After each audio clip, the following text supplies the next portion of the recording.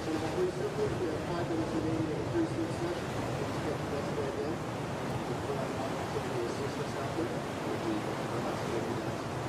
Please get your next wave in, all three surfers. The lineup order is 5 minutes. Thank you.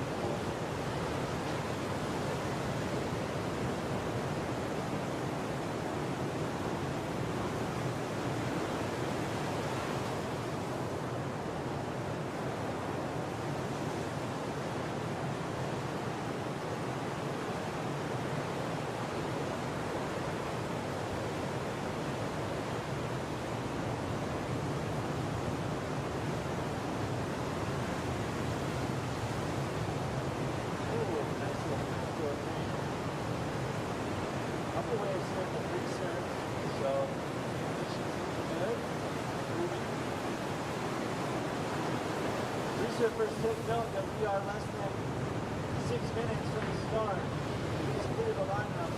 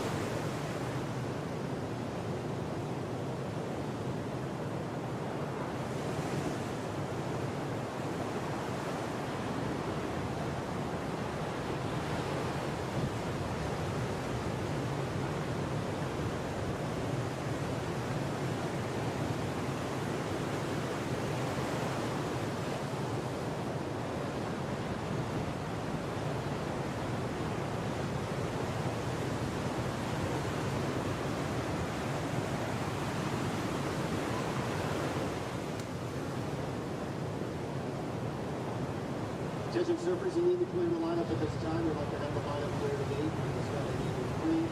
All non-competitors, please get your next wave in. Going down the off the wall, go way down the off the wall. Down the active side of the water. So please clear the water at this time. That sucks. Good place to be.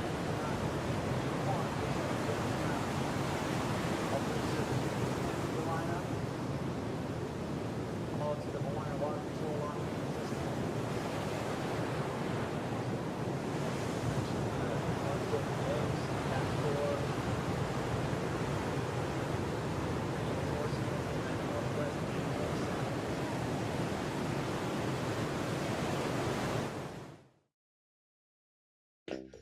Surf fans, it's time to get fired up! What? That's exactly the finish we wanted to see. Stephanie Gilmore, an 8-time world champion, and Felipe Toledo, his first world title in 2022. The World Surf League Championship Tour has returned to Pipeline. Last year's season opener saw unparalleled performances where experience proved supreme. The greatest of all time is back on top. Each surfer starts here, a fresh slate, on the starting line at the world's deadliest wave. This year, questions remain. Will newcomers disrupt the established tour names, or will veterans continue their dominance? Super late drop, somehow sets the rail, and he's coming out! Can anyone claim Billabong Pro Pipeline titles from 8-time pipe champion Kelly Slater and local wildcard Moana Jones-Wong? That was next level surfing. With a mid-season cut just 5 events away, the pressure is real. The road to the Rip Curl WSL Finals starts now at the Billabong Pro Pipeline.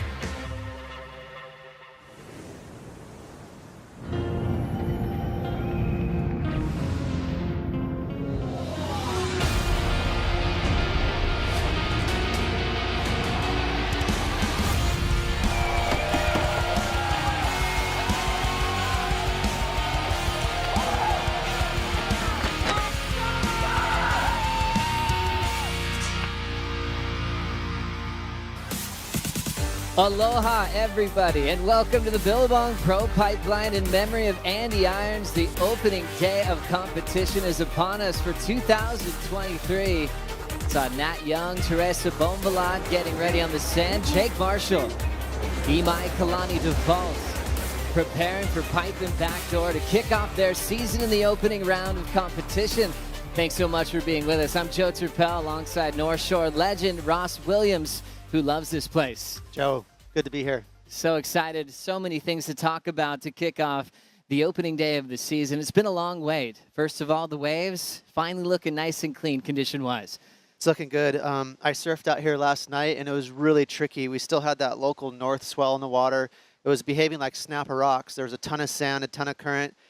Joe, 12 hours later, we woke up this morning. Now the west swell's dominant. The sand's starting to clean off the reef. It's looking a lot more like Pipeline this morning.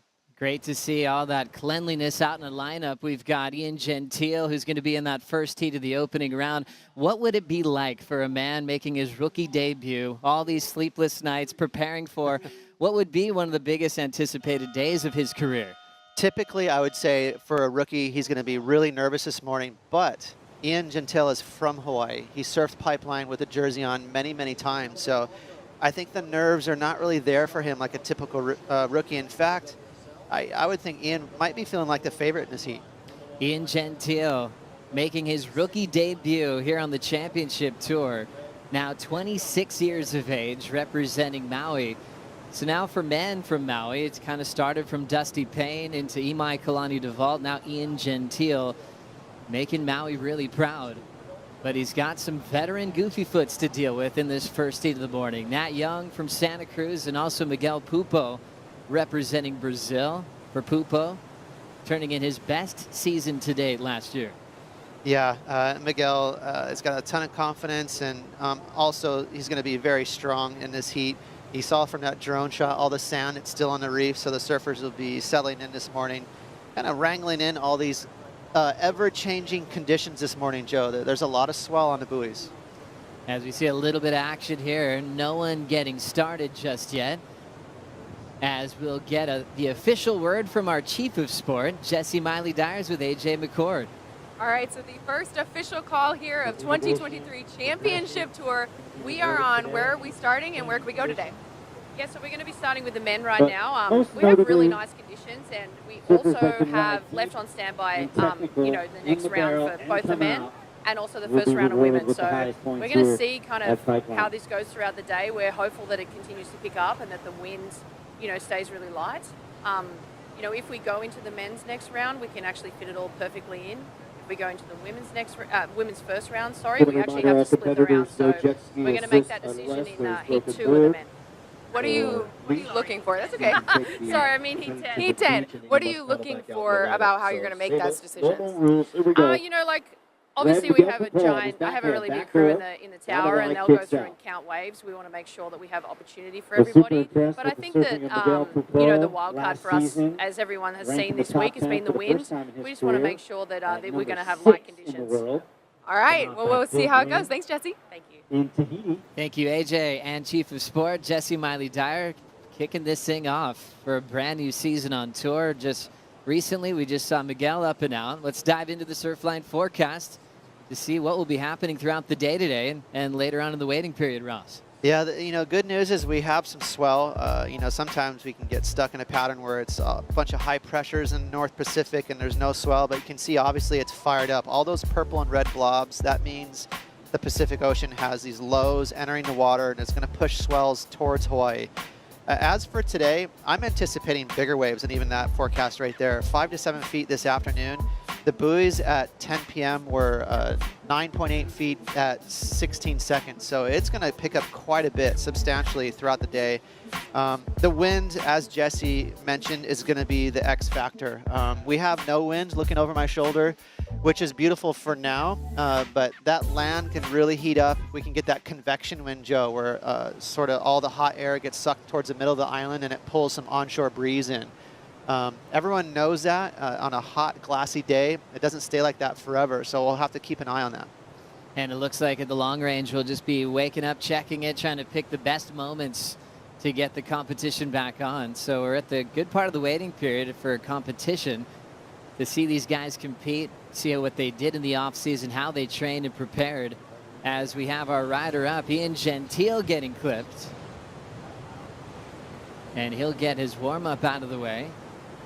He rents a little spot down the beach, obviously from Maui, but knows he spends a lot of time here. He's often stayed with family and friends over the years, but now he's focusing on some big goals, so he kind of wanted to just get his own spot so he could wake up when he wanted, train when he wanted, and that's kind of a grown-up decision right there. Absolutely. And for Ian, you know, he's just trying to find his routine, right, Joe? Everyone has a different sort of recipe of how they're going to tackle this tour. There's so many moving elements. You know, there's your surfboards, there's sponsorship, how much backing do you have, how many people do you travel with? You know, it's a long year. He's going to have to look at his schedule. Where is he going to stay? When you graduate and make it on to the World Championship Tour, there's a lot to digest. You know, there's a lot of different ways to do it.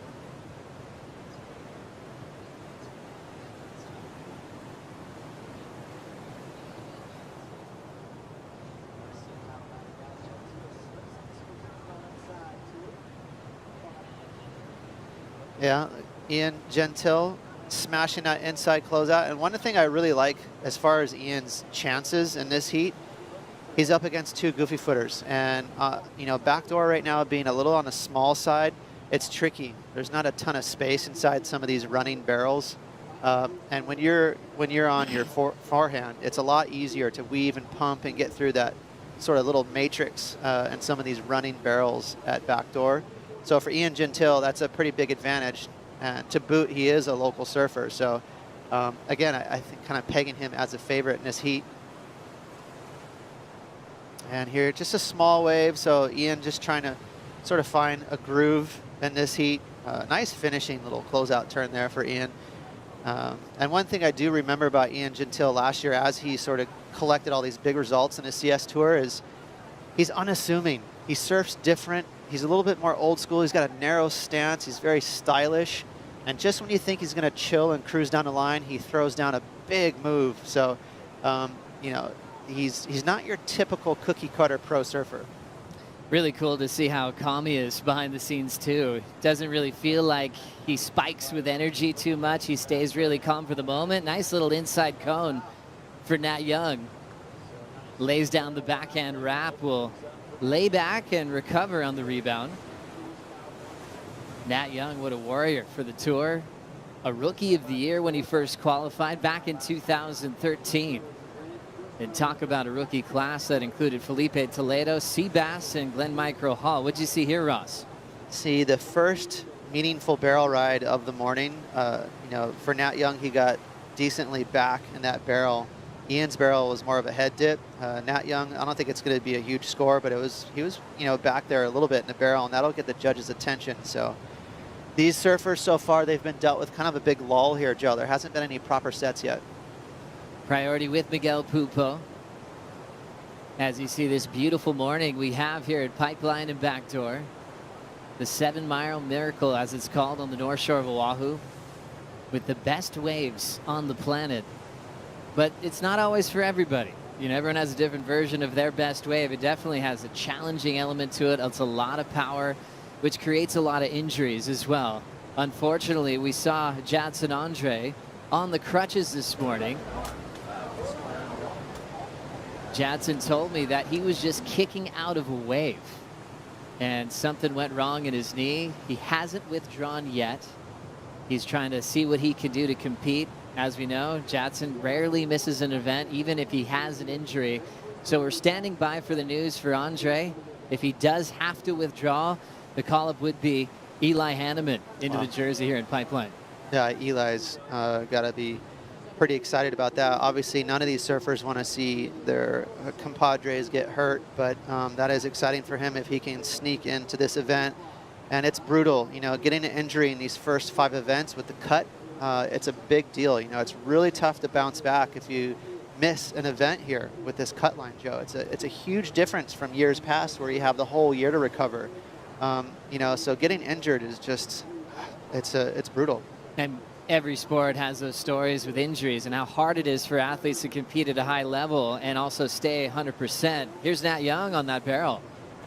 Yeah, and like I said, he was back pretty well in that barrel.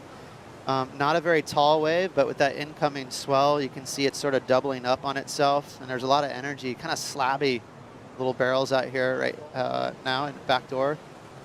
There's that nice finishing tail slide from Ian. Score drop there, Joe, for Nat, not too bad. Nat Young, 4.5 start. Gentile, 3.17. As Pupo holds priority. Here comes Ian Gentile locking in a backdoor. Great positioning. Gets the completion. Nice pin drop to get his best wave of the heat so far. And now working his way back into position. Smart move. Ditch that board. Keep that equipment intact. You gotta love it, Joe. Where else in the world do you have to bail on a 3-footer? There's just no room to. He was doing a power squat on the reef right there as he took that wave on the head. It's really shallow. I think low tide, Joe, is at 10 a.m. So it's going to continue to get more and more shallow on that little backdoor section there.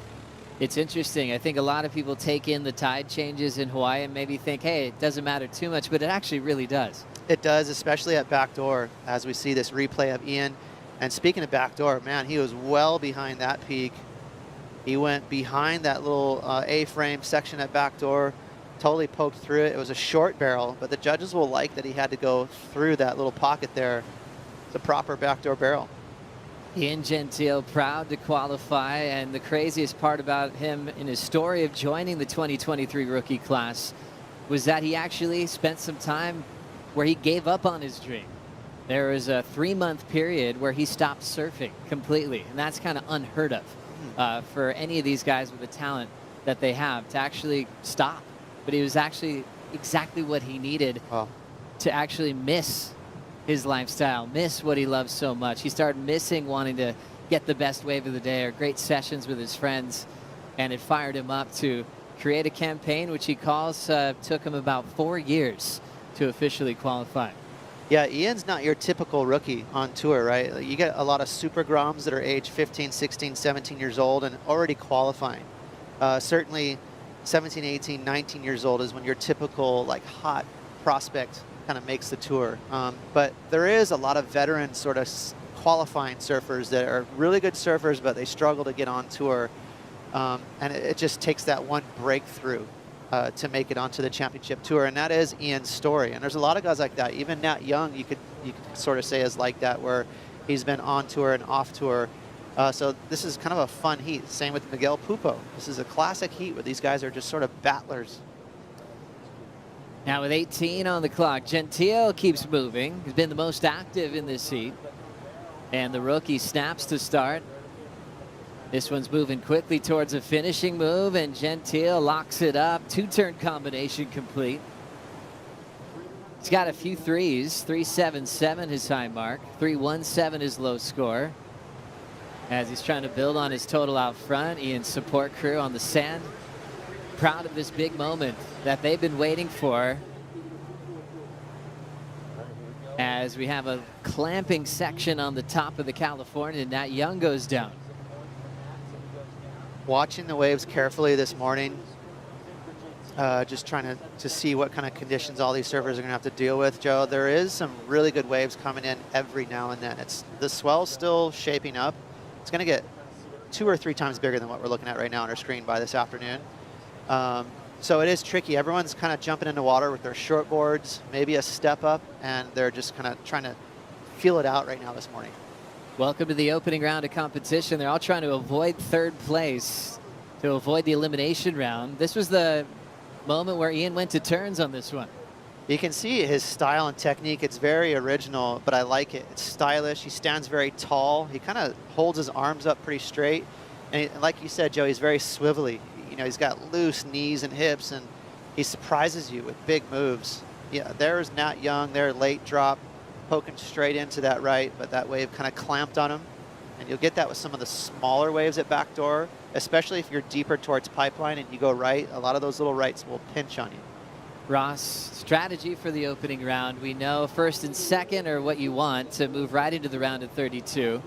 Just to note quickly, there is incentive of getting first over second for your seeding. That could improve if you're winning heats in your bracket.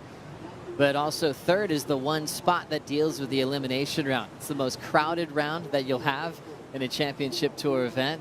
How do you work it out? How do you play this one? Well, you really got to pay attention, especially on a day like today, this morning, to your opponent's scores. Sometimes surfers like to get in the water and just pay attention to themselves, just the job at hand. Try to get your excellent scores. But on a day like today, it's a little more grindy. You know, and you can see that with all these surfers. They're looking for scores. It doesn't matter if it's a 3-5 or a 4 or 5. They're just trying to get on the board and beat their opponent. If you get first or second, you're sliding through. You do not want to get in that elimination round.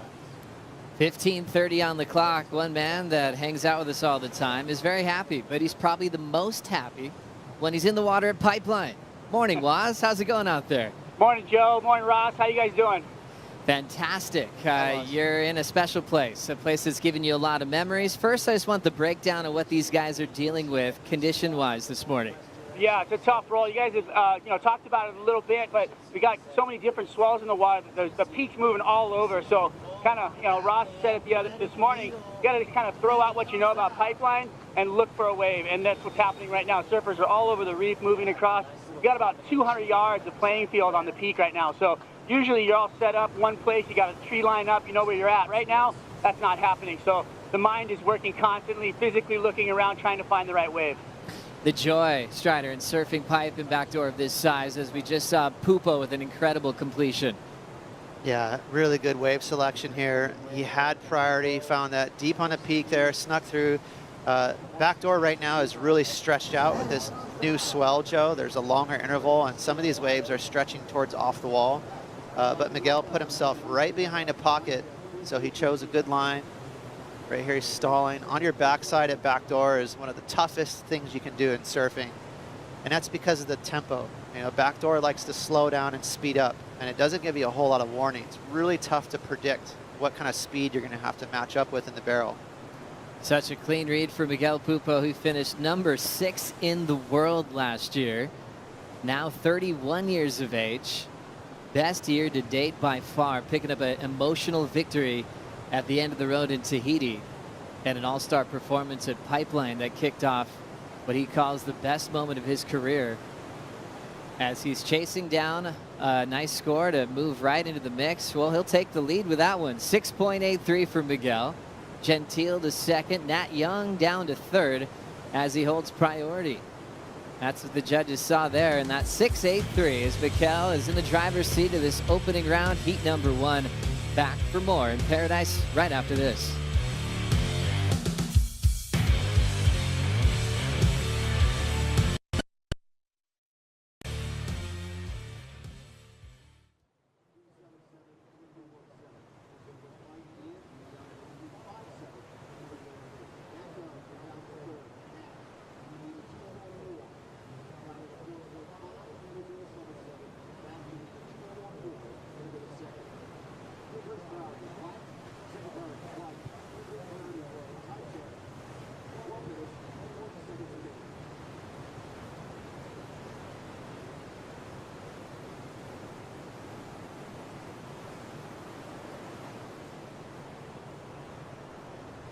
you know, on the inside here, little fast track section to kick us out. So there you have it, 6-8-3, the best wave they get so far. Puts Miguel Coupeau in first. The pipeline, strike out on spin time is 1, even only takes 1 big swing to get that score. One barrel ride can change the heat. 12 minutes remaining.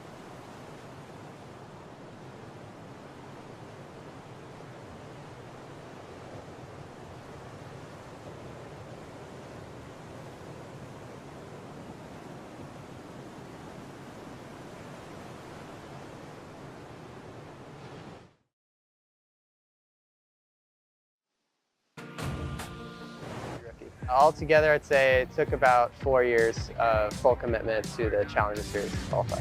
Inside corner, this man is finding nuggets. Are you kidding me? Wow. Oh, Gentel just letting us know he's here to play. Beautiful. I'm excited to start my CT career at Pipe. It's a lot of nerves, it's a lot of adrenaline, and it's a lot of excitement too. Straight into it, you know, straight into one of the heaviest events. Sometimes surfing seems like such a small little sport, and then I was just like going around at home, and like random people that I've never seen before were just like stopping and be like, "Oh, congrats, I'm so stoked for you." And I was like, "Whoa, that's so cool," you know. Like, sometimes it seems like nobody's watching, but yeah, that was a new experience. Everybody's watching Ian Gentile, the Maui boy on tour, in second at the moment in his rookie debut. Rookie of the Year race is always fun to break down because these guys come in at different ages, different times of their career, as we have some older rookies like a Maxime Husino, who's already in the 30-plus club. Also looking at young, fresh names from Indonesia, Rio Waida entering the mix. Unfortunately for Ramzi Bukaim, he's injured and had to withdraw from this event, as we'll see Carlos Munoz take his spot. A lot to look forward to. Remember, Liam O'Brien hurt himself last year before his debut the morning of opening day. He's back and earned that spot through the Challenger Series last year.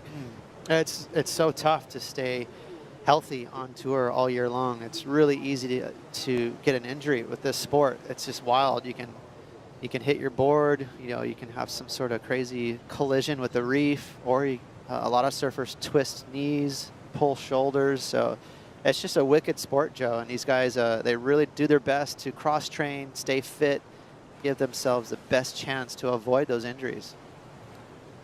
This just in, Jadson Andre will surf this morning as he'll take on Jack Robinson and Ezekiel Lau. Warrior. So, great news for Jadson, great news for all of his fans. He is out there. As we look at Miguel Pupo, who's been loving the look of backdoor this morning. Not much on that effort, and he'll step off. What is the technique you need to get out of a wave when it's that shallow? Bigger one behind him. Nat Young coils up off the bottom, snap to stall in the pit. Young looking for daylight and gets it. He'll slip out, but that doesn't matter. Probably his favorite belly flop of the morning after getting a nice vision to get back in this heat. Yeah, kind of a funny ride too, like a little bit of a funky stall, but it ended up putting him really high in the barrel, which is exciting. And this is an angle here. Let's see what he does inside the barrel. There's a little kick stall, got him high, and then he slid down in the barrel. So not as deep and controlled as Nat would have liked. If he could do that over, maybe he would have slid in from the start, dragged, but that wave had an elbow in it, sort of pinched, which is why Nat took his time to bottom turn around it. But it was a bigger wave. It was kind of an A-frame. We haven't seen many sets yet in this heat, so the boys getting a little bit skunked so far. So with 8 minutes to go, Joe, hopefully we'll see a little bit more size here for these guys to work with. Nat Young's into his 6th start here at Pipeline.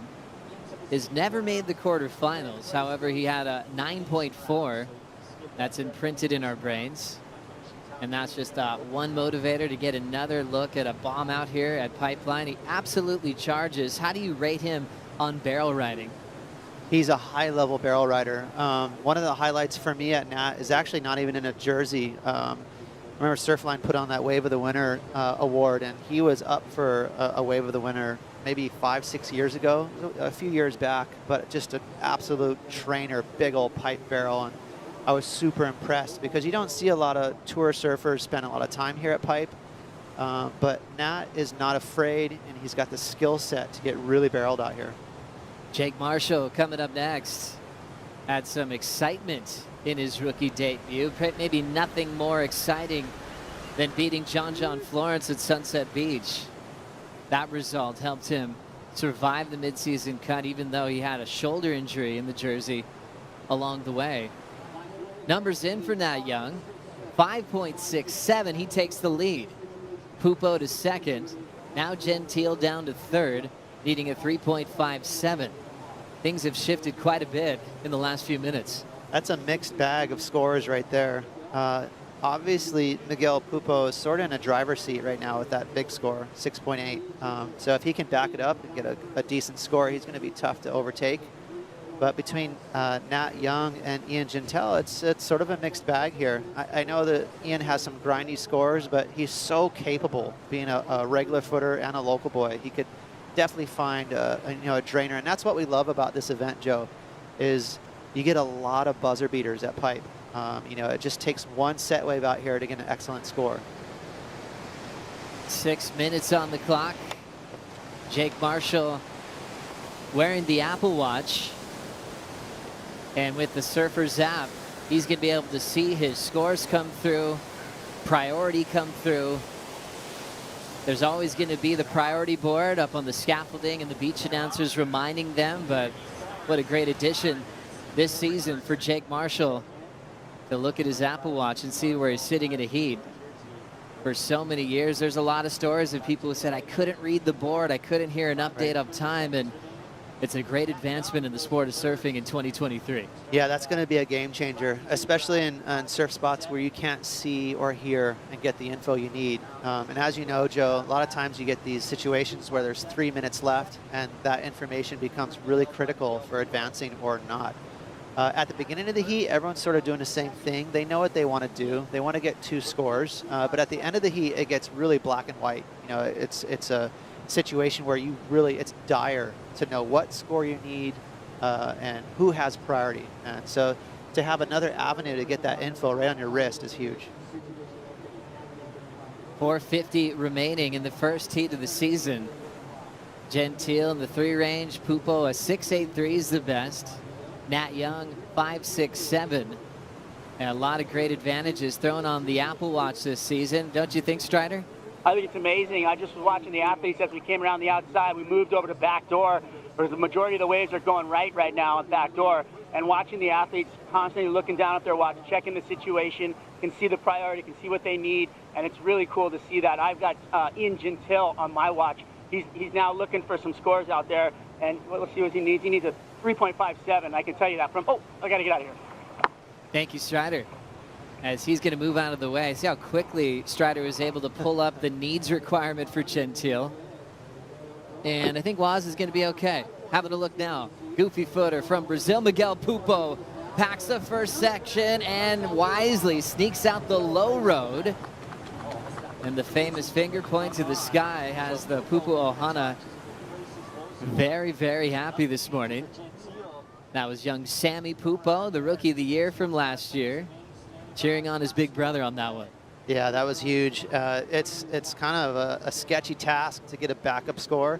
So that was very crucial there for Miguel Pupo to get a score to join that really solid score of a 6.8. I thought maybe he would stay in that barrel through that sandbar section, but he really wanted to make that wave count. And so he got out just a touch early, but it's a make. That's the important thing. So even if it's a 3.5 or something like that, he's going to be well in the lead here. Here's the first section, draws through it, and he gets out just a little earlier. See, that second section was extended, so if he was really trying to chew up the rest of that score on that wave, he would have kept going. But I think just being a little bit conservative there and knowing he needs just a small score. With the 0.5, smart move, Ross, or do you think he could have put this thing away if he would have committed to the rest of the wave? He got a 0.5 there? Oh, no, he knew he had a 0.5, so he probably wanted to get the completion. Yeah, 100% that's what he was thinking. Yeah, and it's tough, you know, when you're in real time in the barrel weaving, you see this long extended wall in front of you, you're like, this thing's going to close out. I got to get out of here. it's really tough to stay in the barrel. And see Nat Young there getting pinched, a little bit of backwash there, so sort of a crummy wave for him. And he really took a look at the second wave of that set. He had priority and he didn't go. And then he burned priority in that little right there. So sketchy times here for Nat Young. He's going to get past my Miguel for sure. I loved your reaction to a 0.5, Ross. You know, just going, oh, what are they thinking? Like, you know? I thought that's just what bringing he back said. memories on tour, right? You know, Yeah. did you always have a good relationship with the judges as far as talking about scores before or after your heat? I think especially back in the 90s and stuff, everyone pretty much stayed clear. You know, you kept the church and state separate, you know what I mean? Because you just didn't want to, well, at least for me, guys like Sonny Garcia is different. You know, they would command some respect from the judges, but it's one of those things where if you try to tell them something, give them your strong opinion, it's just not going to look good. You know, and the last thing you want to do is, you know, appear as someone who's begging for extra points. Down to 1:30 on the clock. Pupo turns in a 5.67 on that last pit. A pipeline, a deep section here, moving quickly and then shutting down on Ian Gentile. But loving to see a bit more size on that effort. He's a big kid standing tall. Let's see what happened here. So big weave right there, big pump. Yeah, Ian trying to cover ground to get in front of that backwash, and just a little unlucky. There's a little bit of wonk right now with that. That reef is really exposed. In general, there's not that much backwash, but it is pretty low tide. It's going to get lower too. Over on that backdoor section, there's some conditions to deal with. So Ian still dangerous here. There's only 40 seconds left, but never count this guy out. Remember, third place in the opening round goes to the elimination round. And if you lose in the elimination round, you're not getting any points really towards surviving the midseason cut. Second and first do move on to the round of 32. And we will see reseeding happen through those rounds as well. 14 on the clock here. Looking good for Miguel. 5.672 for that little pipeline barrel. So obviously that was a great decision for him to sneak out of that side door. And we run out of time in the first heat of the season. Well done to world number 6 from last year. Miguel Pupo staying hot and ready for the round of 32. The big 6.83 and a 5.67. Heat number 2 coming up next, led by Kanoa Igarashi.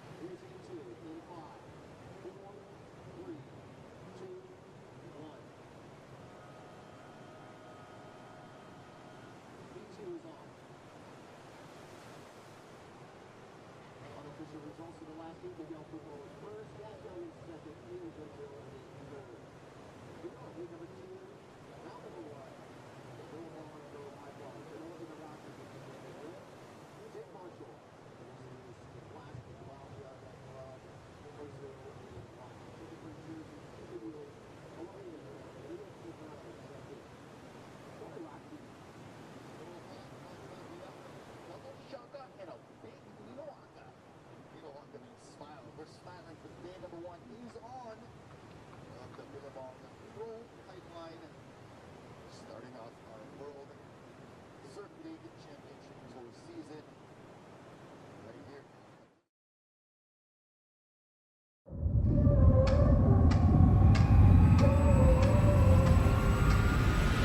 Kanoa, take 1.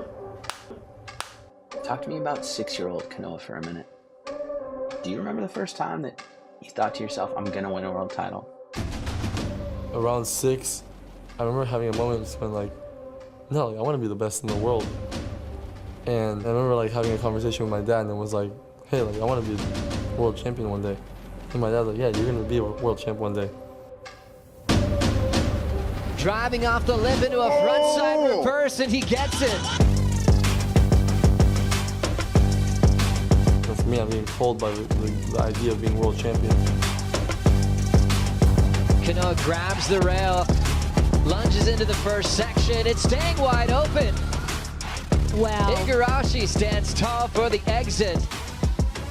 Just getting started, and then I want to be fighting for a title and getting multiple titles for the next 10-15 years.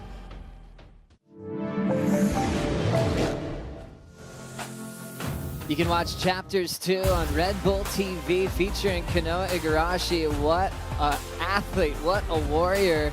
That wave at Tahiti is a moment we'll never forget, often called Mr. Clutch for what he can do when he feels pressure, actually performs better with it.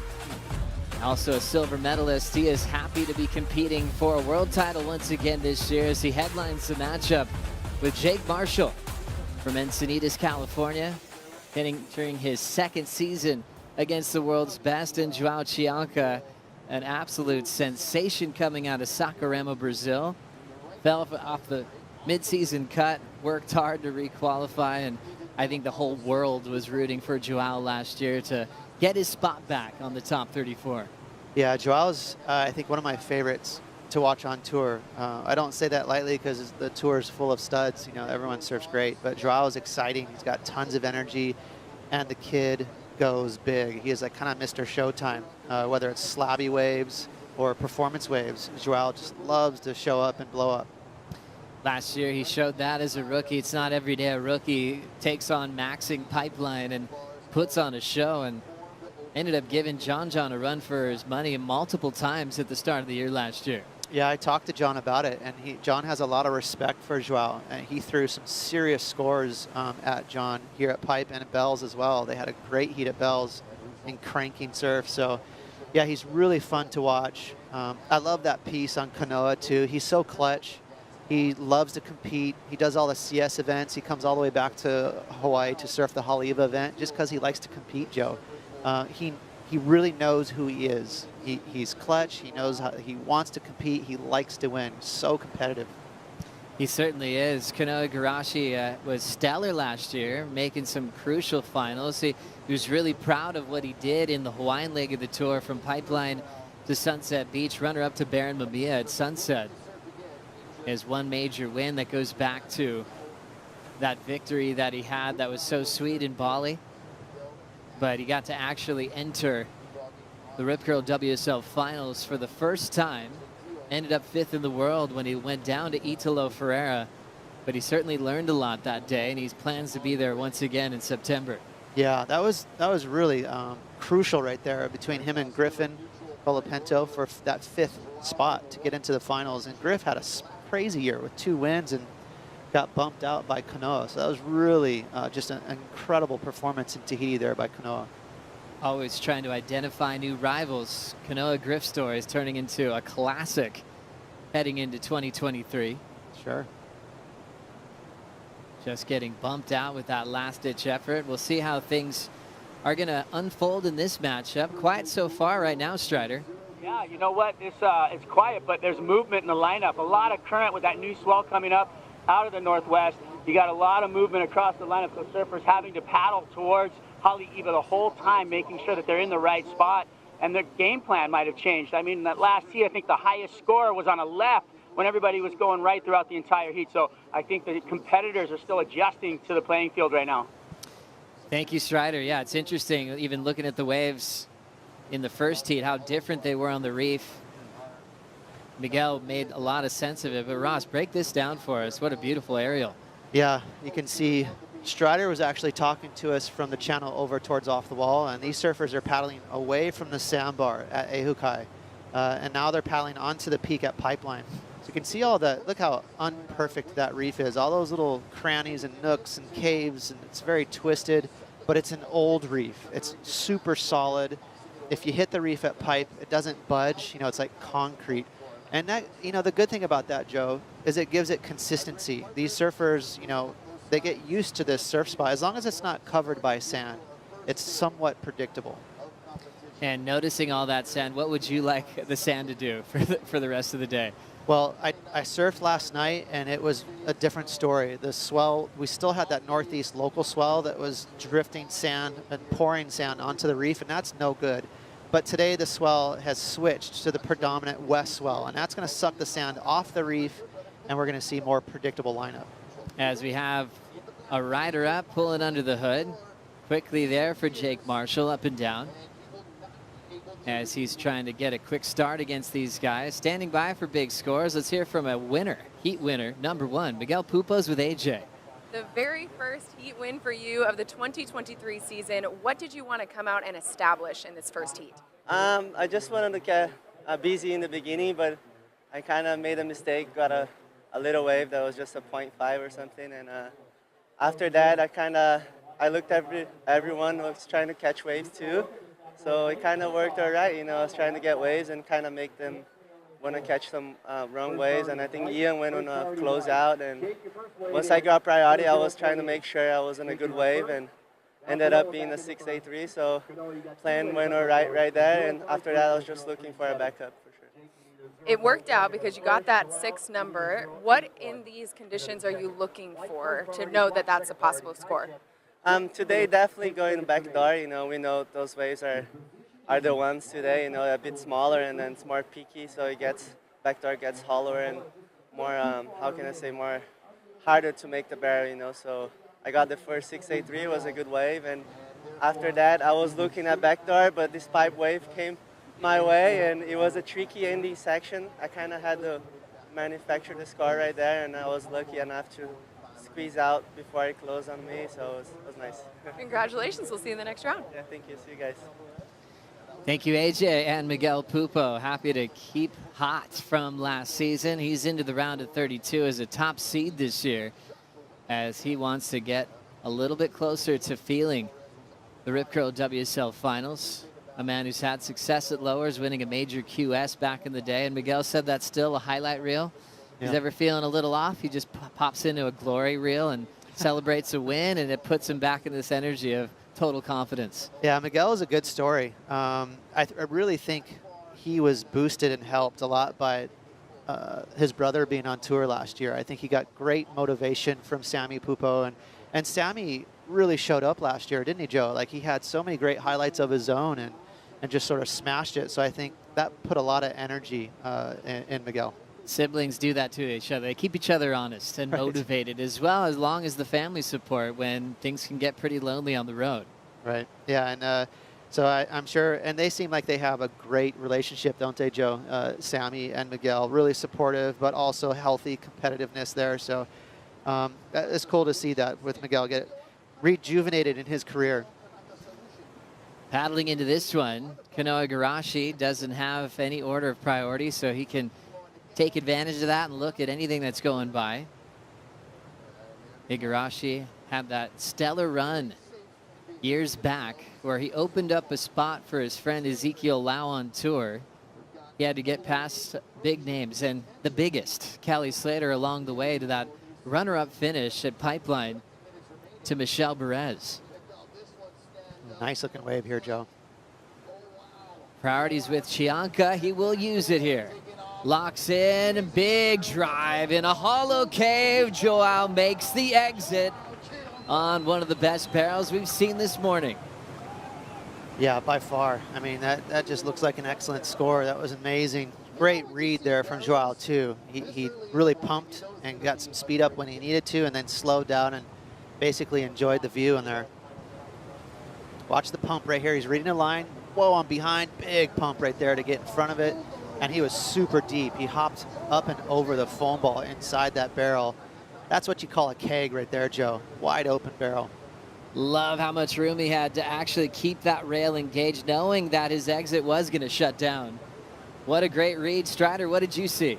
You know what? I saw that Joao was sitting in the perfect spot. He had his position. He stayed there. He waited for it. Everybody else kind of hunting around on the inside. Kanoa looking for those double ups that kind of ain't a little bit further down the reef. Joao established position, found the right wave, and perfectly executed. Came off the bottom. As he dropped in, he's looking down the line, looking through that whole thing. As you know, this wave runs off really fast. Identified the exit. It was beautiful.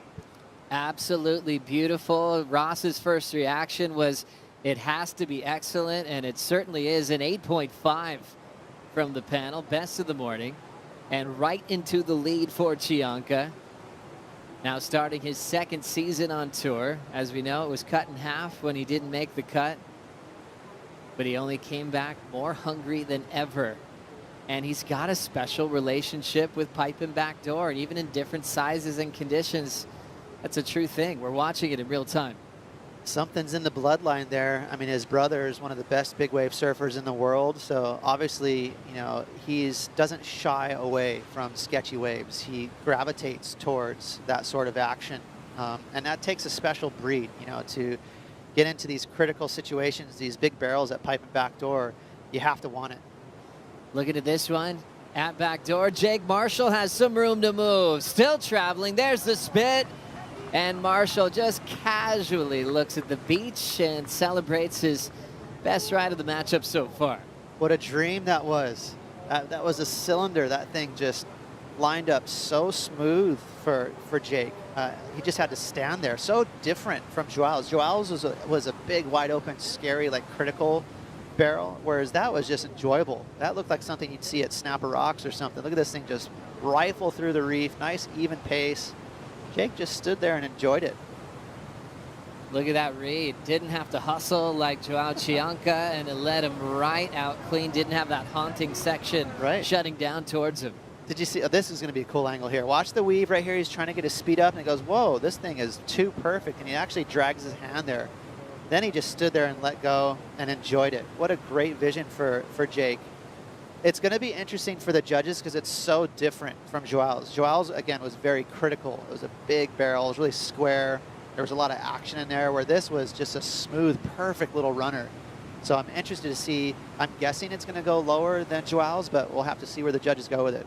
Great job, Larry Haynes, our water cameraman, who's basically got gills. The guy loves his job. He doesn't mind going over the falls on bombs.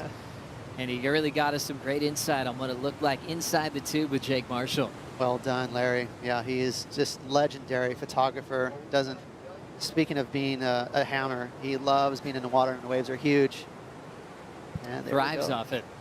Numbers coming in for Marshall. We'll see what the comparison's like. Remember, 8.5 for Chianca, and getting pretty close to excellence. One judge put it up there, and it'll average out at a 7.5. 1 point split compared to Chianca's wave. Do you like that separation? I think they got it right in terms of, I definitely thought Joao's wave was much more critical. That's actually a little closer than I thought it would be. I thought it would be more like a high 6 or a 7, just because it was pretty easy barrel, but it was a perfect wave. One man who's very good at comparisons, one of the best ever, a longtime head judge, a rules and judging analyst, Richie Porta. Good morning. Thanks for calling in. Where are you and what time is it? Morning, boys. It's early. I'm in Queensland, Australia, so it is early because we don't get the daylight savings. But great to be watching the best surfers in the best surf again. You know, here we go again. Well, Rich, we just came off a great discussion of making a comparison from Jake Marshall, who just got the 7.5, and then the Chianca with an 8.5. Can you let us in a little bit on how that comparison is made in just a moment as we watch an up and down from Jake? Yeah, so teach us a little bit on how those separations are made. Yeah, I'm with you on this one, Ross, for sure. One of the judges had a 9 for Joao, and what the judges are looking at on days like today is those thicker, stronger barrels, and I really like this kid's wave. It's compared to the 6.83 that we saw at Miguel's, which was only 15 minutes ago. We've already forgotten about that. So it's crucial, first off, that the judges live in the heat that they're in. So they don't worry about the first heat because, as Ross has alluded to, the swell's building. Jake's wave, really nice, awesome barrel, but you just compare those two waves and you want that one of Joao because it's so much thicker. You know, he's pumping, his heart's in his throat, whereas Joao's, Ross, once again, I'm claiming Ross a lot this morning, don't know why, but anyway. Ross called it like a snapper wave, and we're not at snapper. It would be an amazing wave at snappers, but we're at pipe, so you want the thick ones. And yeah, the 8.5, still plenty of room to move up, the 7.5, when you look back at it, the judges are going to sit there and go, yeah, I kind of like the 7, you know, the 0.5. It's just because you compress the heat all of a sudden, the 8.5 is, in my mind, a little bit too close to the 7.5. I like the 8.5 to the 7, and a couple of the judges had that. So, you know, it all works out in the wash in the end, and the judges hold their line now because of the building swell, and they definitely live in heat to heat to heat. So you'll find this afternoon that 8.5 seems high compared to the waves this afternoon, but it's irrelevant because we're only living in the heat we're in. Thank you, Rich. Also on a day like today, always a discussion of pipe and backdoor or a smaller size. How difficult is it, or what's the approach, I should say, when you're always looking for barrels here, but sometimes you're scoring turns? How are the judges going to find that balance? Well, we saw Ian Gentile. He got that 2 turns combo in his heat, and he got a 2.93. So that shows you straight away. And the turns were nice at any beach in the world, bar pipe. So it's all about the barrel. The barrel is king here, and that's all the judges are chasing. Maybe a massive big air. We've seen that in the past, but everything stems on the barrel, and the thicker and longer barrels are going to be the ones that score. As we saw, you know, Nat had a 4.5 for his backup. Ian had that little backdoor barrel for his 3.77, versus these guys with their 8.5s and 7.5s now already 20 minutes later, because the judges want to see these surfers on the biggest, thickest, heaviest waves they can possibly find out there. And that is all that matters today.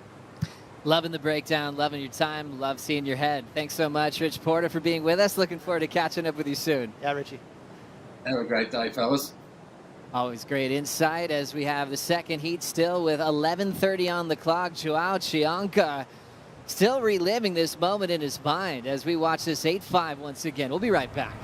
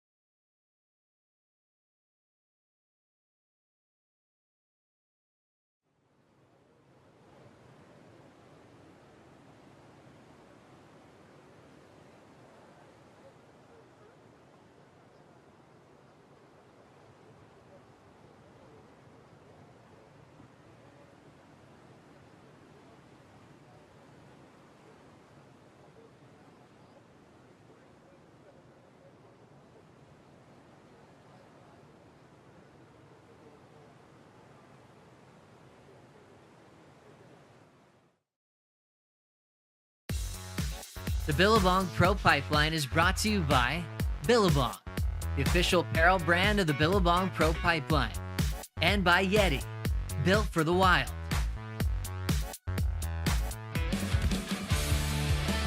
Welcome once again to the North Shore of Oahu. You're watching the Billabong Pro Pipeline in memory of Andy Irons, and you can see this beautiful shot from the sky, and a little too much sand for what you're hoping for when you come to this stretch of reef, making things very interesting on this opening day of competition. I don't know if any other area in the world changes as much as this stretch of sand, where it can change daily on swells and even wind conditions, and basically give you a completely different wave. Yeah, welcome to the North Shore, right? That's just how it is here, and that's why all the local surfers love it here so much, because out of anywhere on tour, I feel like locals feel like they have an actual advantage here, because it does change so much. And if you're not familiar with all the different looks at Pipe, Oliva, and Sunset, it can really throw you off your game. It's normal to surf 4-foot waves in the morning and 15-foot waves in the afternoon. The morning's glassy, the afternoon's straight on shore. It just, you know, it's wild here. It changes a lot. Having a look at this one, Jake Marshall. Remember, had the 7.5 for that long barrel. He's trying to find another one. You can still see the front end of his board, but he'll get the completion into a nice foam climb and add that to his 7.5 for his score line. Joe, top two go to the round of 32, and that's what he's trying to do, Ross. Yeah, sorry, Joe. I just thought it was interesting just now. I just noticed it. Like, Kanoa is the guy in his heat in the red jersey, top seed, but he's really up against the fence right now. Jake and Joao have a huge advantage with those backdoor barrels, so it's going to be interesting to see a little bit of pressure on Kanoa. Almost seems like Kanoa might want to try to manipulate some pressure if he's not feeling it in the morning, because we've seen him in those situations where he thrives on that. If anyone says, hey, he might not be able to do something, he's like, oh, thank you. I'm going to take that and use it as confidence to prove you wrong. Well, he's got priority. That's good for him, and he knows what he has to do. He has to get a solid score. He's not going to be able to squeak through this heat with a couple of 4s. So he's really looking for an excellent wave. Well, longtime CT standout, a big wave charger, Laura Enever finds her way to the Red Bull Athlete Zone. Morning, Laura. Give us the vibe where you're standing right now. Good morning, everybody. Yes, down here in the Red Bull Athlete Zone, you could hear a pin drop in here this morning. It was so quiet and tense, but I think as the sun's coming up over the mountain soon, Steph's just rolled in. She's doing a little shimmy, towel shimmy for us, but everyone is saying that, you know, the waves are better than expected. We've seen this forecast look challenging, and you know, the last few days, a lot of rain this week, but yeah, all the athletes are seeing these waves come through at backdoor. There's some barrels, there's a lot of opportunities, so everyone's wrapped. Hey, Laura, what are you seeing down there with all the competitors as far as boards? Are people confused? Do they know what they want? Well, yeah, talking to a few of the athletes in here, you know, some of them are riding just like 1 inch taller or even just jumping back onto their shortboards. So I think we'll see a lot of those athletes that have come from international and got the local shapers boards, some of them switching back to just, you know, their regular shapers just because they know they might be going to turns today. But yeah, seeing some of these sets come through, I'm sure they're just working with their coaches closely to really work out what they want to take out. Thank you so much, Laura. We appreciate the update. We can't wait to chat with you throughout this event more and more. And talk about when you have a tense room, just have Laura walk through. Just happy vibes, always smiling, ready to crack a joke, and then ready to take on some of the biggest waves of the season. 5:55 to go. Kanoa with priority. Needs an 8.11 to move into a good position. See him scrambling there, Joe. See the buoy out there, that Billabong buoy way out the back? That's a solid line coming towards him. So he's trying to figure out where is this swell going to hit the reef. Right now, it's really important to position himself best for this wave coming in. So much anticipation when you see the water jump up on the reefs. There's a lot of refraction from the outer reefs, and you're hoping it's the one you've been waiting for. The white jersey is Joao Chianca. Kanoa's heading the other direction in red. A little bit closer to Jake Marshall. Yeah, that's a tricky one, Joe, because pipe right now, it does have a lot of sand, so the lefts are tricky. You could see that was a sizable set, and Kanoa drifted towards pipeline, but it didn't really pay off for him. The good news is he didn't miss anything. The right wasn't that good either. Well, as we know, we saw a huge shift in Kanoa's performance when he jumped on Sharp Eye surfboards. That famous result where he finished in the semifinals many years ago now. We'd like to introduce this season on tour the CT Shaper Rankings. Shapers will be awarded points per event based on combined men's and women's results. Rankings will only count performances of surfers finishing in the quarters or higher, and a winner will be determined before the Rip Curl WSL Finals. So there's going to be surfers sometimes using multiple boards per event. Points will be awarded to the shaper ridden in the surfer's last heat win. For example, if you ride a Tokoro all the way up to the semifinals, that one breaks, you jump on a Pang and win with that. Pang's going to get the points for that big final performance. We'll keep you posted, and it's going to be a fun one to follow. In the pit now, getting the exit at back door. Joao Chianca lays down a beautiful wrapping turn right on the money. With style and grace, he's looking for the lead from Jake Marshall now. And that's what I like about Joao. He's exciting.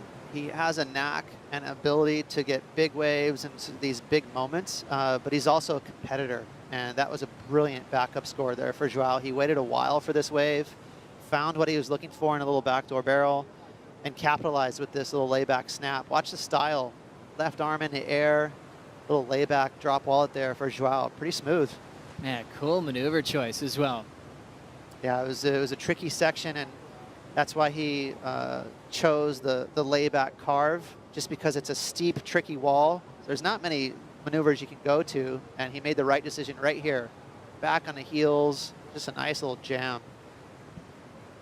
Joao Chianca jumping on the Channel Island Surfboards program. When he was on the road to qualify, Britt Merrick's actually here on hand at Pipeline to work with his stable closely as Kanoa locks in. Been a bit quiet throughout this entire heat, and he's going to stay quiet as that one shuts down. You know, Kanoa is obviously an amazing competitor, and he's just sort of been out of rhythm in this heat, meaning when he had first or second priority, not a whole lot of action was going down in the water, so he'd go on a small wave, and then next thing you know, Jake and Joao would have priority, and a smoker would come in. So just a little unlucky in his heat for Kanoa. As we saw Kanoa's parents on the beach, we'll see if they're stressed. Strider, are you worried about Kanoa's game plan? You know what? No, I think Ross nailed it. He's just out of rhythm, and you know these other guys. He needs such a big score that he's sitting. You know, he's sitting outside, lost priority there, with trying to take a wave just to get back in the game. But the other athletes having the time and room to catch all these little nuggets on the inside. So, you know, Kanoa's just going to reset and come back at this game in the next round. Is he looking frustrated from where you're sitting? Yes. Obviously, you don't want to be sitting where he's sitting right now, which is in third place, needing a score like that, you know, going into what they call the loser's round, basically, and that's not where you want to be on your first event of the year. Good man was. Kanoa Igarashi has had one big score in the high nines here at Pipeline in his career. It was a 9.93. He'd like to call him that now as he's chasing a 9.8. Down to a minute 20 on the clock as we prepare for Ethan Ewing, Kolohe Andino, and also Liam O'Brien coming up next.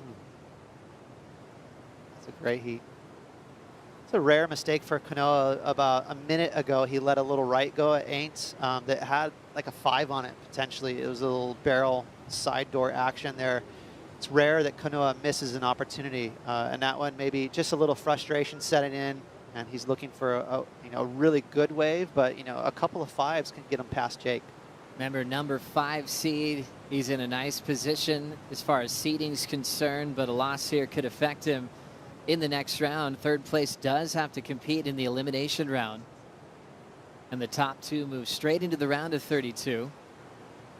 Still have moments in the next 2 rounds to change your fantasy teams on worldsurfleague.com or the WSL app.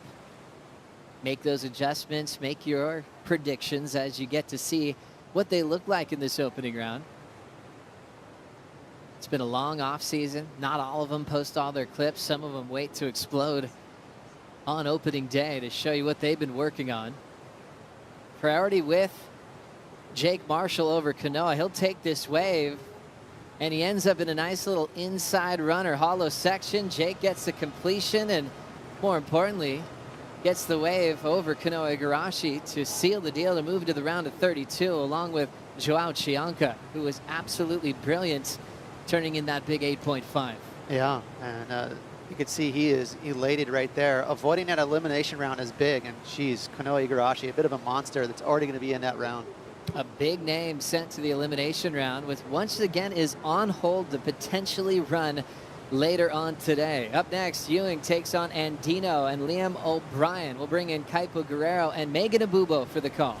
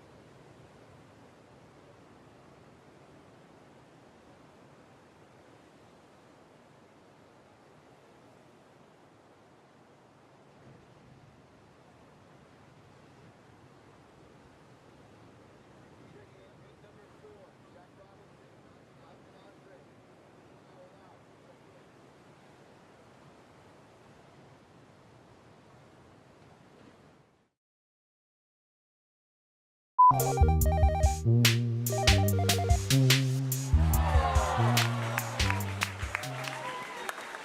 want to say it must have been about 2008.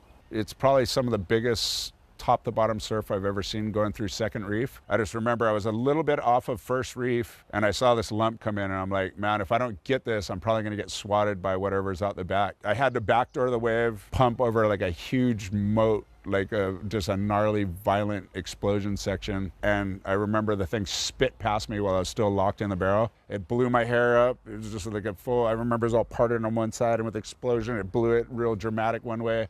So it was just like a Mr. Do's wild ride. But I remember being blind and having to like read the inside of the barrel, like use my Jedi mind trick to get out of that thing. I remember sneaking out the doggy door and the wave was just mind blowing. I think I did that in just disbelief that I actually came out of the wave.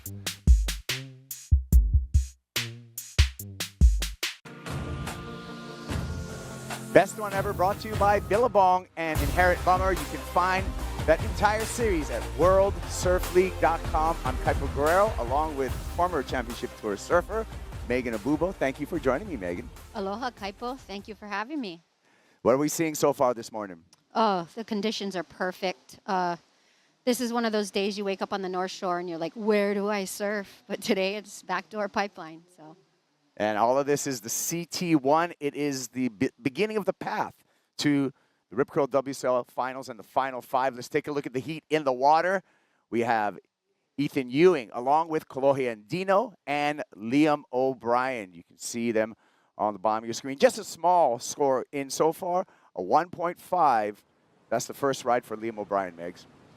Yeah, Kaipo, I'm super excited to watch this heat because all three of these surfers excel in these kind of conditions. And really, you don't know what you're going to get from them. Really impressive. Looks like first ride, we got Liam. Liam O'Brien in the barrel, backdoor, finds some shade and gets a completion. Wisely wearing a helmet out there, as we know, Megan, pipeline dangerous at any size. Yes, actually, Kaipo, pipeline can be just as dangerous when it's small. As we know, we've lost quite a few surfers. Here we see Liam going back, or going pipeline backside. Nice little tuck in, you know, great to dust off the cobwebs there, Kaipo. And then he backs it up right here with a nice little backdoor wave as well. Again, Kaipo, you know, a great way to start the heat. Stay busy. You don't know what the conditions are going to do throughout the heat, so it's always great to start off on a good foot like that. Yeah, Liam O'Brien with a bit of redemption at pipeline. In 2022, O'Brien injured the morning of the first day of the Billabong Pro pipeline with an ankle injury. Took him out for the season, and he was not able to enjoy his rookie year on the championship tour. O'Brien needed to claw his way back on the Challenger Series and ended up number 9 at the end of the rankings on the Challenger Series and re-earned his spot back into the championship tour. So Liam O'Brien, although this is his first time that we're seeing him surf at pipeline, at CT1, he is not considered a rookie on the championship tour. And that's a great thing. I know it's tough. It was tough for Liam to, you know, not be able to compete last year, but that's true grit to make the tour again.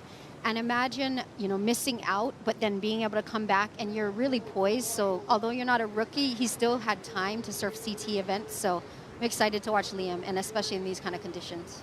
Yeah. Well, parabéns, Chumbinho. Won his first heat, Joao's with AJ. Joao, you told me when you qualified at Haleiwa that you put it on your phone every single day last year. I will requalify for the CT. You not only did that, but you won your very first heat. What is your mindset coming into this season?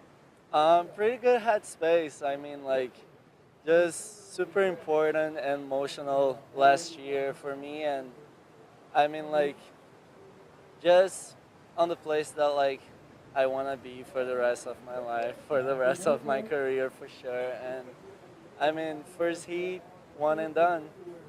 And speaking of where you want to be, that barrel, an 8.5, exactly where you want to be to start this Billabong Pro pipeline. What did you see on that wave? Oh, pretty much that gave me deja vu from last season, because like my first wave last season was at 8.43, and that one like was even better. So I was pretty excited to surf backdoor waves, and I mean like Hawaii is just my happy place. So like Pretty stoked. Parabéns. Você quer dizer alguma coisa para amigos e familiares em volta? Claro, mandar um abraço para minha família, mandar um abraço para galerinha de Saquarema, do Rio, Casa QL, e tamo junto. Vamos lá, evento longo. Parabéns. Valeu. All right. Trevino, so on to the round of 32 for the young Brazilian. And again, an adjustment to the competition format, Megan, this year. You are going to be seeded again in that round of 32, so your placing in this opening round is key. And when we look at the history, we look at 2022 for someone like Joao Chianca, in which we were not reseeding in that round. Joao over and over again met up with the top seed in that round of 32, and really had the toughest path, you know, to get a meaningful finish. Although his heat totals were incredible, he had some of the highest losing heat totals in 2022. Yeah, that's really tough, Kaipo, because you finally make it onto the CT, and then again matched up with the most seasoned competitors. It's always great to see a little bit more of a shuffle in the draw. And also, when thinking about that, as a rookie, it's really tough because you're surfing against guys that have been on tours, some of them for like 10 years, and so they're very polished in their game. So not only do you have a little bit of nerve to dust off, but you're also surfing with the most seasoned competitor out there. Yeah, this is true, and that adjustment accounts for that. So you're not always coming up against, you know, the veterans or the top seeds. You know a lot about surfing, Megan, and you know we love to play WSL Fantasy. And who do you got on your team for WSL Fantasy? We're kicking off the season right now. Yes, actually, of course, you can't tell I'm from Hawaii at all, but definitely Carissa Moore. She's put her time in out here in free surfs, looking strong. And again, if the conditions aren't ideal, I think Carissa's still going to be a favorite. Betty Lou, North Shore girl, she surfs really well out here. I'm very impressed with her barrel riding skills. And you can't count out Tyler Wright. I mean, Tyler is a former champion. She loves barreling waves. She charges. And then really impressed with Caitlin Simmers. And in this heat, right, Kaipo? Ethan Ewing, love the way he surfs. So, Megan, you picked the Australian as your power surfer. The power surfer is going to earn you 2 times the points. So when you're playing fantasy, that power surfer is a key position to play. Yes, the reason why I chose Ethan as my power surfer is because not only does he surf good out here, he's proven himself on the entire 7 Mile Miracle. And honestly, he, to me, is this generation's Andy Irons. I know it's a big call, but his style, the way he approaches the barrel, the way he approaches every turn, I just love it. And so I think he's going to do well out here. Well, Megan, you can change it, you know. In fantasy, you have until the end of the elimination round where you can switch up your lineup. So, you know, for those of you who are joining us and playing fantasy this year, be aware of what's going on, be nimble, and know that, you know, there's no shame in switching the game once you see what happens. Oh, here's my team, Megan. Well, I went Carissa Moore for the women. She's my power surfer. And Jack Robinson, I have a lot of confidence in this young man as my men's power surfer. Now, I may adjust this as we see this opening round. This opening round is a scouting round for me to see how everyone's surfing and see who's feeling it, and also, you know, what pipeline is going to provide. Is it going to be mostly backdoor? Is it going to be the left set pipe? So that is my initial fantasy, but I can guarantee you I'm going to change that around just a little bit as we proceed. I like it, Kaipo. And would you say the conditions after today, kind of looking at the forecast, that's going to have something to do with what you're going to choose next round? Or if you decide to choose it? Yeah, exactly. Here we go. Pulling in, and Dino long stretching barrel and no exit for the surfer from San Clemente. Would be the veteran of this heat at 28 years old, 10th year for Kolohe Andino on the championship tour. Yeah, 10 years, Kaipo, to be on the championship tour. I mean, it's just like yesterday he was, you know, cruising around with his dad surfing out here. But you know, Kolohe's got a lot of experience. Here we see scratching into that wave. He sets up, see how he drags that back arm. You know, the way he's driving in that, I think that he did a great job. You know, there was just no doggy door for him on that wave. Yeah, on the paddle back up. But, you know, to your comment, us we're veterans, right, in surfing? I'd call us veterans. And I remember it doesn't seem that long ago, we're like, I wonder when brother's going to finally make the tour. We had those conversations. When is brother, Kalohe Andino, going to make the tour? And here we are a decade later, and now he's one of the key figures on our championship tour. Yes, and he is really good in all types of conditions. And he's the biggest improvement, I'd say, with Kalohe, just watching him over the years, is the way he wins and loses, and the way that he takes apart each heat, as well as instead of just, I think in the past he was a little bit more emotional than he is now. He seems really stable, steady. He has a great head game right now, and we're seeing that reflect in his results recently. Yeah, and to your point, a much more mature Kalohe Andino, a husband, a father, and a way more even-keeled, but a surfer that had a lot of expectations when he joined the championship tour because of what an outstanding amateur career he had. And not just the outstanding amateur career that he had, but the lineage he's also a part of in professional surfing, with Dino Andino as being his father, and somewhat always in his corner, and Dino being such an amazing surfer during your time as well. So I'd say, that has been a huge part of the expectations, and being from San Clemente as well, which is sort of the capital of surfing in Southern California, would you say, Kaipo? Yeah, and Dino, coming here for many winters, we all had a mutual friend, Kalohe Bloomfield, and really motivated that name of his son. Here we go with Ethan Ewing, and Ewing making it look easy. Second section for Ewing, just a little bit of shampoo on the way out, and that's going to be a great score, opening score for Ethan Ewing. It's always interesting out here when it's even smaller. When you're paddling back out, you have a split second to choose. Am I going to go try to make it through back door, or do I have to go around? So you have that really little bit of time to decide which way to paddle back out. Today is a little more user-friendly than most of the days. As we see Ethan dragging that back arm, driving through the barrel. Beautiful. A little bit of a high line there. Try to, as you said, a couple getting a little shampoo there. Great way for him to start the heat there. Yeah, patient. One more time in slow-mo. Yeah, really see him slow down his back, use that back arm to slow down in there. But you notice how much he's pumping while he's in the barrel, and that's not a big barrel, so that's not easy to do. Then he kind of sets it up, sees another little section here. Again, that's important because you want to finish the wave off strong, Kaipo. You want to finish it off like that, as opposed to maybe if he went for a turn and he fell, so that's a lot more pleasing to the eye for the judges. Yeah, Ethan Ewing, a master in surf technique as well as body mechanics. Doesn't, he's always looks centered on his board. His rail game is super sharp. I'm sure, I'm not alone in the statement that a future world champion is in the making with Ethan Ewing, especially coming off of a great season in 2022, his best finish ever, number 4 in the world, Ethan Ewing. Can he do better this year? Yes, I think that he's positioned not only physically, as you said, with his style, the way he's surfing, but he's really coming into his own competitively. And to finish 4th in the world, he's in the prime. The age he is now, he's in the prime of his career.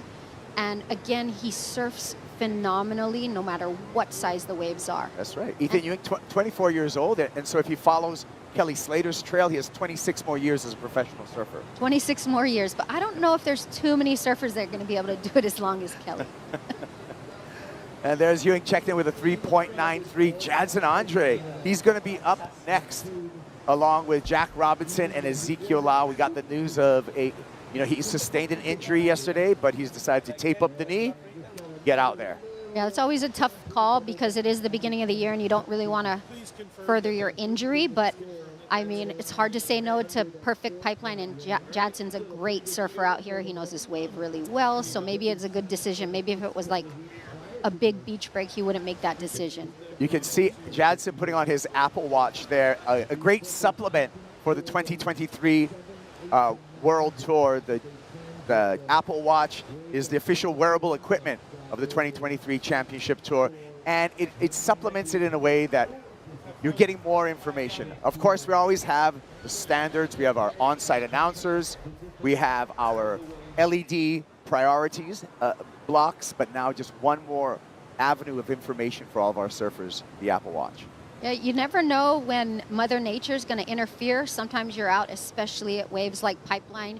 Maybe a squall comes in. You can't hear the scores. You don't know what the priority is. And we've seen in the past so many mistakes. Even as a surfer, you just want to know what, and just to even see it on your wrist, it's so important. So to be able to look down at your Apple Watch and know exactly what score you need, how much time is left, and it's in sync with what the judges have, that's got to give you that boost of confidence.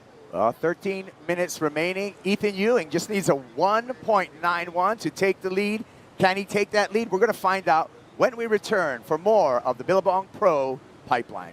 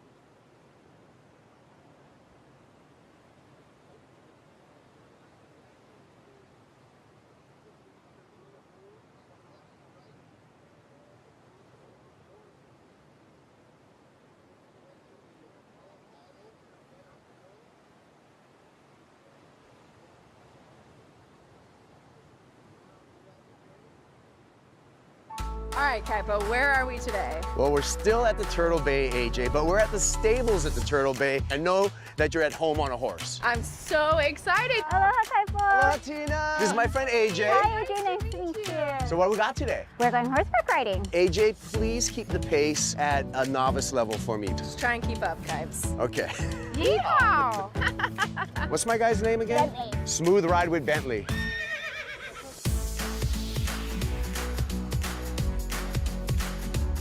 This is an old military pillbox that was used to defend the waters. Beautiful viewing point. So this is like a nice sheltered area here at Cabela Bay.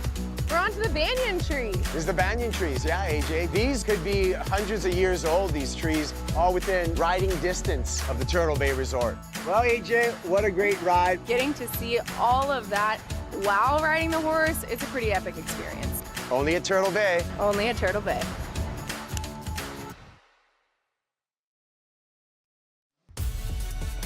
There's a lot to do at the Turtle Bay Resort, and horseback riding is just one of the many, many activities at the luxurious remodeled Turtle Bay. We're back here in our opening round at the Billabong Pro Pipeline. Liam O'Brien, Ethan Ewing, Chloe Andino out in the water. And Ethan Ewing paddling into this one, ducks in and out, and will move back in the priority line. Was just looking for 1.91, Megan, but didn't do it there. No, he didn't. Just a quick in and out. I'm always amazed, actually, that how fast they get up and you can just kick out. Don't go over the falls, you know. Just to, actually, that's an important aspect out here because a lot of times at pipe and backdoor, you have to kick out pretty quickly, and to be able to practice that and get through the lip is important so you don't waste that extra time. Yeah. Well, with more on Ethan Ewing, I'm going to check in with Dimity Stoyle. How you doing, Dimity? Hey. I'm really good. What do you got for us? Yeah, so Ethan, he's feeling the vibe over here in Hawaii. He was in deadly form in the Haleiwa event, spending weeks over here along with Liam. So, who's so barreled on the back door? Okay, they didn't make that one, but yeah, just wanted to say the boys, they're really spending a lot of time over here, and they're staying together, Liam O'Brien and Ethan Ewing. So the vibes are really high in that Billabong house over there, and they've just been pushing each other, and Let's get an update from Strider and see if he saw that last wave come through. Yeah, I definitely saw that last wave. Liam perfectly positioned, but the wave was breathing and moving and had a warble in it. And as it opened up, it looked amazing. You probably saw it maybe from the water angle, and then it just squashed him. So came all over him and just smothered him. But back to Ethan Ewing, this kid is on fire. I was watching him surf Sunset. His numbers are amazing. He's been going straight through the lip. Looks like Kolohe coming around the corner now. He's inside the tube. Kolohe Andino working his way down the line. Andino needing a 2.87 to take the lead off of Liam O'Brien.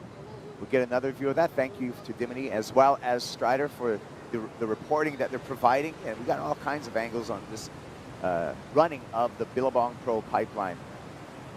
Yeah, I love it. It's really important, Kaipo, out here too, because on days like today, you have a lot of backdoor waves. And so, camera angles from up the beach, near off the wall. As we can see this camera angle from off the wall.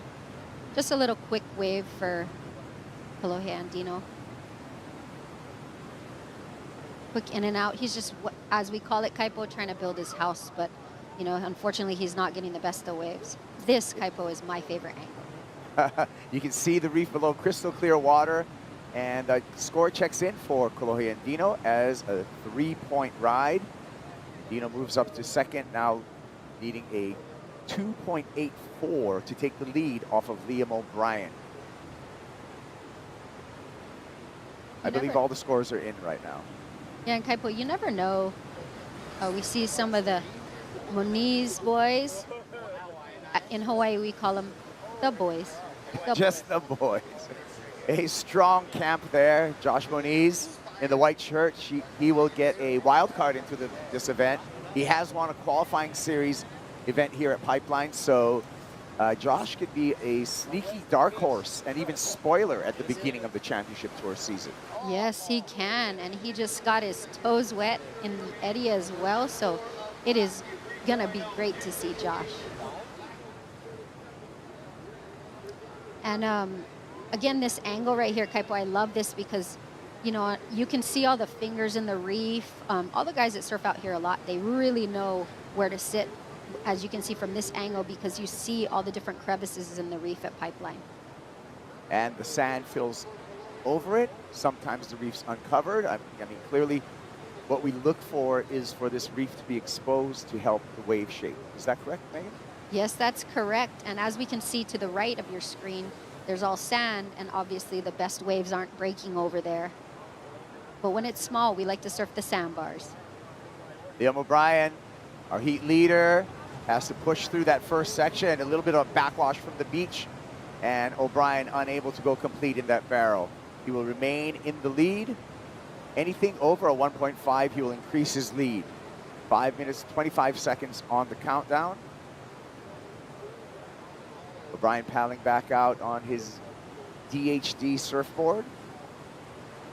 Something to note, I mean, we have a little over 5 minutes left.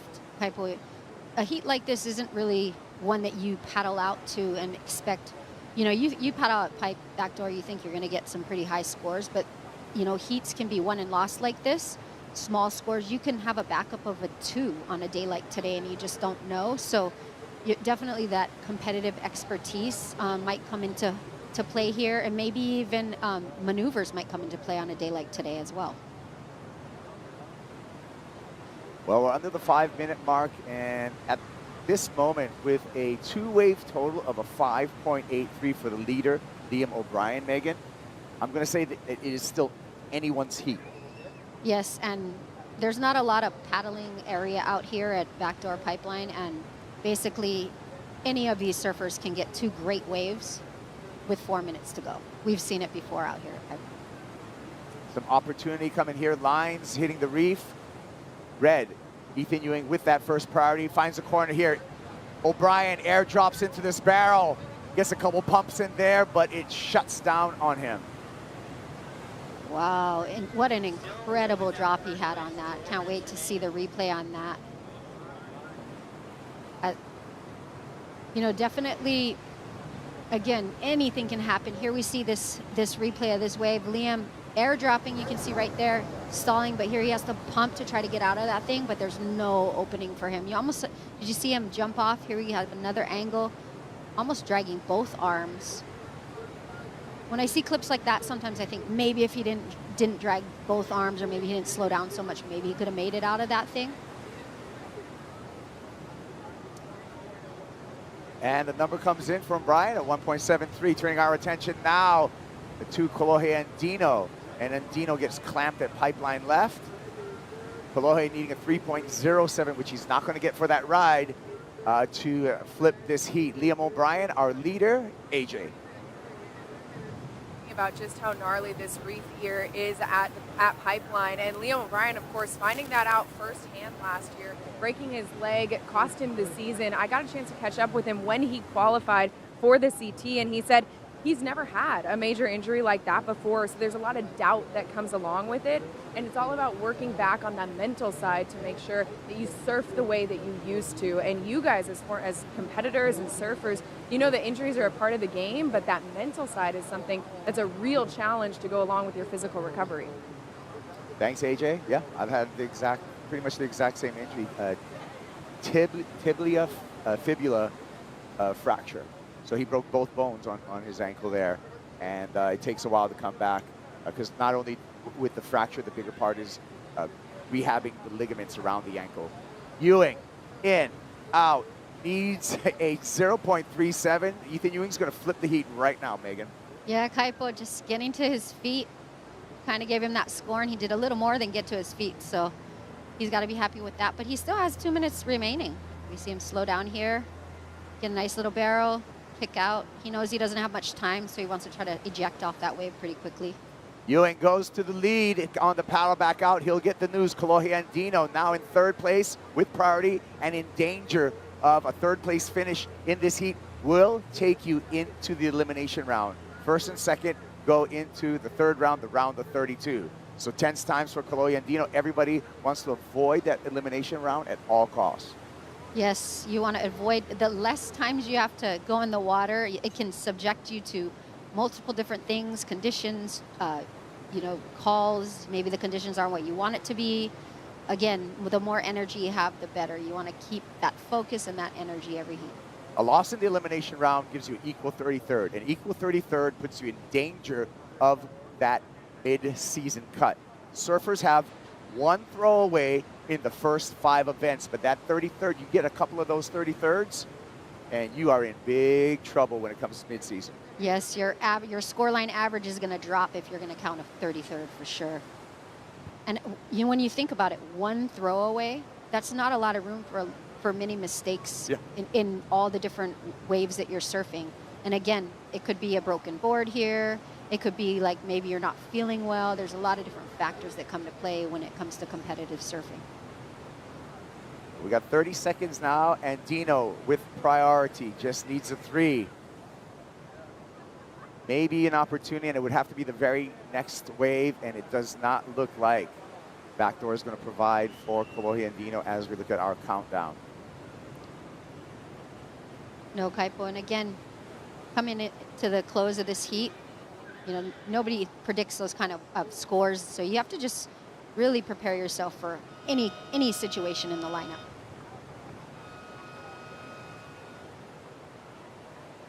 Well, there we go. Ethan Ewing, Liam O'Brien on to the round of 32. Kolohe and Dino into the elimination round. We'll be back with Jack Robinson, Jadson Andre, Ezekiel Lau in the water, and a special guest on set.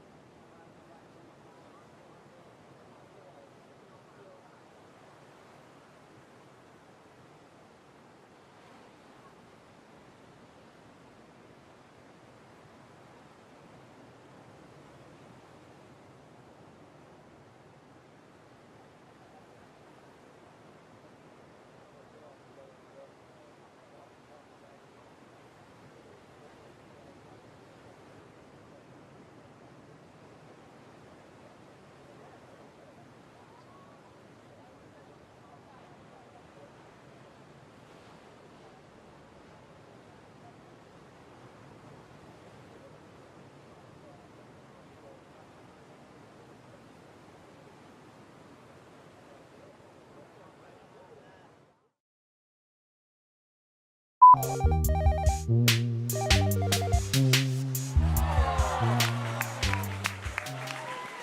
I was out there wasn't a lot of good waves, and you know, you kind of get frustrated sometimes on the first reef because it's so crowded. You get a little pissed off and you just want to get away from the crowd and go outside. I was like to a couple of my friends out there, I was like, I'm going outside, I'm going to get the set. You get onto the chips out there, like you can chip in, like just catch a bit of a chop, and I remember I just caught it because I was on a really small board, like a 6'6". Yeah, I remember I just scratched into it, and then the wave never broke. Did like 5 turns, and then I just went past everybody on a moving piece of water. I was like, oh, where's this wave gonna go? I didn't get that deep, but it was a cool moment. That wave was the first just real pretty like second reef section that I had on the inside. You roll in from out there, and just like the anticipation, you never know what you're gonna get. So it was the first like taste of it, which was really cool.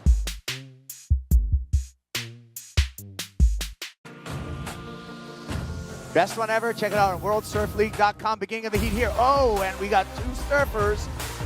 Right at the beginning, Jadson Andre on the backhand. Jack Robinson in the red jersey. Open priority at the beginning. We'll see what the judges thought of that. This is Ezekiel Lau. He finds a barrel, and Zeke can find no exit. So a really interesting start to this opening round. Heat number 4. Wow. Well, it's always exciting here. I'm Kaipo, along with Megan Abubo and the WSL's Chief Strategy Officer, Dave Proden. Thank you for joining us, Dave. Thanks for having me. It's awesome. Day 1 of the season. Well, we got so much going on with the WSL and some new strategies and formats, but I just want to talk about, first of all, what we just saw happen between Jadson Andre and Jack Robinson.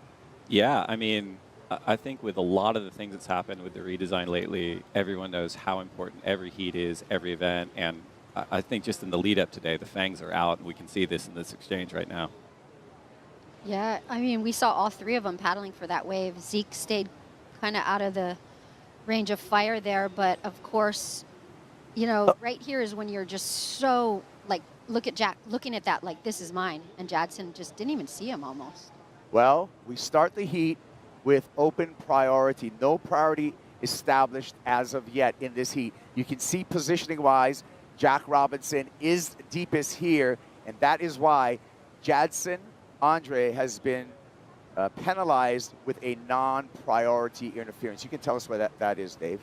Yeah, absolutely. I mean, Jack had inside positioning on that wave. I think Megan called it. Jadson probably didn't even look. And unfortunately for Jadson, Jack took off and Jadson got in the way, and so he drew the interference. I think another thing we've seen with Jadson this morning, he's got that knee brace on. He injured his knee recently, and going back to the importance of every event, like he's pushing through it to try to get some results today, and I think that probably played into how he was looking at that first wave. Yeah, and to frame what a non-priority interference is, that is half of your second wave total. Because the priority hasn't been established as of yet, a priority interference would have taken away your entire score. So, in the world of interferences, Megan, it's not the worst thing that could happen, and it's happening in a non-elimination round. No, it's not the worst thing, but everyone has their claws out in the beginning of the heats. We do have our surfers that aren't, you know, they like to stay back and not really deal with that. But all 3 of these surfers can be pretty aggressive. I've seen it in each of their time. And of course, again, seeing that last heat, the highest scoring wave was a 4, I believe. So, you know, you're going to try to get every opportunity, every wave you can out there today. Yeah, Ethan Ewing taking that heat in the final 2 minutes, AJ. And weren't even sure what happened at the end of that one because it was such a grindy heat. Knowing that that's how the heat was going, how did that change the way you attacked?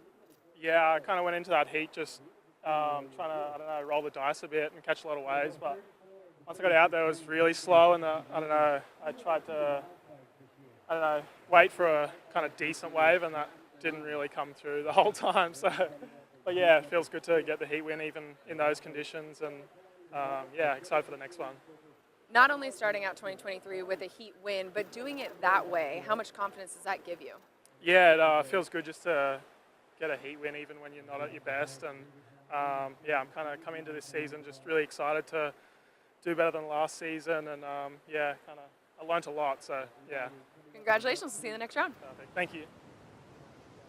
So Ethan Ewing in that last heat, along with Liam O'Brien, Dave, both riding DHD designs. And that brings me to the subject of something that we're introducing this year, the CT Shaper rankings. Absolutely. I mean, I think as surfers, we're all obsessed with surfboards. We want to know who has the hot hand. And this is a conversation that we've been having on camera, off camera. People have it on the beach. People have it on their own websites. And the CT Shaper Rankings is really just taking a look at who's performing on the CT. It's a combined men's and women's ranking where we count all the results from quarterfinals or better. And we're going to see who's performing. And the really interesting thing about it being in Hawaii is a lot of the local Hawaiian shapers get their boards under the feet of the world's best surfers. We see a lot of Tokoros, Arakawas, Glenn Pang, TNC Surf Designs. And it's very, very cool to see those specialists apply their talent to the CT surfers here in Hawaii and see how that kind of matriculates through the year. But it's pretty exciting, and a lot of the shapers that I've been talking to lately are pretty fired up about it.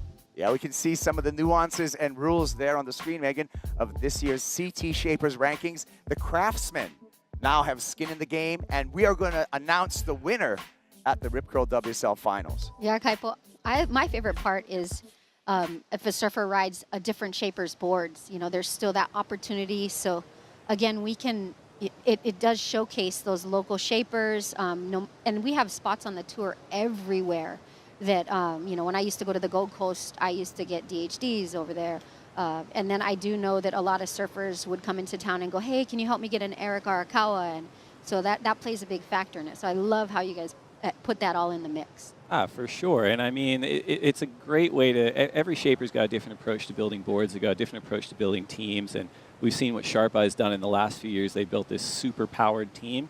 But, to quote Nathaniel Hawthorne, families are always rising and falling in America, and shapers are always rising and falling on the CT Shaper ranking. So it'll be exciting to see. Let's get a reporter in the water. Strider Wazalewski caught up with Jack Robinson to find out what he was riding. Yeah, actually just caught up with him as he paddles by. He's on his Sharp Eye. He's got, the waves aren't really that big today, so I feel like he's got a lot of confidence in what he's been riding, and under his feet right now he's got himself a Sharp Eye, and it looks pretty sharp, let me tell you. Another note, Jadson, after that interference, a couple words out the back with Jack, so definitely some fire in this heat. Here we go. Ezekiel Lau staying out of trouble, staying in the tube, stretches through, hits the sandbar, it shuts down, got some tube time, got some travel time for Ezekiel Lau. He's currently leading this heat, Megan, but again, only small scores on the board thus far. Yes, I'd also like to make note, when you're that third surfer in the heat and you weren't involved in that interference, it gives you this little boost of confidence, and it actually makes you stay away further. As we see Zeke take off on that, dragging in the barrel, still a nice way to back up his score. Although he didn't make it out, he's still, building on his last wave, and he's staying off to the side. As we saw Jack and Jadson over kind of more at backdoor, Zeke's already knows, okay, I've got one surfer who's only counting half a ride, so I'm gonna position myself a little away, maybe get out of the aggressiveness and, focus on my own heat. And we hear surfers talk about being in a rhythm, whether they're free surfing or contest surfing. That probably plays into it a little bit too. It's like, cool, I'm not in the rhythm of getting tangled up with my competitors. I'm on my own program. I'm going to look for my own waves. Yes, you're right. You're right. Because you can go out in a heat and you can be in the rhythm with the ocean. And again, as you said, you can be in the rhythm with other surfers. And some surfers, they build upon the fact that they know they can ruffle other surfers' feathers. That's a huge part of competitive surfing. Some surfers, they don't even want to look you in the eye, and then others just love to rub shoulders right next to you. So there's a lot of stuff that goes on behind the scenes out there. Hey, thank you for joining us this opening day for the Championship Tour CT1. I'm here with Chief Strategy Officer Dave Proden. And Dave, we have some tour redesign and some new collaborations as we look at our season on the Championship Tour, Challenger Series, Qualification Series. Fill us in what's going on. Yeah, I mean, this has been a pretty collaborative process, both with the surfers and our partners and everybody inside the building, and led by our new Chief of Sport, Jessie Miley-Dyer, and her team. The last few years, we've radically changed, how we kind of matriculate the best talent through the world. And we have our championship tour, we have our world title deciding event with the Rip Curl WSL Finals in September. And then we have this middle tier now, which is sort of a global closed circuit called the Challenger Series, which is really exciting, especially when you see what kind of talents advanced through the last few years. Surfers like Ian Gentile and Maxime Housineau, Ramsey Bukiam, those were surfers that had tried for 10 years to crack through the QS, but the Challenger Series really gave them a leg up for their talent to shine, and now they're here. And then the qualifying series is now a regional qualifying series, so for surfers that want to get into professional surfing, they can stay relatively close to home. They don't have to break the bank getting points. And then they're there to just to see if they've got what it takes to get to the next level. So it's been really exciting. I think the surfing's never been better, and that's kind of our North Star. Like, if the surfing's always progressing, then we're doing the right thing. Yeah, and it's really easier to understand the process and the path, and especially for our championship tour surfers that will be victims of that mid-season cut. They're immediately going to have a chance to get back on tour via the Challenger Series you were talking about. Yeah, we've seen that the last couple of years. I mean, a couple of years ago when we first rolled it out, Brisa Hennessy fell off tour. She qualified through the Challenger Series, and the next season she was in the top 5. You know, so it's very, very cool that if you do fall off tour from the championship tour, you don't have to wait a whole year. You have the opportunity to get back on by the time the next season starts. And to your point, heat leader right now out in the water, Ezekiel Lau, fell off tour, went through that Challenger Series, and was the last guy to make the cut in 2022, number 10 on the Challenger Series. And that's why we see Ezekiel Lau back on the championship tour where he belongs. Yeah, and Zeke, he's almost like a veteran, you know. He's got a lot of experience. So that year he had a lot of stuff going on. I remember running into him when he would do physio. And sometimes although you're amped, you're excited for your year, there's other external factors. So, you know, being able to do the Challenger Series and, you know, again, not having to maybe travel as much, getting that backup right away, you're still in that mind frame instead of taking a couple of months off. So, you know, it was great to see him be able to just focus only on surfing recently, and I think that's why he's back on the CT Tour. Well, you would have known this too, Megs, from when you were on tour, but, you know, it was so much the same for so long. You know, we started, and Snapper Rocks was a relatively playful wave, and I think the last few years, surfers have wrapped their heads around, like, no, there's no time to dilly-dally. We're here to perform. We're starting at pipeline. We're getting shot out of a literal cannon in some cases. And it's really serious, and I think the performances we're seeing elevated across the board. It's just been fascinating to watch. Yeah, and we used to think, oh, we're coming into the last event of the year. We've got pipeline. We've got this handful of surfers that really are specialty pipeline surfers. So to be able to start the year off here, again, as you said, everyone has to have, you know, that in their arsenal, because with the mid-year cut, pipeline and backdoor has to be in your arsenal to start your campaign off. Oh yeah, there's nowhere to hide, which is exciting. Yeah, it definitely elevates the need, because in the past when you finished that pipeline, if you were already qualified but not in you know, the running for a world title, you could take your foot off the gas actually at pipeline. Right now, beginning of the season, every single one of our men and women have to be full throttle into the CT1, Dave. Absolutely, and I think it's an interesting place to start out for the rookies too. I think in the past we talked about Snapper Rocks. It's a world-class wave, but it's a lot more playful, right? So young talent coming up, maybe they're a little more progressive, maybe they're a little more exciting. You don't have that opportunity at pipe. It's a serious wave, it's serious credentials, and from the jump, whether you're a veteran or a rookie, you have to be out here and you have to be ready to deliver. Yeah, well, 15 minutes, we're halfway through this heat right now. Ezekiel Lau in the lead. Can Jadson Andre overcome this interference? We'll find out when we return.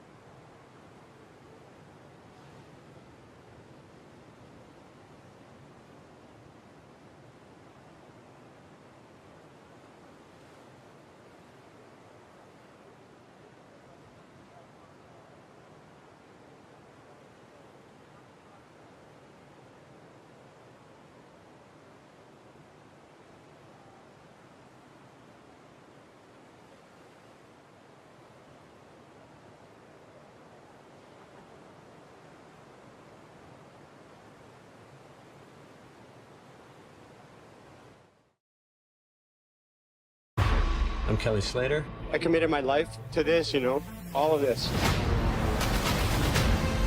There is so much pressure now. It's really do or die. He's not coming here to participate. He's coming here to win. Her career is at stake. You want to perform in the big stage? This is the biggest stage you can have. Oh my goodness. This is sport history.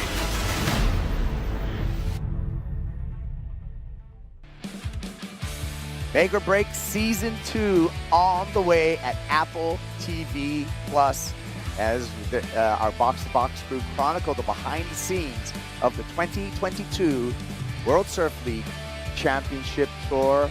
I'm Kaipo along with Megan Abubo and Chief Strategist at the WSL, Dave Prodan. And Dave, I mean, you've had a hand in this Make or Break Season 2. Tell us a little bit more about it. Yeah, I mean, the crew at Box to Box and Apple TV Plus have been so fantastic to work with, and our CEO, Eric Logan, really set this up with Season 1 being so well received, and they just do a fantastic job getting behind the scenes, what it's like being a surfer on tour. There's so much drama that happens outside of the water that, watching the series really makes you fall in love with the surfers in a way that you want to watch every heat. And yeah, as we've seen, Season 2 is going to premiere on February 17th. I dare say it's even better than Season 1. But it's been awesome to work with. The surfers are really excited. And just seeing their stories play out on a platform like Apple TV Plus is so great for them as well. Yeah. We had a sneak peek at episode 1 for Season 2. And like Dave said, February 17th is when it's going to debut on Apple TV Plus. And it is something that you're going to want to watch. Don't want to miss it. No, it's exciting. I'd like to say the best part about it is you get to see the good, the bad, and the ugly, and you really see what it's like to be a professional surfer. There are a lot of behind-the-scenes things that go into becoming a successful professional surfer, and then also the not so glorious side, the days of get ready to wait, the weather, the traveling, trying to figure, being homesick. And then what comes with winning and losing on a daily basis and having to show up every single heat. So that's a huge part of what's so wonderful about watching this series. It's exciting. You can take it to everybody at home, what it's like to be a professional surfer. Oh, for sure. And I think when you're a kid growing up and you're reading the magazines, you're like, I guess it's just perfect every day and they must just be living this fantastic life. But you start watching the webcasts and you start watching shows like Make or Break and you're like, these are real human beings doing something sensational, and it actually adds to it. Right? Jack Robinson in the barrel, had to get a couple of pumps to get in there. Finds the exit, no problem. Robo, nice carve to show control, attacks that end section in inches of water. Jack Robinson is going to take the lead right now with 10 minutes and 25 seconds remaining, Megan. Wow, Kaipo, what a really well put together wave out there. He sort of checked all the boxes out there on a day like today. As we see him taking off here, he's driving, but then he also has to slow down with both arms in the face of the wave. Beautiful, huge carve back into the whitewash there, and then sets it up with a nice re-entry on the inside. I'd say today, that's a great trio. Again, we see another real slow motion shot here from the lineup. See how he takes both of those arms and grabs the face of the wall? You can see it better here. Look at that pump he gets, though. He actually gets a couple pumps, like you said, Kaipo. And then right here is when he grabs the wall because he wants to stay in there. And then right here, he's setting up for this huge turn. Beautiful. Look at that style there, Kaipo. Yeah, beautiful finish and really good recognition for Jack Robinson to get on the gas right at the start of that wave to get a couple pumps to complete the barrel. Strider, you saw it from the water.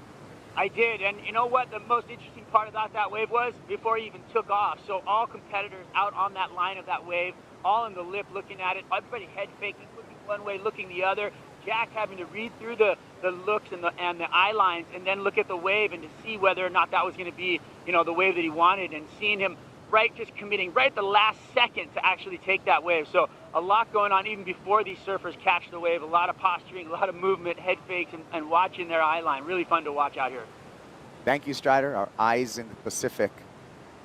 Well, Dave, we talked a little bit about, the fantasy surf and favorites.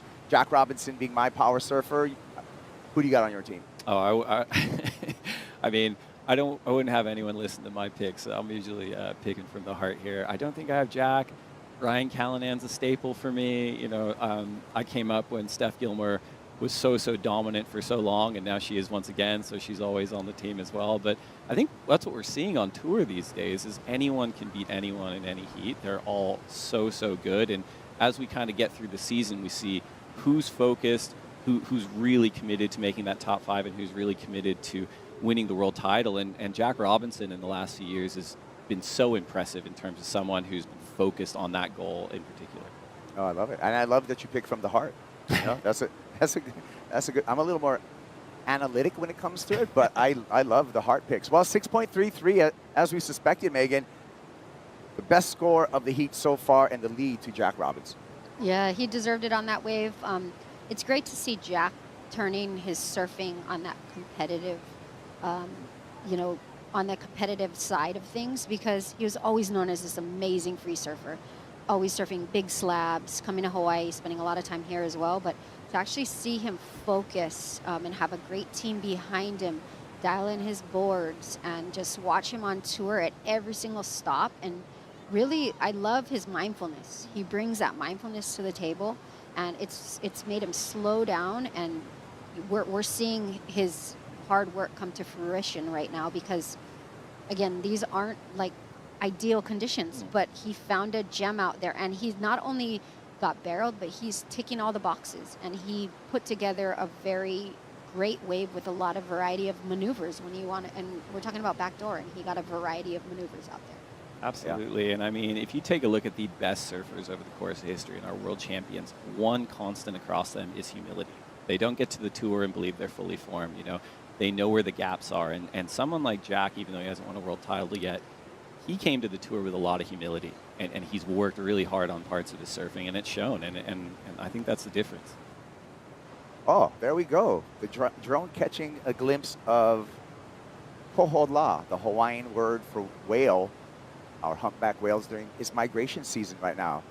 Jack Robinson migrating down the line here, looking to back up that 6.33, just a little tuck under the barrel, likely to improve upon his second wave score of a 1.03. Your initial thoughts, Megan? Yeah, he definitely improved on the 1.03. Got a little check turn in. Again, looking at everything, as Dave said, he's searching in the lineup. There's only a little over 5 minutes remaining. You know, he's got that great headspace.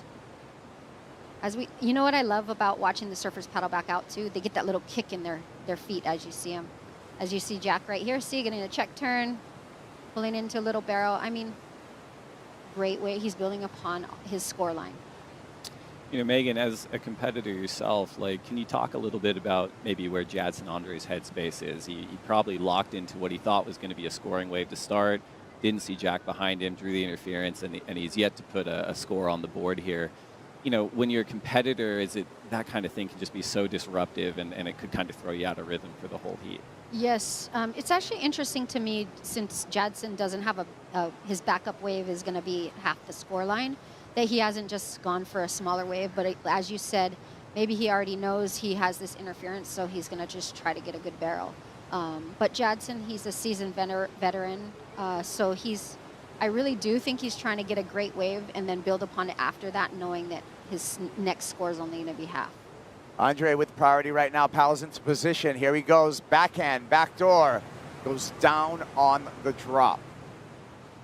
So unfortunate circumstance for Jadson Andre, again, with that interference, but doesn't need a big score. Just needs a 2.46 at this moment, because top two, Dave, move into that round of 32. Absolutely, and looking at the replay, we talked about his knee strap. This is a pretty high impact drop, and you wonder if it was the wave or the positioning, or maybe there's just a little bit too much pain on that knee right now to stick something out like that, which is tough to watch.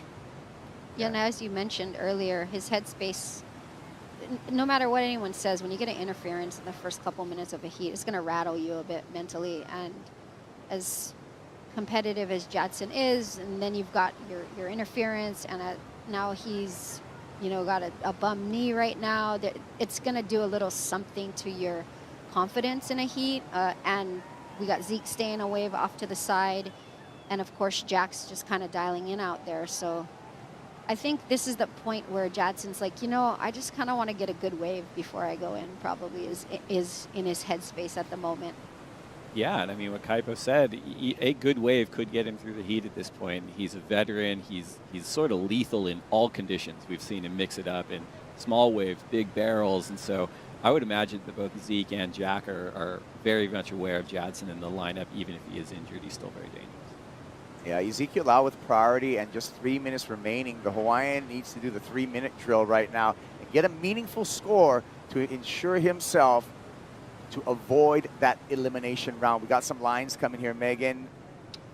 Yeah, if you're Zeke, you're not feeling confident with your 2 1s on your score line, but he does have priority, so it'll be interesting to see, you know, what wave he decides to choose to go on, knowing that Jadson only needs a 2.46. So if I were Zeke, I'd want to kind of stay maybe a little closer to Jadson, knowing that Jack's kind of in the lead and with a solid score.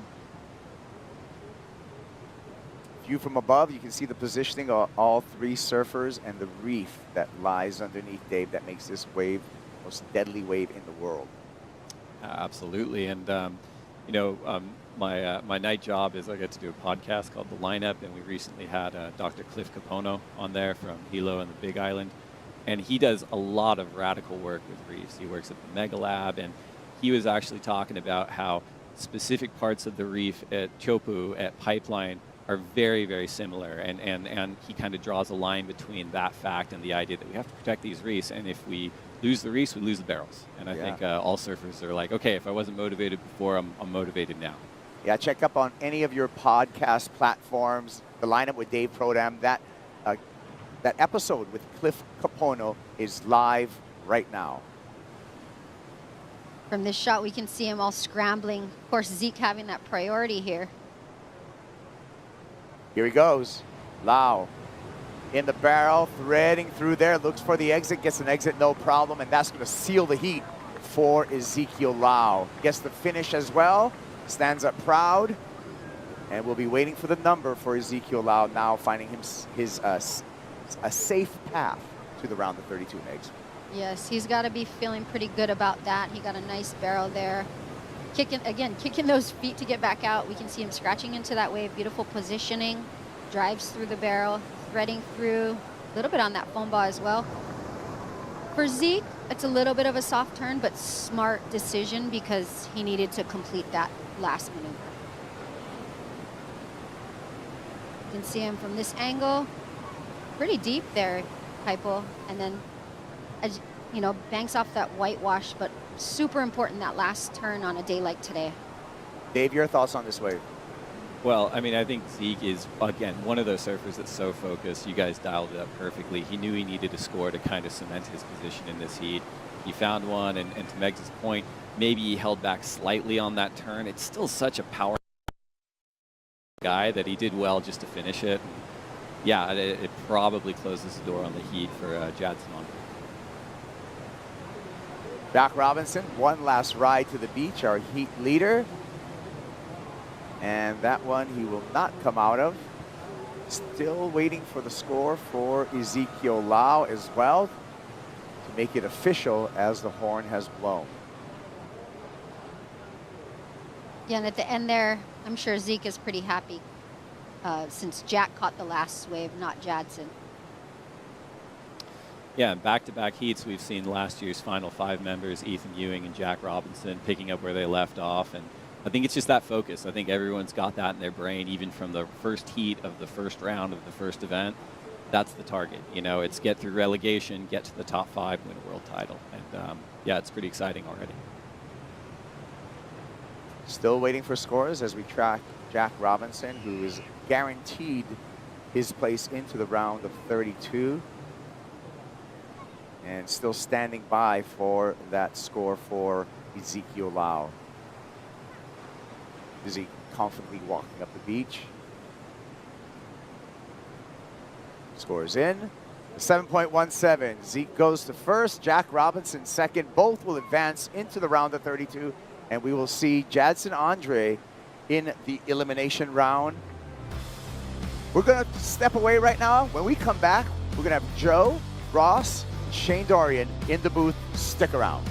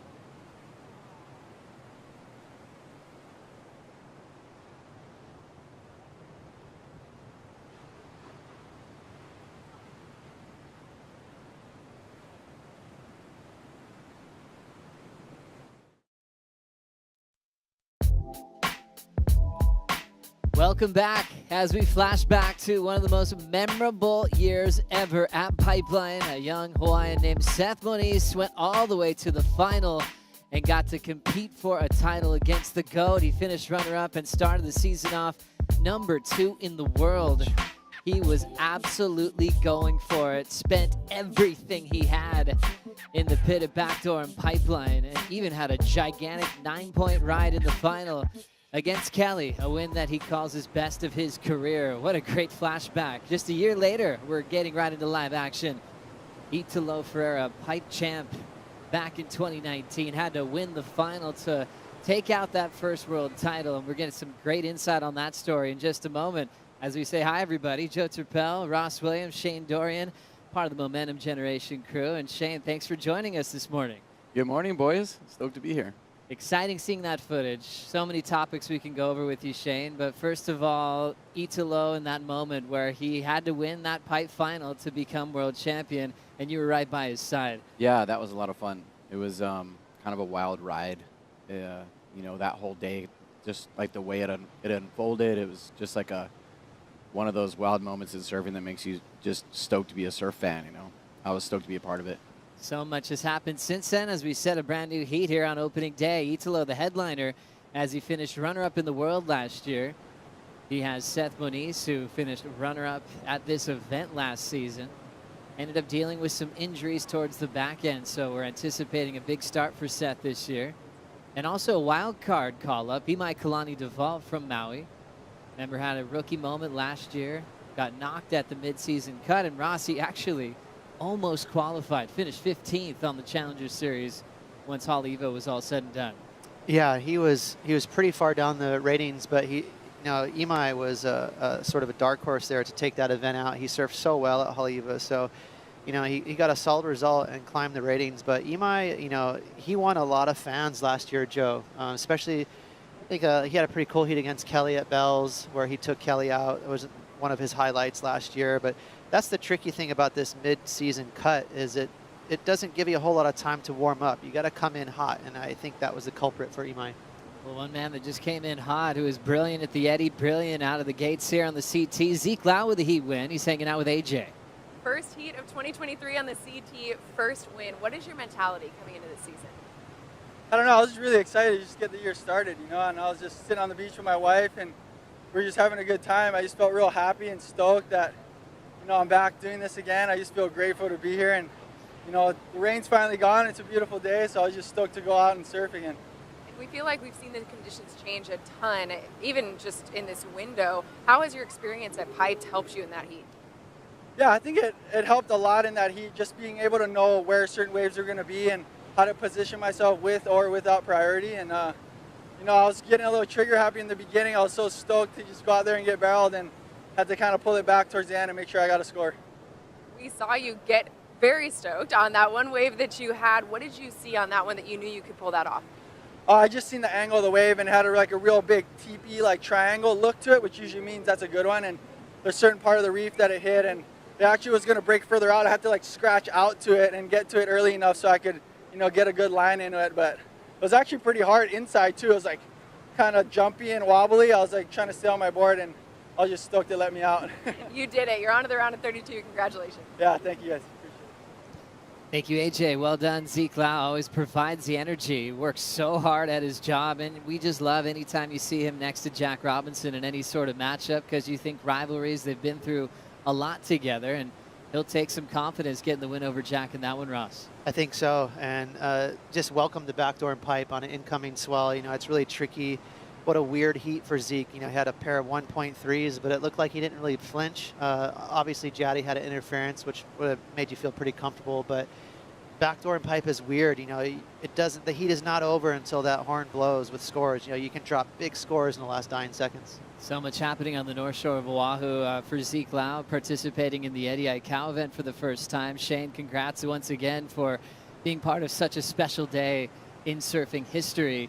I've heard a lot of reports from Zeke's reaction getting out of an amazing performance where they're like, how did it go out there? And he's like, I don't know. He just was seeing what he had to do, and he almost had to take a moment to digest it. What were your thoughts on Zeke's performance out there?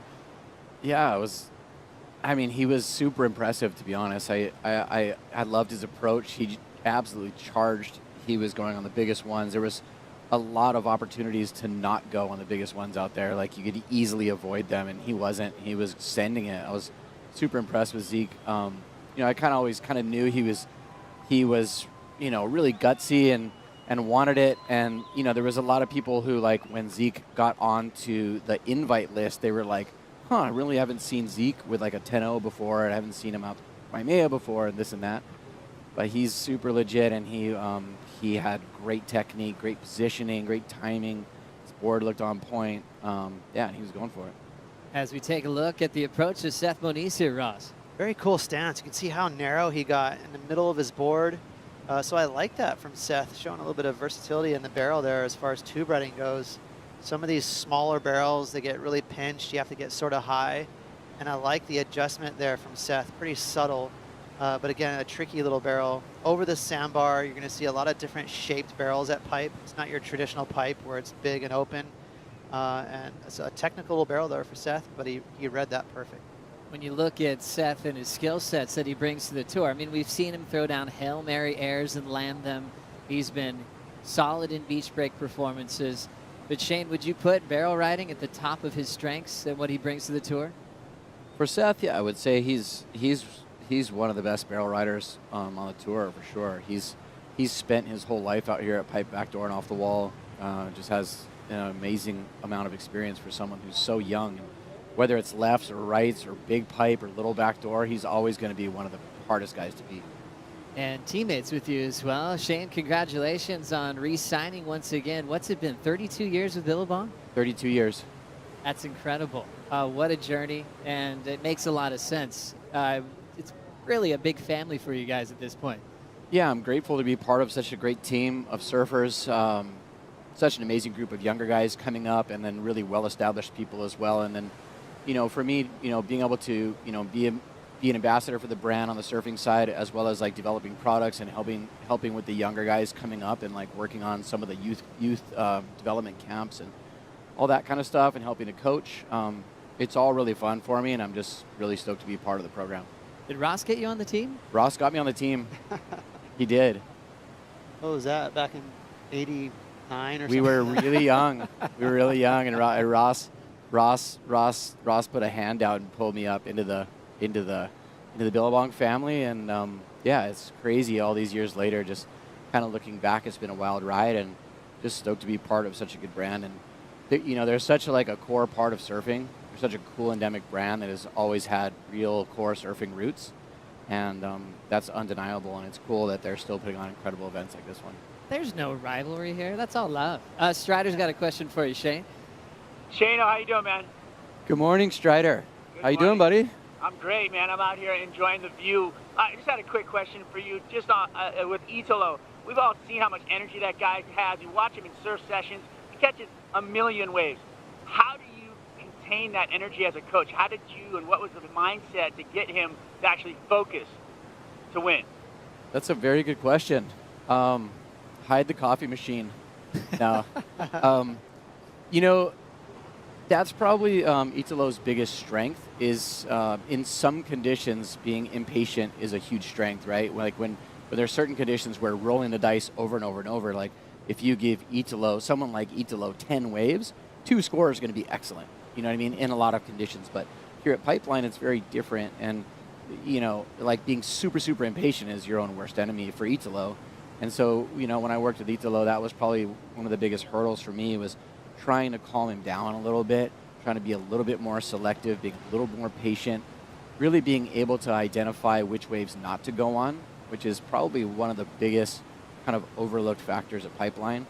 And you can only really get that with a lot of experience out here. That's why I'm always encouraging like younger people to, as uncomfortable as it is to go out there all the time, just to put in the time and gain experience, because even if you're not catching waves, at least you can kind of like spectate and get a really close look at the waves that people are passing up, the people who know better. It's an interesting breakdown, especially at Pipeline, when you just think of Italo's last 2 results out here where he hasn't had the win. He's come up limping in, pretty bruised, pretty damaged. you can kind of contrast that to maybe a Medina approach where it's hard to remember when he falls. Yeah, exactly. And there is a little bit of a difference there between, you could say, arguably against Gabriel Medina and Italo. Italo's more frothy, like Shane's saying, where he just likes to have high reps, catch a bunch of waves, and he's so talented. He manufactures scores, but that's, like Shane was alluding to, I think that's more of a benefactor for him in beach breaks, where he can pop big airs. At pipe, you can't really force barrels out here. You need to find those corners and those teepees and those little Aints waves. And stuff like Kelly Slater has done throughout his whole career so brilliantly is reading the reef, reading the swells, knowing how different sets react with different angles. And there's a lot of nuance out there at Pipeline. Shane, how are you reading the conditions today with the sand that we have and the direction of the swell at the moment as we see Jackson Baker checking in? Jacko Baker.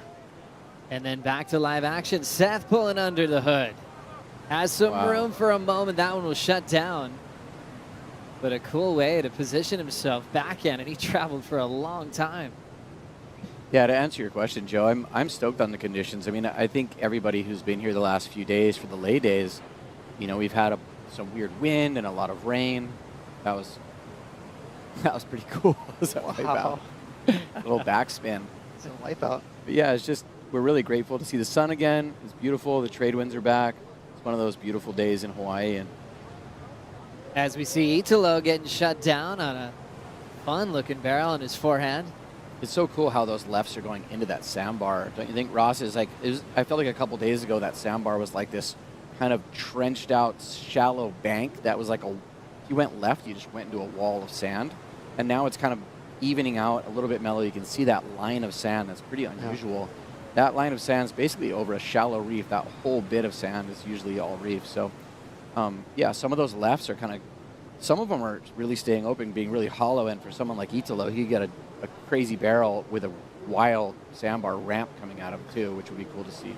Yeah, I surfed last night, Shane, like pretty late, like 5 o'clock, and it was still that local northeast swell, and it was still spinning like you'd see at Snapper or Kira or something. It was like I was out there and a gnarly rip that was pluming right through the middle of the lineup, and I was just out there going, I don't know how we're going to do this tomorrow. But, you know, we woke up today and that little northeast local swell dissipated, luckily, and this west swell is now the dominant swell. And like you said, Shane, now that sand at pipe is kind of flat, so it's doable, it's manageable. You can actually squeeze out of these barrels.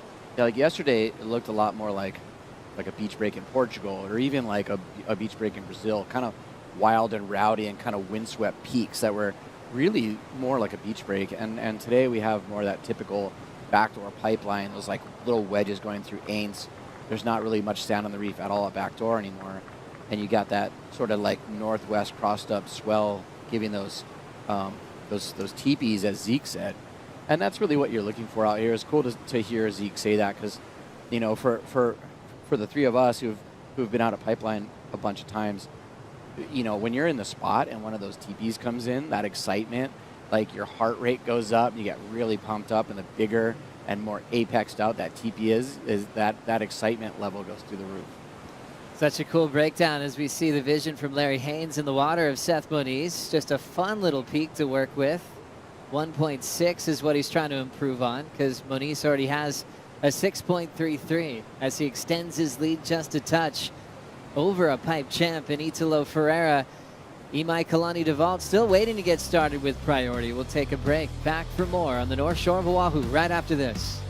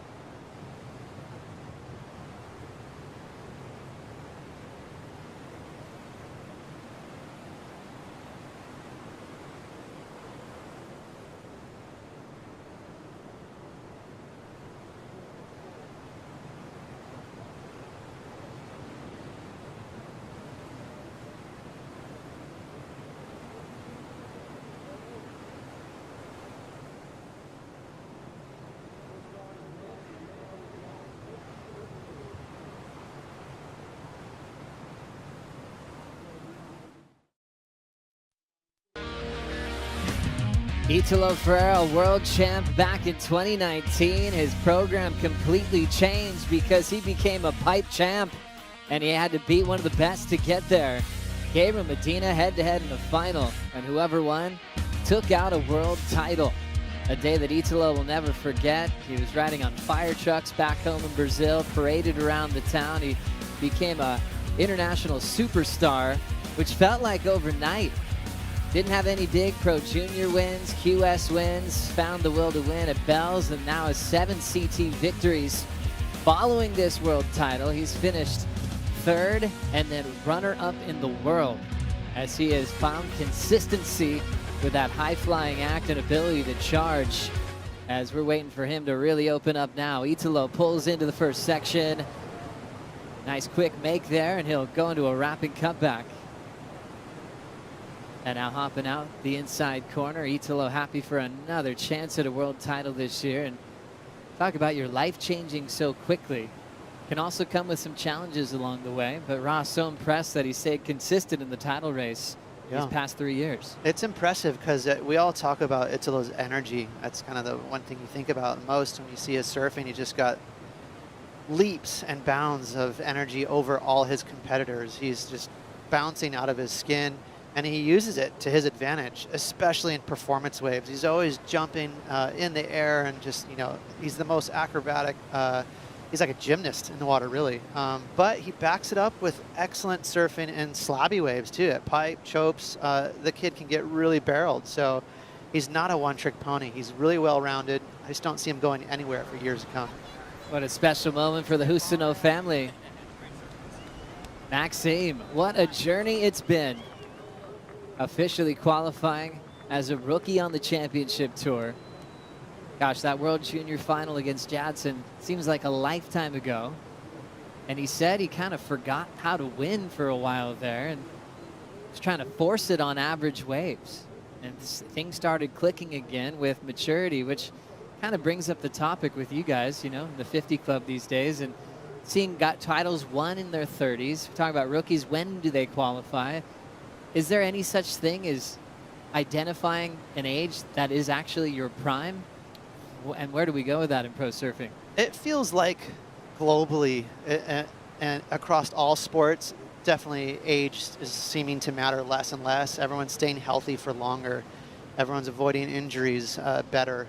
And so that, I mean, when Shane and I were on tour years ago throughout the 90s and stuff like that, 30 seemed like a dinosaur. I mean, I remember the generation before us, they were all hanging it up at right around age 30.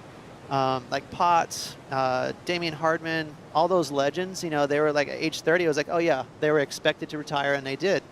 And now, you know, it's kind of the peak of your surfing is in your 30s. That's when you're mature, you're physically fit, you're making great decisions. It seems like kind of that money zone is from 30 to 40 now. Big shout out to Potts. What a hero. But he talked to me about that a lot, just saying it felt like the world's ready to send you off once you hit that 30 club. As we look at the reigning world champ, Felipe Toledo enters this arena a different human being, winning that world title last year at September at Lower Trestles with a dynamic performance. Shut out Italo Ferreira in 2 straight matches as he takes on Jackson Baker and Joshua Moniz. Shane, I know you've always been a huge fan of Felipe Toledo. Now we get to digest what he's done and see if he can back it up this year. Yeah, I mean, I think there's a lot. I'm not the only fan of Felipe, right? He's electrifying, and he has been for years. It's amazing to see how he's matured over the years. There's still a couple of parts of his game that aren't as good as he probably wishes they were. But man, he's so fun to watch, so electrifying. He's able to like kick his surfing into a 6th gear that only a very few people have. And when he's on and when he's like, when the iron is hot, it's like the most fun to watch him. Just light it up. I feel like he's so good at gaining momentum. You know, when he's like hot and it's like 8, 9, 10. It's like wild to watch him when he like really kicks into gear. He's one of the best closers in the game too when it comes to a final series. If he's in the quarters and he keeps winning, he just keeps going through the roof. It's one of the most fantastic shows to see on the championship tour. Absolutely. And for these finals, as we see, he's going to squeeze through. Wow, he had close there. He might have waited a long time for that wave. Yeah, lowers is built for Felipe, let's be honest. I mean, he is just the favorite anytime we suit up at lowers. That wave is designed for his talent. What's interesting, Shane, it'd be interesting to hear your thoughts, but he won the finals last year without leaving the water. Not one error for the kid. Just beautiful, snappy, whippy carbs like Felipe does. And, you know, we always think about him and his big air reverses and stuff like that, but he's got a great rail game, doesn't he? Unbelievable rail game.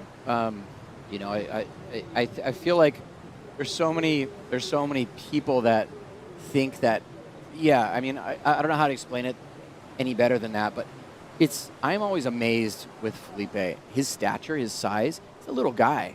He's not very tall, and he's not very muscly and thick. He's not a big guy at all. He's pretty light. But he serves every bit as big as someone like, say, like a Jordy Smith. Even you put him out at Sunset on a big face, and his surfing does not look small. He does not look like a smaller guy.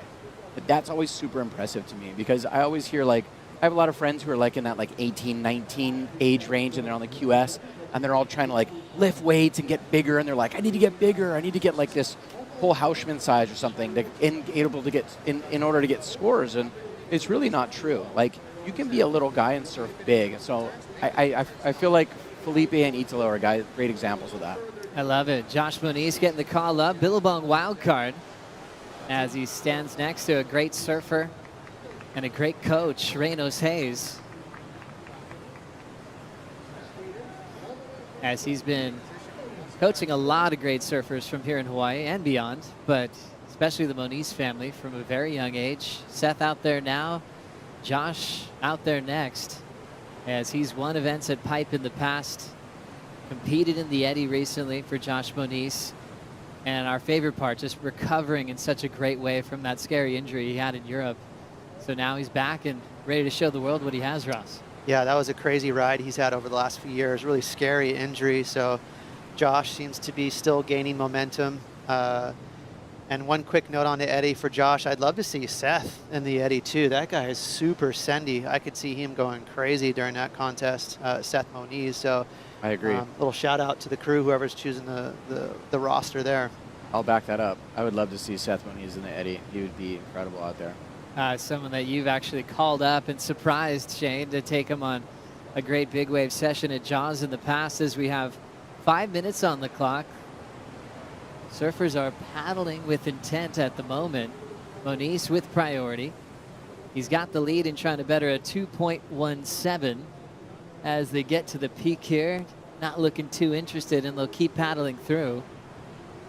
Yeah, so many great memories of that incredible event honoring Eddie Aikau. And I think one of our favorite moments, Shane, was watching you and our good friend Pete Mel share a wave together. It was an absolute bomb. How was that to share a ride of that magnitude with Peter Mel? Yeah, it was awesome. It's just really fun to be. That's, I think, probably the best thing about the Eddie Aikau, is being in the water with your friends, your peers, your heroes, guys like Mike Ho, guys like Pete Mel, who I've been surfing with since we were like 12, 13, 14 years old, like for decades. And it's just, and then some of the younger people in the event as well, and then having the women in the event as well in the same heats.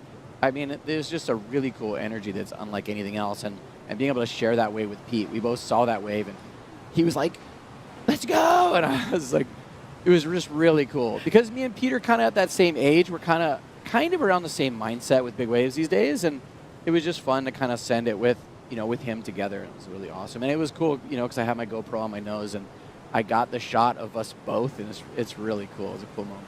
That was an easy repost for me. That was a special one. Seeing your guys' faces, the high five at the end. That was extra special. With 3:30 now on the clock here in heat number 5. Seth still controlling the lineup with priority. Italo, second priority. Niemeyer doesn't want to be in third, because that's when you get sent into the elimination round. Last time I saw Niemeyer really get on a roll was the end of the Challenger season at Haleiwa, where he was understanding conditions. He was very patient, more patient than I'd ever seen him before. And he was throwing down huge hammers every time he stood up, Ross. It was really impressive to see his growth. Haleiwa is a good wave for Imai because Imai is a pretty mellow character. He's got this real syrupy, smooth, cool style, but Haleiwa is a confronting wave and it forces you to surf aggressive, so it's a good match for Imai. I also like the way Imai surfs out here at Backdoor and Pipe. He's gotten some big results out here in the past. He reads this little piece of reef really well, but he's stuck in a really tough position here.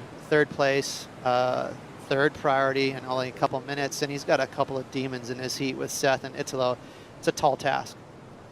Coming from the outer islands, Imai from Maui. I know, Shane, you love hunting waves, but also hunting as well here in Hawaii. You've got a lot of options. I'm sure it's pretty easy to call up a guy like Mark Healy, both Yeti ambassadors, to go on a trip like that in between surfs. Yeah, it's funny it's kind of funny you mentioned that, Joe. I did a trip to Lanai with Mark Healy and a guy named Eduardo who had a really cool, super cool cooking show. Our friend Eduardo has a really cool show where he basically goes to like different places, goes on hunts, and then he's an amazing chef. And so we went and we got a couple deer, and then he prepared them really well, and we foraged for like all the ingredients in the mountains that he used for seasoning, and it was really cool. It was an awesome trip, and to spend time in the woods with Mark Healy with our bows, chasing deer around, it's awesome. That's so good. What a great way to spend your time in between getting great waves. Seems to be a lot of cool things to draw a contrast through from hunting and getting waves and traveling. I just love the eating part when you guys provide. You know, that's a great part about this community. We do too. I mean, that's the cool thing about living in Hawaii is you know, I mean, all the deer are introduced species. It's not like they're native species to Hawaii, so they have a pretty significant impact on the environment. So you really are encouraged to get as many as you can with your bow to try and keep those, you know, like the deer population levels to, you know, like a manageable level. So every time me or Mark Healy see a deer and we have our bows, those deer are going to hopefully end up in our freezer. But they're awesome eating. Incredible food. 40 seconds to go in this one. Things have been quiet, but Seth has played a really intelligent game here. Hasn't budged with his lead or priority as he's looking to at least match or better his result from last year. Runner-up in this event. He's hoping for a win this season. Really want to give Seth credit, too, because he surfed great in his heat. It's tricky heat, not that many waves, but the 6'3" was a well-ridden, small little barrel at pipe. Even the 2, you know, it was a tiny little backdoor wave, but he did so well to you know, pick the right line on those little barrels. Those threaders can be tough, and Seth surfed him way into first place here. As we close this one out, heat number 5 is going to go to Seth Moniz as he moves to the round of 32 along with Italo Ferreira. Imai Kalani Duvall will have to deal with the elimination round as his father, Tony Moniz, very proud of that performance. As we'll take a quick break. Heat number 6 is coming up next, and it features the defending world champion, Felipe Toledo.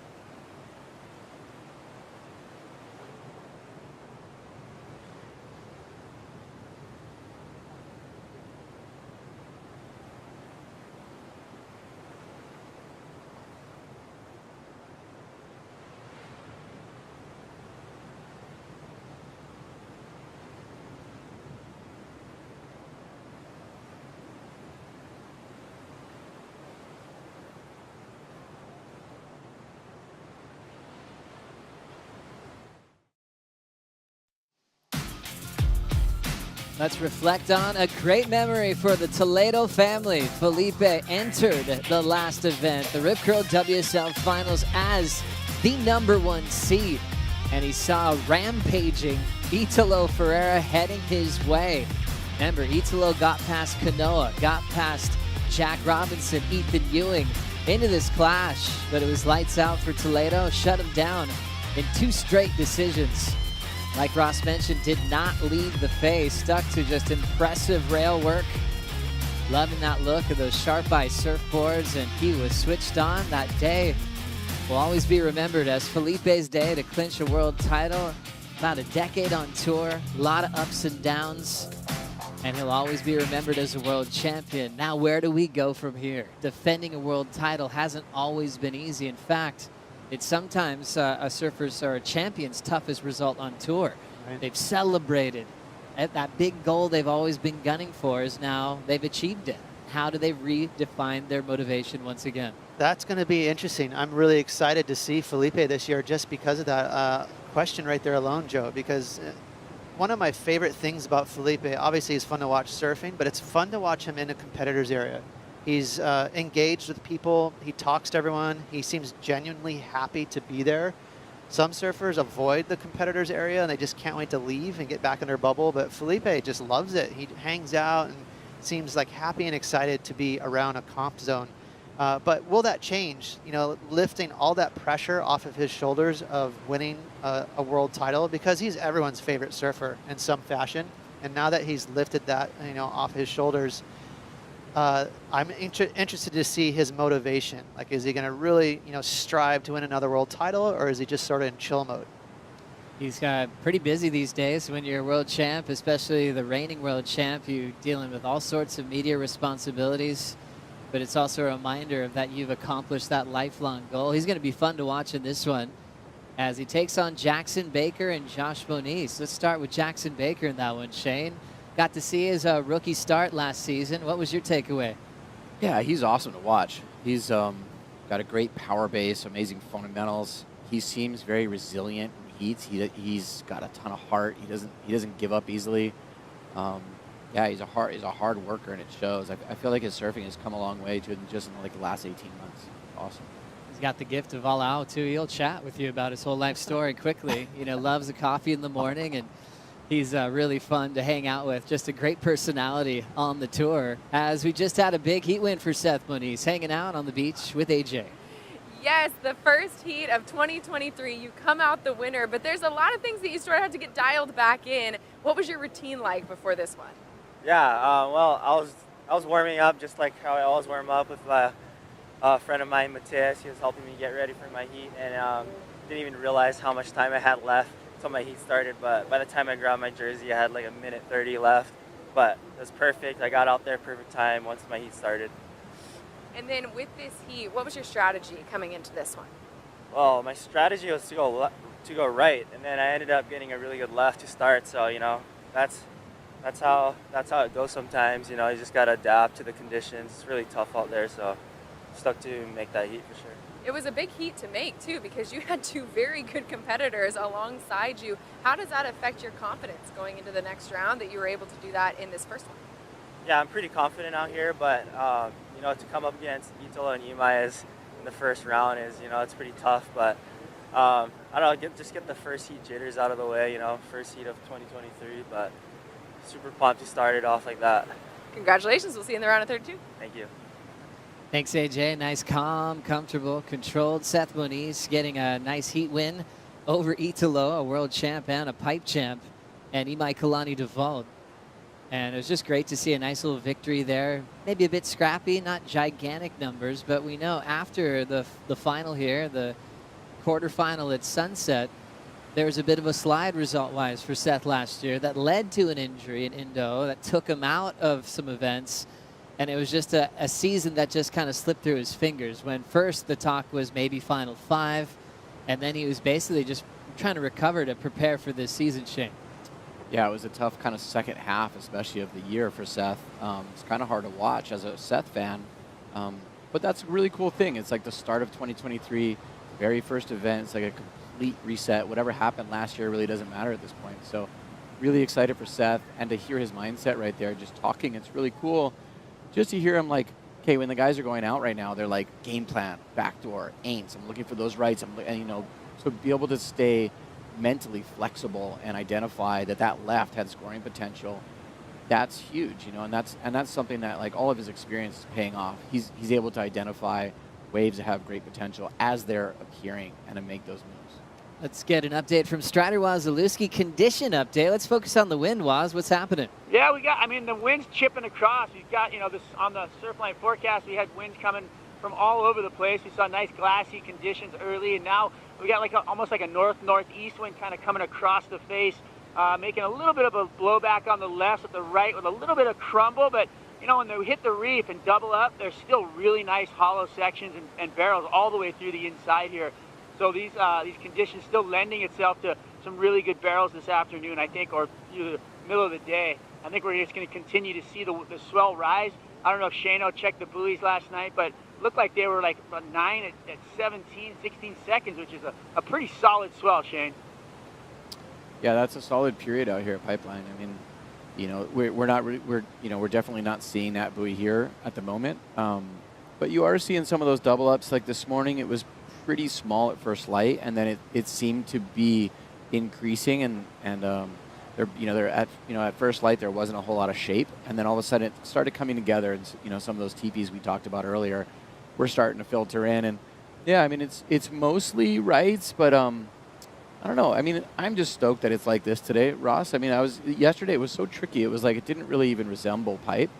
So, sun's out, the trades are back. It's really clean out there. Guys are getting barreled. Awesome. I mean, Joe, I'm anticipating for it to get 6 to 8 feet by this afternoon, and right now we're looking at like 3 and 4 footers being ridden. So those numbers on the buoy, as you know, Shane, are solid. But like you mentioned, there's no indication of it right now. I kind of thought it was going to jump quicker than it has. Right around 10 o'clock last night. So these west swells, these northwest swells, take approximately, maybe Shane knows better than I do, but it takes approximately 12 hours to get here from the buoy that's 400 or 500 miles away from here. So it's right around now. You look at the clock, it is 10:45. So any minute now, I feel like it should start to pick up, and it'll really change the atmosphere and how you compete out here. It's interesting with just even a free surf session, let alone a heat, the anticipation of a rising swell. And how would you go about preparing for it if you know the buoys well and you know it could be spiking? How do you handle that as a competitor, Shane? Well, it's really interesting here at Pipe. It's not, here on the North Shore, it's a lot different. Like, when there's an increasing swell and it's a significant increase, a lot of times you don't even see the swell size coming up at first. It just starts feeling weird. The waves start doubling up. There starts to be backwash. Like all of a sudden the ocean just gets like confusing. And then the size comes, and it's funny that, because we were talking about the Eddie Aikau that just happened, about a week ago. The night before at like 9 p.m., the waves were like 2 foot. They looked like Florida. I mean, it was like 2 foot and weak, like little tiny waves coming in, like lapping the shore. And then the next day was 30 feet solid all day long. It was the strangest thing. It would have been the weirdest, like time lapse, the swell coming up, because it was so fast, so significant, and yeah, it's just wild here in Hawaii. But yeah, I mean, those, like the buoy doesn't lie. Like if it's like 9 feet, 16 seconds, 9 feet, 17 seconds, that's significant pipeline. So I'm expecting an increase, but man, this is like the calm before the storm. Really exciting. So many things to think about when you kick off a brand new year. Everyone out there, you can play Fantasy Surfer on WorldSurfLeague.com. Also, you can download the WSL app as well. Ross, I'm sure your team's all set and ready to go. Yeah, I do have a team set up, and it's really fun. I like the aspect of the power surfer. Joe, we're looking at your team right now. You got Carissa and Felipe. Interesting pick here with Felipe overall, the kind of the pipeline favorites. What's your angle there? That's exactly where I was going with this. I think there's a lot of obvious choices, and I feel like Felipe's had some great moments out here, especially backdoor. I was kind of looking at the angle of the swell, thinking if backdoor was really lighting up at this size. He's so quick. I love how he tube rides out here. He's come close to perfect scores in the past over this reef, and I just really felt like maybe people would forget to put him on at a wave like this. I want those points for myself. Right. I'm even putting him as my power surfer for double points. Very clever. Shane, you get into the fantasy deal here? I do. Yeah, I do like to play. I have some friends who like to talk a lot of trash. And, we go back and forth about our picks. It's really fun. It's really fun. It's just one more way to really stay engaged with the event. It's a lot. It's, just kind of like you just feel included, and there's like that component where like you're partaking in the event, and it's a lot of fun to see if your picks pan out. I know it can be risky when you're not picking with those usual suspects. There's those proven warriors here at Pipeline. You could go from, obviously a John Florence, a Jack Robinson, these names that everyone's going to take on. How are you approaching it, Ross? Do you kind of need to stick to those usual suspects here at Pipe? Before we get there, we'll see a look at the left at Pipeline for Felipe Toledo, up and down, but still nothing really on the board. Well, you're right, Joe. As far as the fantasy talk, it really, when the real magic happens with the pick that you chose and no one else saw it coming. So I like that angle with Felipe. He is underappreciated in hollow waves. And with this forecast, it's not real obvious pipeline. It's not going to be 10 to 12 feet, crazy Westwell lefts only kind of pipeline. We got a mixed bag in this forecast. So that does suit Felipe pretty well. Obviously, Felipe can get barreled as good as anyone on his toe side rail. So these little backdoor waves for him really levels the playing field, especially in the mid-range, right? Those middle picks is where I think the magic happens as well. But if you look there, you got John there, and you got some real obvious picks. So I think for the men at least, a lot of people are going to be sharing the same pick. And pretty exciting having Medina, John in the same heat today in the opening round of competition. And the key thing, both healthy to compete. Adding to Felipe defending his title, and then a couple of guns coming for him at the end of the round, Shane. Yeah, I mean, it's going to be an exciting year. It's really cool to to have some of our best surfers be 100% healthy, surfing amazing. I've been watching Gabe surf down just past off the wall. He's been out there every day, and he just looks so sharp. He was making sense of the weirdest waves yesterday, like just super, super impressive surfing. And I've been surfing with John a lot and really watching him surf as well. Ross, you've seen it a ton, but he just looks so sharp going into turns, like 100% total commitment. It's just really cool to see when guys go through some hardship with injury and to come out of it, especially really heavy, serious injuries where, like the recovery can go bad and you just don't really heal up all the way. To see those guys surfing at 100%, surfing as good as they ever do, it's really fun. Really exciting to see a whole year. You've seen so much growth with both those world champs on how to take care of their body. I mean, they're breaking all the records on how hard you can hit the lip, how hard you can sustain an air in the flats, right, or how deep you're pushing it in the barrel. And you've seen that growth from both Medina and John.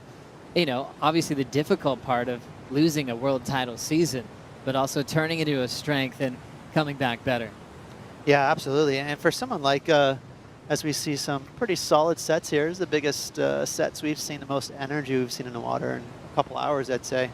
For someone like John, as weird as this sounds, it's kind of a good thing because he's won a couple world titles. And, for John, these injuries have been really frustrating because if you remember the last few years, he's been smashing it the first few events, getting wins and solid, consistent results, and then bang, out of the water with ACL tears and these big injuries like Shane's saying. So the good thing about that is it kind of builds that anger almost and that hunger to win again because you're not by your own choice being pulled away from something that you really love to do, which is to win and compete.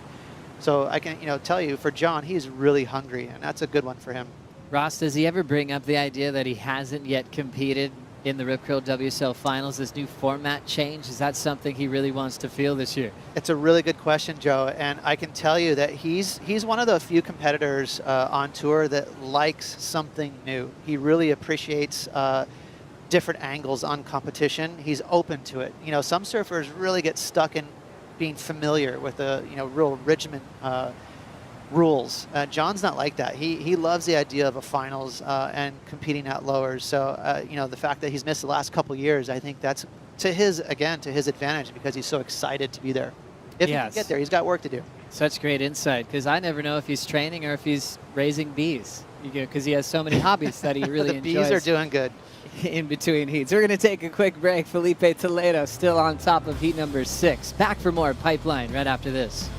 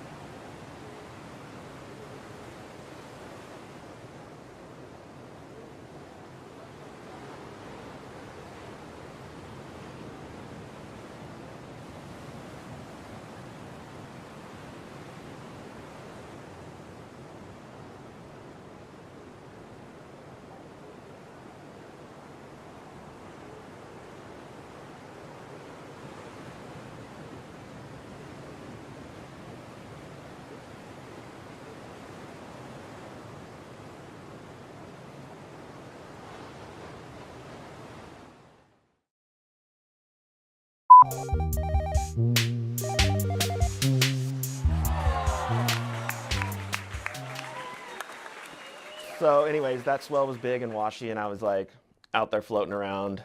And that one Andy paddled for, wasn't going to get it, and saw Chris Ward turning to go, and they were so competitive. I swear it wasn't like even a gift for me. It was like out of two. Sucks if a kid from California gets a good wave. Sucks if Chris Ward gets a good wave because he's so competitive. But he called out for me to go. He's like, "Go, Dane." And I was like, whoa. Chris Ward had already started paddling, but he was on the shoulder for me, and I just turned and started paddling and got it. Made it to the bottom, kind of outran the barrel, but it was good enough. I think from one angle it looks like I was kind of deep. Quicksilver did a big poster of it, and that's like actually a big turning point for anyone in their career.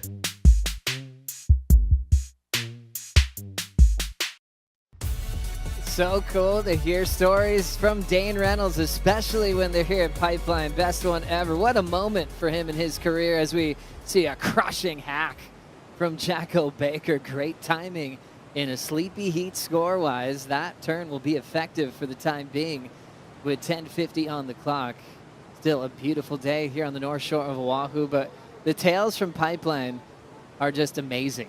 They have longevity, they have meaning. One wave literally can change your life.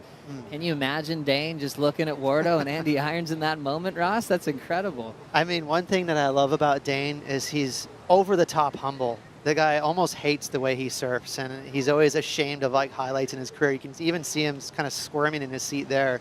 But then you watch the clip, you're like, oh my gosh, I forgot how gnarly that wave was. Dane is pretty darn sendy. That guy will go on big hollow waves, and I just love how humble he is about it, though. As we see just an awkward takeoff there for Josh as things are still just growing here. 3-point ride for Jackson's turn, which was impressive. But yeah, it reminds me how great Dane was everywhere. Actually finished number 4 in the world before he moved on from competition. Had finals appearances at Pipeline as well. He was everyone's favorite and still is when he posts clips. It's definitely the must-see clips out there. As we see what happened to Josh on this one, Shane. Yeah, I just kind of mistimed that a little bit. I feel like his like where his positioning, where he was paddling, you know, maybe it just caught him a little off guard. But I feel like those last couple swells, Ross, we saw. I mean, those last couple sets, we saw a little bit of that weird wonkiness, that weird like double up funk, where it's like it looks backwashy, but there's not really backwash. A lot of times that's like the front runners of the swell. So, you know, we might be starting to see a little bit of that swell fill in here. Yeah, good call. Energy it has to go somewhere, Joe. Like all the extra water that moves. Look at the rip out the back by that Billabong buoy. I mean, the waves are pretty calm right now, but that rip is behaving like it's 10 feet. So Shane, that's a great call from Shane. You know, the ocean moves a lot different when there's an incoming swell like there's meant to be. It's not like it's going to be a giant Waimea swell, but it's significant, and that water starts stirring around. Listening to Dane's story, it just reminded me of all the factors that come into paddling out of Pipeline. You know, the waves intimidating, the reefs intimidating, the crowd can intimidate you, and the people in the water can be some of the most feared people to look at. For you two coming up as young Groms, who are some of the most intimidating characters on the reef that you try to maybe stay away from at times and then try to gain their respect as well? I'm sure Shane will repeat it, but without a doubt, Dane Kealoha and Johnny Boy Gomes were, you know, the guys at Pipe and Backdoor. They just owned it out here. We sat respectfully to the side and waited for scraps until you kind of earned a little bit of a spot in the lineup. But I just remember those two guys being very cool, you know, but demanding a lot of respect in the water. And you know, it's different these days. It's way more scrappy and frothy, and it's kind of reached that threshold where there's like 80 people in the water, and it's like you don't know what's going on. But back in the day, it was a little smaller crowd, and you knew who the boss was. Interesting growing up in that system, Shane, and earning your respect and then earning your waves as the years went on. Yeah, I think Ross and I spent a lot of sessions that were like 3-4 hours long where we didn't catch a wave, literally. Like there was a ton of sessions where I would sit there for 4 hours and be like, I haven't caught a wave yet, this is crazy. And the lineup was super heavy and the pecking order was very obvious.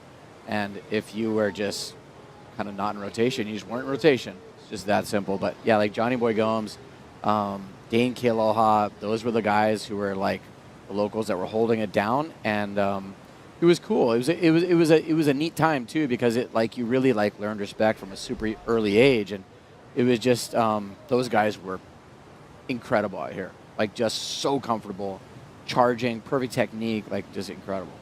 Really neat. So cool. With the stories coming from Ross Williams and Shane Dorian with 6:50 on the clock. Jackson Baker trying to get involved in the pit here at Backdoor, Ross.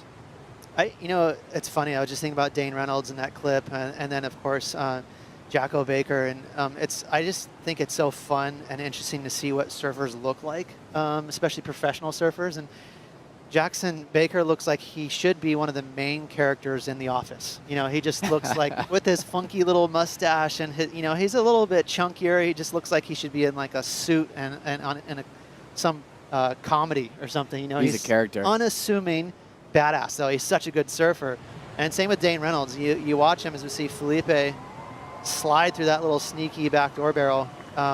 He kind of looks like a stunt double for Benji Weatherly, or the other way around. Those guys are starting to look like the same human. But again, not your typical chiseled little athlete, and these are two of the best surfers in the world. It comes in different packages.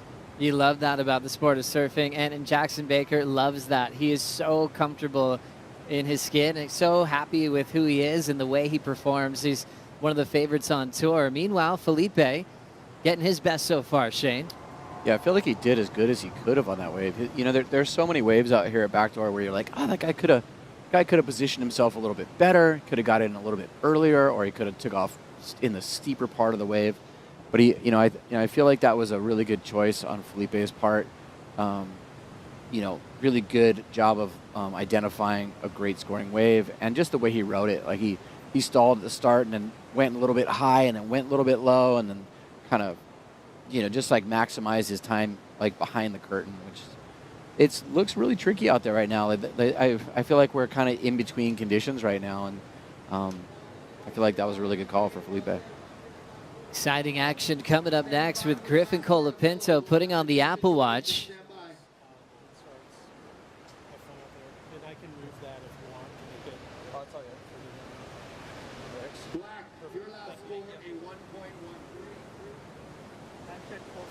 Griffin Colapinto now will have access to all his information in the heat, scores, priority, just by looking at his wrist. Riding a 6-1 this morning, shaped by Matt Biolis. And this kid is one of the most entertaining surfers on the planet. Recently inking a deal with Red Bull. He's in the right place at the right time. Unfinished business for himself, and the last 2 consecutive seasons just missing out on competing on his home break for a world championship in September. But he takes those tough moments and journals, talks about it, looks at it, and redefines himself for another year on tour. Thing with this little one on the inside, we've got Felipe moving. He's got to get rid of a 1. He got a 5 for his last make, and he'll just step off. That low score will stay low with 3:30 on the clock. I was thinking with Griff, he'll turn in movie parts here at Backdoor and Pipe, and just can't get that result fast enough here when the main event's on, Shane.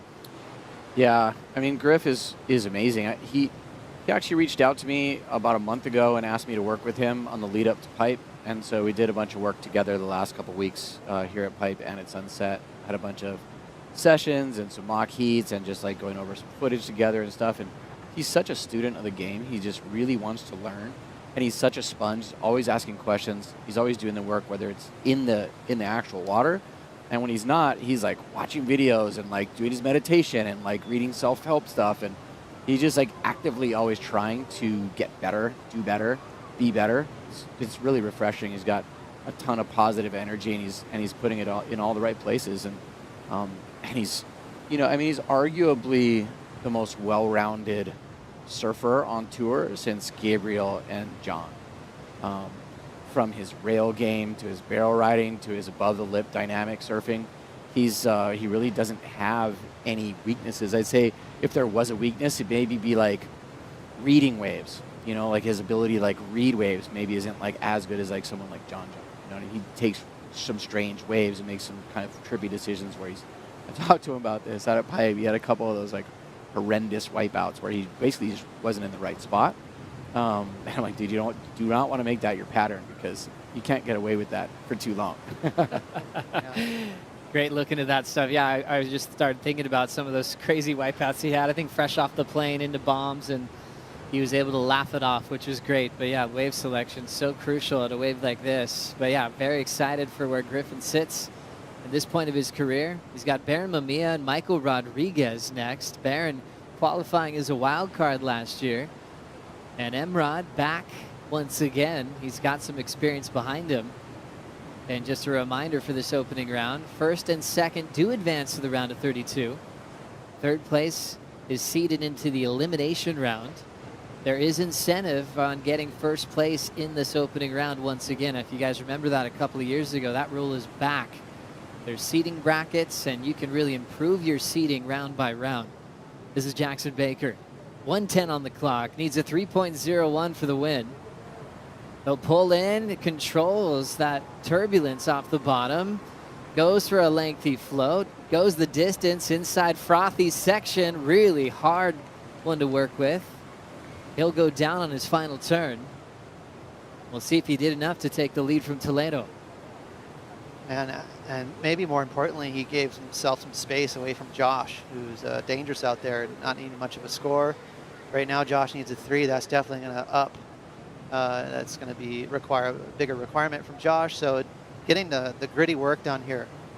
Love the way this kid surfs. He's got such a heavy back foot. And again, he just surprises me. Technically, he surfs. He's an amazing surfer.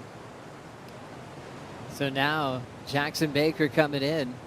When you've got the Apple Watch there, he can see his time, his scores, what he needed. He knew he needed a 3.01. So he's probably thinking in his head, it was that enough to take the lead off Toledo to move up in his seeding bracket into the round of 32. Josh Moniz, the Billabong wild card, gets left out of this one. He'll go into the elimination round. Jackson and Felipe moving on. Last score in for Baker, not enough for the lead change, but solid in second as we continue on with a great day of action at heat number 7 coming up next. Thank you so much, Shane Dorian, for joining us for the call today. Let's do this throughout the week. Let's do it for sure, boys. That was a lot of fun.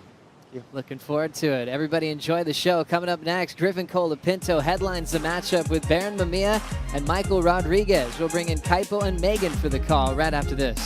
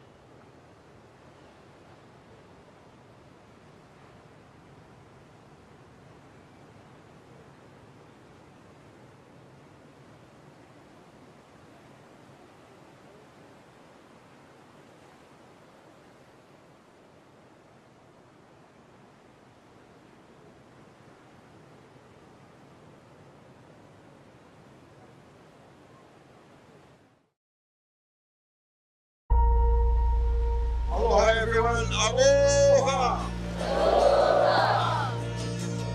Today we're opening up the season for the 2023 Championship Tour, Stop 1 here at the Billabong Pro Pipeline in loving memory of Andy Irons. This is where we're kicking it off on Oahu's North Shore. Welcome. Not only today, it's a blessing. In the island, we have so many different races, so many different cultures, so many different religions. Come. Akua, we call Akua to come bless you. I don't think the Pipe Pro has had a ceremony like this in recent years. Just to bring that energy back to people visiting and showing them the Aloha spirit, bringing everybody together here on the beach. When you come to a new place, it's very common to ask, as if you're entering someone's home, you ask permission, may I come be in your home? It's very important in Hawaiian culture to give a ho'okupu, which is an offering, and it's with your good intentions. It's an emotional connection to something very deep to us, which is the ocean.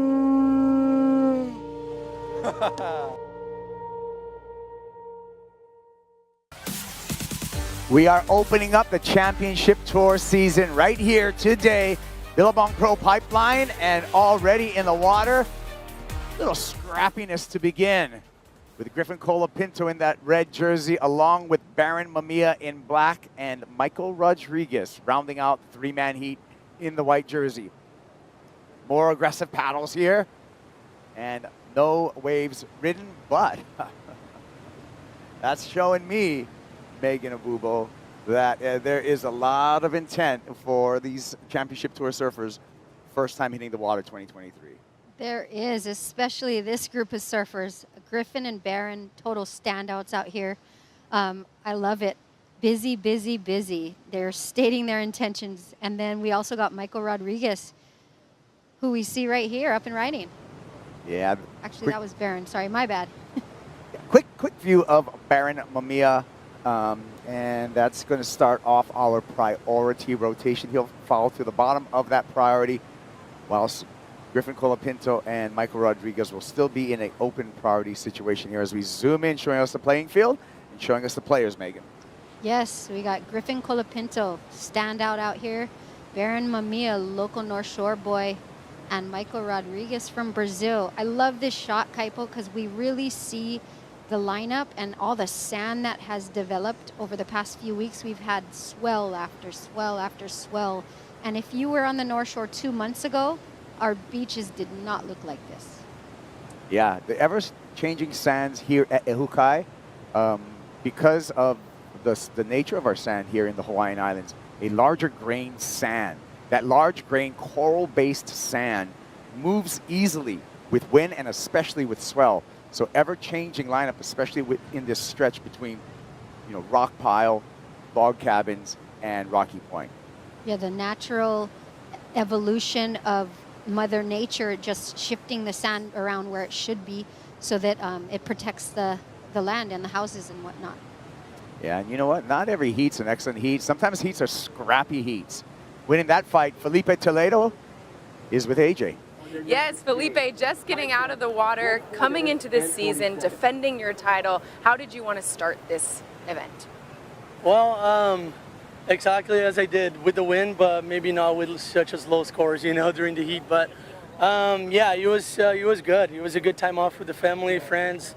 It was good just to be home and be a parent, just enjoy the time and get back in training and just come back, to this season with a lot of energy and, ready to go. How did you want to attack that heat after a few small scores, but then you got that 5? How did that change the way you attacked the heat? I know, that was probably the worst heat of the morning, I want to say. I'm not sure, I didn't really watch the heat before mine, but I'm assuming, yeah, it was the worst heat, but we all knew that conditions would be tricky like this. We were looking at the forecast, there's nothing we can do, nothing we can control. It's Mother Nature, so we just got to adapt and my strategy was like I tried to get that first wave and I fell off to pipe and it was actually small, but it was a clean little one. I couldn't make it. I was like, oh, that was a bummer. But after that, I was like, oh, I'm just going to wait for a good backdoor wave. And that 5-point came true and I was able to navigate through the barrel. It was kind of hard, but yeah, just happy to make it the first heat, get it out of the way and get the season start. Você quer mandar mensagem para a família? Claro, quero agradecer a todo mundo que está torcendo. Minha família que está em casa, meus amigos, meus patrocinadores. Amarradão demais de estar começando mais um ano aqui e vamos para cima. Tamo junto. Parabéns. Obrigado. Felipe Toledo with a moment there, recognizing the challenge that's out. We saw a couple of waves ridden, so we'll bring you up to speed on those waves. A couple incompletions. And another barrel dropped into here by Baron Mamiya. That time, the Hawaiian goes complete Follows up with a wrap, looks at this oncoming section and tried to put final ribbon on the present there, but got some work done, Baron Mamiya. Yeah, Baron, he's got a lot of time out in these waters. Young man, but so much experience out here. We've seen him win last year, actually, at Sunset. And, you know, as we have a little replay, side slip straight into the barrel here. See, he's widening his stance for a nice cutback. And then you see him widen it further here and building up, go for an air, but couldn't complete that. Yeah, Baron, a second-generation surfer. Dad Barry was a regular here at Pipeline, and Barry's really good friend, the king of Pipeline, Derek Ho, pushed Baron Mamiya into his very first pipe wave at the ripe old age of 8 years old.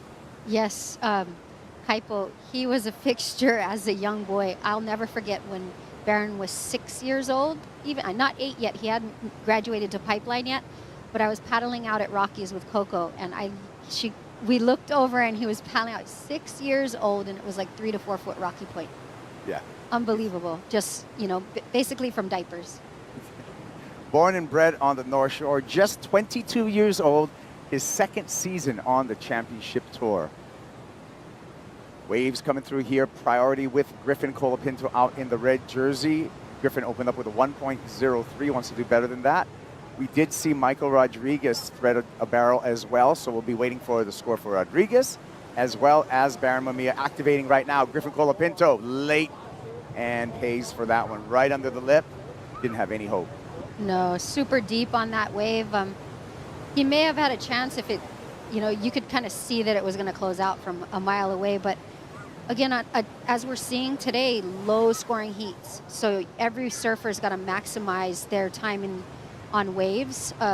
You may get to the end of the heat and be counting a 1.5. We're seeing that today. So the surfers also seeing the conditions slightly go a little bit more onshore. So those barrels aren't opening up as much.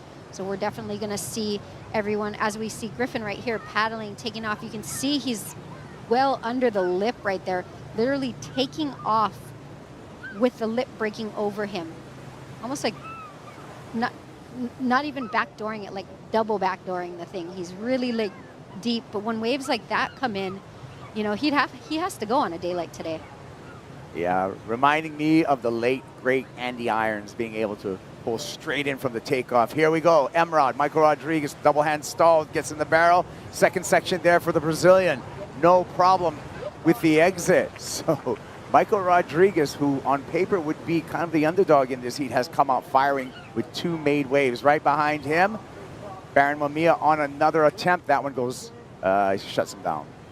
Yeah, Kaipo, Michael is slowly building his score line out there. We're still waiting for his first score to drop in, but you know, he's chipping away, as you said, probably the underdog in this heat, maybe not at different waves, but here's Michael taking off on that one, dragging.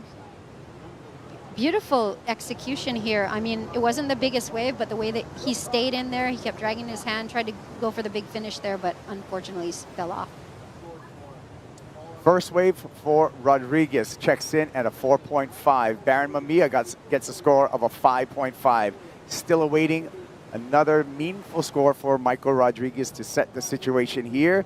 19 minutes counting down, Megan. Sets of the approaching swell on the way as well. Yeah, just earlier I could see that new swell starting to come in because it was breaking at outer Pupukea. Pupukea is right up the way from us, and then when it starts breaking out there, you know that the swell's coming in. It's great to see the urgency with the surfers today. You know, in the first few heats, people were kind of being a little bit more patient, but now the guys realize, like, we got to put some scores in our score lines, so you see much bigger sense of urgency out there. Surfers urgent, not so much with the judges. We're still waiting for those scores, and those are important scores in the context of this heat. Now we're at the 18-minute and 20-second mark, and still no indication for second wave of Michael Rodriguez. My feeling is that he's going to take the lead, but we need to see the numbers for that confirmation. Yeah, I'm right there with you, Kaipo. He completed both of his first 2 rides. Not the biggest waves, but he completed them, got barreled on both of them. So I think it's going to be a little bit comparable. Well, as we're waiting for those scores to drop and set you the situation, let's take a look back to 2022 at Sunset Beach, the Hurley Pro Sunset Beach, where Baron Mamiya showed up as a wild card and took out a big win with moves like that. Mamiya on a 6-3 throughout the entire competition, 6-3. Sharp eye, and it was looking sharp, Megs. Yeah, it was. Look at that, like just final maneuver, just putting a stamp on it. I love the way he brings his tail around, where, I mean, out at Sunset too, you can't just do a snap. You have to do a snap carve because, you know, you have so much face on the wave. Just look at that, friends and family, and Baron just growing up right here at home. What a dream come true for him. And with that, the young Hawaiian got the taste of what the yellow leader jersey feels like. Yes. He wants to get back in that.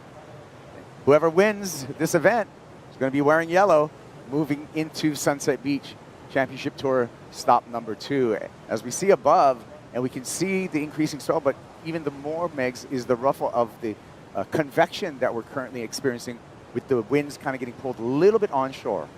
Yeah, of course, for those of you that don't know at home, when the land heats up, the wind can come a little onshore.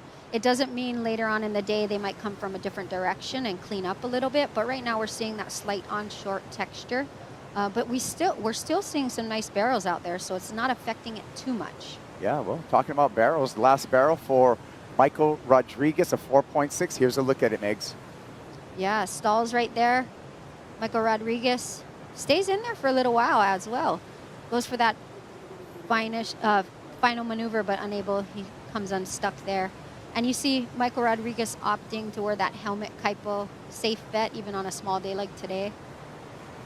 Yeah, the world's most dangerous wave, and we've seen more and more surfers donning helmets in the past few years, which I think is a great idea. We've seen numerous injuries out here, and taking that precaution should be looked as an advantage, or just making surfers feel more confident. Griffin, up, out, priority error for the young surfer from San Clemente. He used his card on that one, and that wave was a straight-hander. Yeah, it was. You could see it from the very beginning. Griffin didn't know right when he stood up if he wanted to go right or left. You'll actually see it in the replay coming up. You'll see him if you didn't catch that at home. I love this right here where you can see the lineup shot and you can see the jet ski literally right in the impact zone with the double up sandbar waves. Here he goes again. Quick to his feet this time.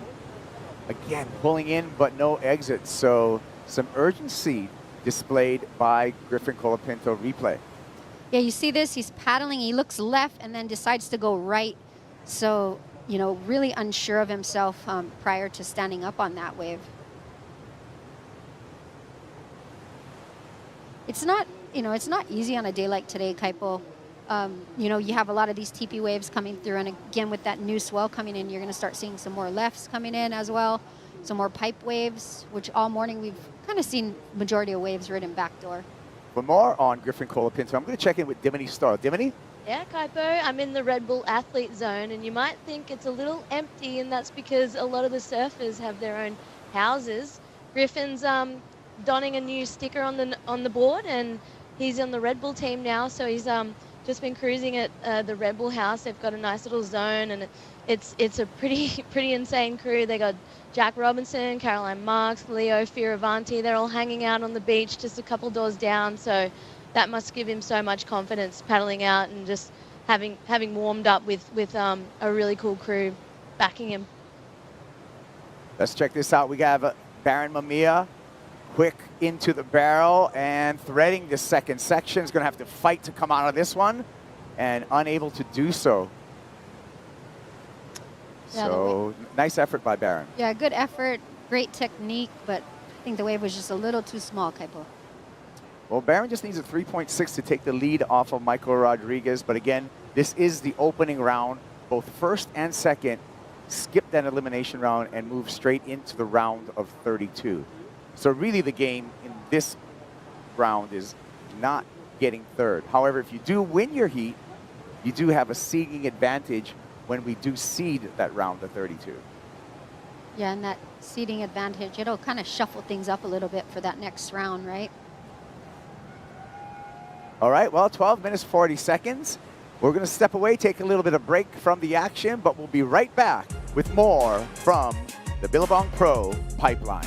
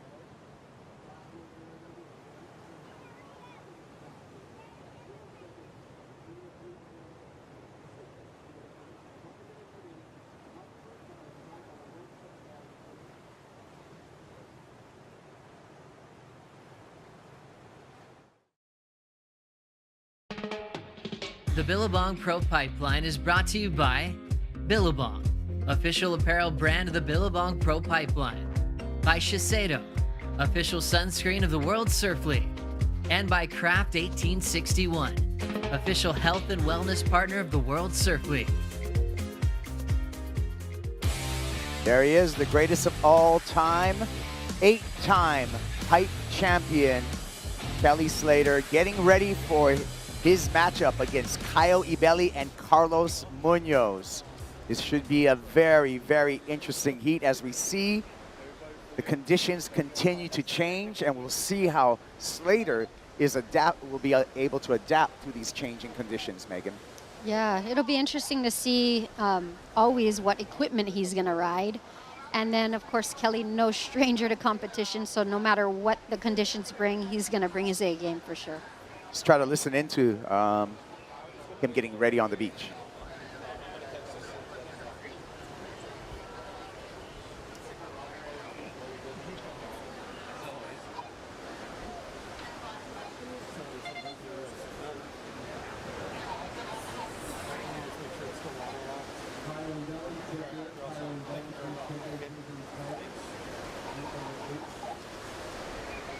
Kelly getting some instruction on his Apple Watch, a addition that we have to the championship tour this year. Griffin Colapinto in the barrel, fights for his way out. Looking for more, throws a tail and wraps up the finish there. Colapinto fired on that one, and that's just what he needed. Hasn't broken a 2-point ride yet, but he's just done that and more. Yeah, Kaipo, that's exactly what he needed to get back in the game here. As we see that huge crowd on the beach behind. You know, the weather hasn't been the greatest, but here we see Griffin taking off on that one. Nice and deep, threading through that wave. Comes out. Perfect aerial maneuver there. You know, again, a day like today, nice barrel to start the wave off, and then it's really coming down to that last maneuver. And Griffin getting all the fins out, fully rotating. I'd say that's a great score. I'd say that's up there as one of the best ways of the heat so far. I would agree with you on that. It was a variety, the barrel ride, as well as a pretty technical finish there in some very difficult and shallow water for Griffin Colapinto. We're waiting on the score. Colapinto, a 5.97, will take him into second place. If he gets up into the 8-point range, if he gets excellent, he will go into first. Numbers coming through here. He will definitely improve upon his scoreline as we suspected. And he goes into second with a 6.67. And with that score, Kaipo just gives him that confidence he needs. He's back in the game. You know, with a 6.67, get a nice backup wave. So pretty much he already has a solid wave, and with conditions like this on hand, he's just looking for that backup. Here's all the judges' score. One judge going as high as a 7.5 on those 5 judges. Again, we eliminate both the high number and the low number, average out the other 3. That's how we get to that 6.67. Baron Mamiya in 3rd place. And that is a vulnerable position because the young Hawaiian does not want to go into that elimination round. Mamiya just needs a 2.21 to kick Griffin Colapinto out of that 2nd place position. So we're going to have a fight right now in these final 7 minutes, Megs. Yes, we do. But if you actually look at the score line, Griffin and Baron have better top scoring rides. So they're both, if they can improve on their 2nd scoring ride, then they'll overtake Michael Rodriguez. So obviously they're going to be aware of that. And Michael definitely needs to capitalize and improve his top wave score. Looking at Griffin here. Number 99 on his jersey, Griffin Colapinto. Asked him why 99. He said, I like it. It looks cool. And 99 was the old jersey number of Taj Burrow. So had a conversation with Taj, said, hey, I want to use your number. Can I do it? Taj said, of course, mate. Keep on riding. And that's how we got Griffin Colapinto in 99. Griffin doing exactly what he needs to do. Smart surfing by Griffin Colapinto. He's going to ditch that 1.3 right now and extend his lead over Baron Mamiya in 3rd. Yeah, smart surfing, as you said. He was on the hunt. He knows he needs a backup score. And that means staying on your board, completing the wave. Exactly what Griffin needed to do out there. Emrod using priority, stalling, has to speed up now, has to fight to get out of that one. Did he improve upon a 4.5? That's going to be the big question for the judges with 5 minutes, 25 seconds remaining. I can see why he went, you know, almost to keep Baron off that ride, but we see a replay here. Griffin pulling right on into that wave. Great way to start that wave. Little cut back there. Again, staying on his feet, riding that wave through. And then Michael Rodriguez slowly threading through that wave. Comes out the little doggy door, but I don't know, Kaipo. It's pretty close. His other waves, he had a barrel and then maneuvers after. I'm going to say, 2.17 for Michael Rodriguez. He did not improve upon his scoreline.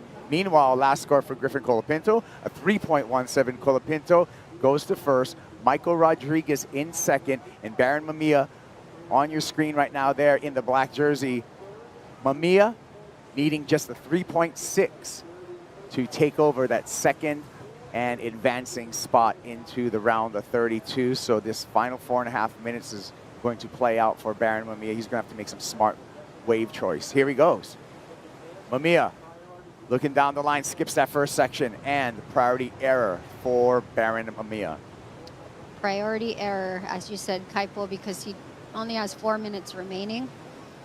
You really got to play it smart, but I understand why he went for that wave. He was on the hunt. He was in a good position, but again, with this slight onshore, sections are crumbling and they're not staying open.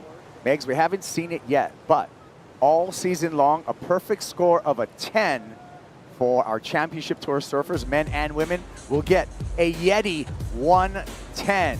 So when we see a 10, time to get cool, because you're going to get that Yeti 110 cooler.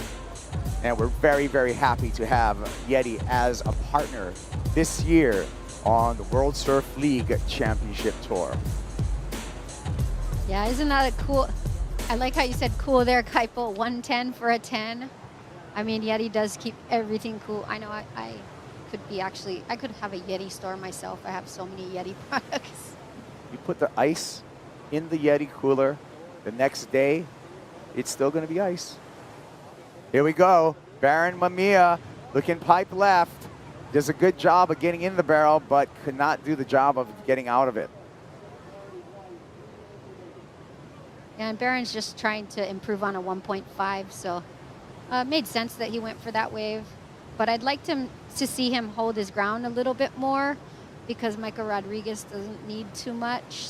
Or, I mean, he doesn't need too much to come over Michael Rodriguez, so I understand why he went on that wave, because he's just trying to improve on his 1.5.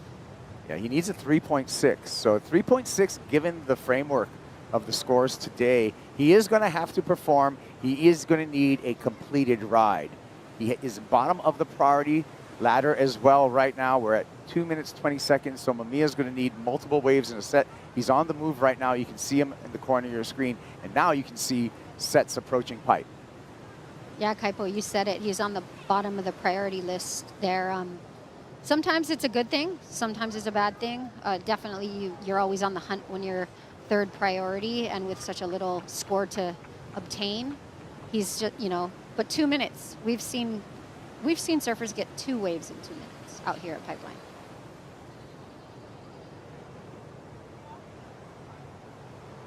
One minute, 45 seconds.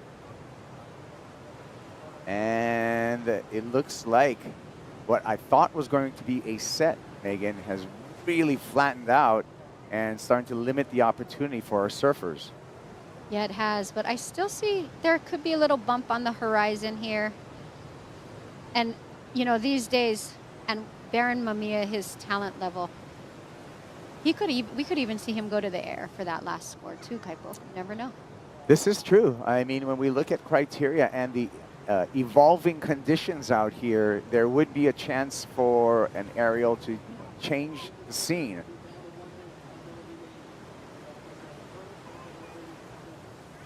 Remember back in 2015 here at Pipe, Gabe Medina took down Mick Fanning, who was on his way to a world title, and Gabe Medina threw a last-minute aerial out at Pipeline, took out Fanning, and opened the door for Adriano de Souza to win his world title. Mamiya looking for the air right here, pops it up, puts it down, one more time on the backhand, and that is grace under pressure for Baron Mamiya. Did he just flip this heat, Megs? Yes, I believe he did. I know we still have 20 seconds to go, but our little crystal ball let us know that Baron was probably going to go to the air if it was a small wave. Well, we looked at history and we saw that change. The course of a heat in the past. Has Baron Mamiya done it? Heads up play by Baron Mamiya. Yeah, here we see he has this section ahead of him. We see him driving down the line, goes to the air, and that's not enough. He finishes out with a beautiful closeout turn. One more time from above, and we check out this replay. Talk about clutch performance. Yeah, look at that. He goes to the air. Beautiful shot here. Closeout re-entry. Again, what's for offer out there? That was amazing. It almost looks like, you know, you can see him hunting it as soon as he gets to his feet, pulls the air around. But I just love that he finished it strong. He didn't just go, oh, I'm going to get an air. Like, he really finished strong on that wave. Smart surfing, you know? Didn't go out there barrel hunting. Knew what he needed. Knew he needed a 3.6. Knew he had to surf differently for that 3.6. But it would have to be something very explosive. And it comes in right over the line at a 3.83. Baron Mamiya, along with Griffin Colapinto, avoid that elimination round. We'll see Michael Rodriguez in that elimination round. And we'll just see you after this break, along with Megan. Laura Enever is going to join us.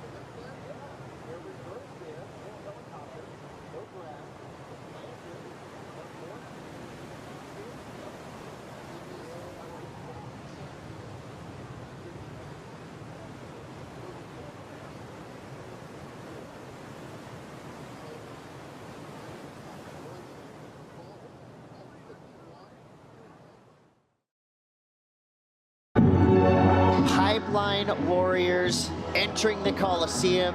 Big set coming through right in time for the start. Kelly Slater driving super deep behind another chandelier. He comes out. Leave it to the GOAT. All right, here we go. Kelly pulling in back door. Smaller inside drainer here, but he's traveling and he comes out. Wow. Kelly Slater on the attack with the drop. Can he get in? He does. He's still in there. Oh, Come on in. Yes! Oh. Oh my God! Kelly Slater has just won his 8th Billabong Pro. Whoa! Kelly Slater is back. I mean, no, it's say, man. I just savor this, and this is the best one in my life. Let's give it up for Kelly Slater, the greatest of all time. Looking back at a historical day in surfing and in all sports in general, Kelly Slater, right before his 50th birthday, taking his 8th pipe title. I'm Kaipo, along with former Championship Tour surfers Megan Abubo and Laura Enever. Laura, the action was incredible in that last heat, seeing Baron Mamiya with the buzzer beater, but now we got the goat in the water. What do you think he's going to do? Well, we have the goat in the water, and yeah, goosebumps watching that package from last year. I think that actually feels like a couple of weeks ago, but here we are a year later, and a lot different, those conditions we had, but I've heard from a little birdie that he's very motivated for this year for a certain qualification season. This is true. Let's look at our first glimpse there at a injury replacement wild card in the way of Carlos Munoz. He is out in the white jersey replacing Ramsey Bukayan. So Ramsey, who injured his left ankle, perhaps some ligament damage, and so Carlos is in there as a replacement. And what is happening here, Laura? Looks like Carlos has lost his leggy. Well, this is going to eat time off the clock for the Costa Rican surfer, Megs. Yeah, it will. As you can see, he has to find his way to the beach, get a backup. It looks like his leash might have broken. I don't think the board broke, but... And here come the Red Bull ski for the assistants manned by Hawaiian Water Patrol. You got the grabber on the back of the ski there. Gets a hold of Carlos and will bring him in. Now remember, Carlos last year, 2022, opened up after a 10-year bid to qualify for the championship tour, opened up here at Pipeline, injured his shoulder, dislocated his shoulder, and took him out for most of the season, Laura. Yeah, that was one of the most heartbreaking things I've seen. There was a lot of injuries as we see the GOAT having a look, but you know, to see Carlos, he actually had made a few heats in the event last year before dislocating his shoulder. He tried to get back out there, and he was actually staring down the barrel of trying to get into the quarterfinals before just realizing his shoulder was absolutely buggered, and he had to pull the pin on the rest of the season. Yeah, and he spent a lot of time here as well back in the day. You know, he stayed at the Volcom House all those years, and he was always a fixture out here. Here we go, open priority between these two, Kiowa Belly, Kelly Slater. Slater's on the inside and takes a look at it, didn't like what he saw, has to pull back, and those two remain in that open priority between them. That's seriously putting the brakes on Pipeline. They were close to getting a little tangle going then. Very close for comfort. Kaya not backing down here, but yep, Kelly making sure it doesn't get sucked over the falls there. Most humans would be sucked over the falls right there. That was, like you said, Megs, putting on the brakes. Well, on the gas, on the other hand, was Griffin Colapinto, came through winning his opening round heat. AJ. That's right. I am here with Grip. We've been watching what's happening in the water because it seems like the conditions changing every few minutes in this first day of the Billabong Pro Pipeline. How did you want to attack your heat? Yeah, that's kind of how it goes over here. It's always changing, and I really just wanted to attack my heat by like being patient and getting on the best waves, and turns out I kind of didn't really do that. So it was a big like mindset shift I had out there. I mean, I felt like the waves I chose were like good waves, but there's just like little things that went wrong in the very end. Or I had one really good wave that I was just too far in on, and like if I had the momentum from further out, it would have been like maybe one of the best waves of the day. But like I just barely made the drop and couldn't like pull up through, and that one kind of hurt. And then went in, and I ended up poking my nose into the reef, and like the front of my nose was all like blown off.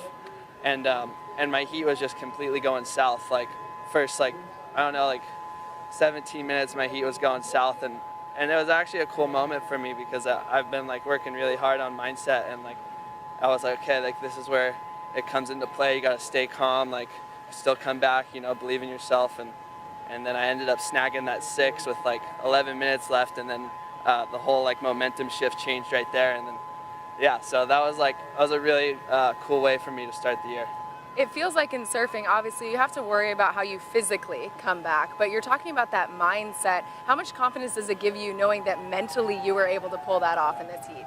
Oh, so much. I mean, I love that whole part of the game, and I put a lot of work into it, and it's just good for everything in life. So, yeah, I love that, and I'm happy it paid off right there. You're going to have to do a little bit of an equipment change. How did you realize that the nose blew out? I went on a dumb wave that I thought was like gonna be good, and then last second it went too wide and it went bad, so I jumped off, and then the board got sucked into the vortex and into the reef. And I was like contemplating, oh, do I go in and change? And then I was like, oh, like I could probably still surf. As long as it doesn't hit me in the eye, I'm good. And it didn't. You're on to the round of 32. Congratulations. Yeah, thank you. Back to you.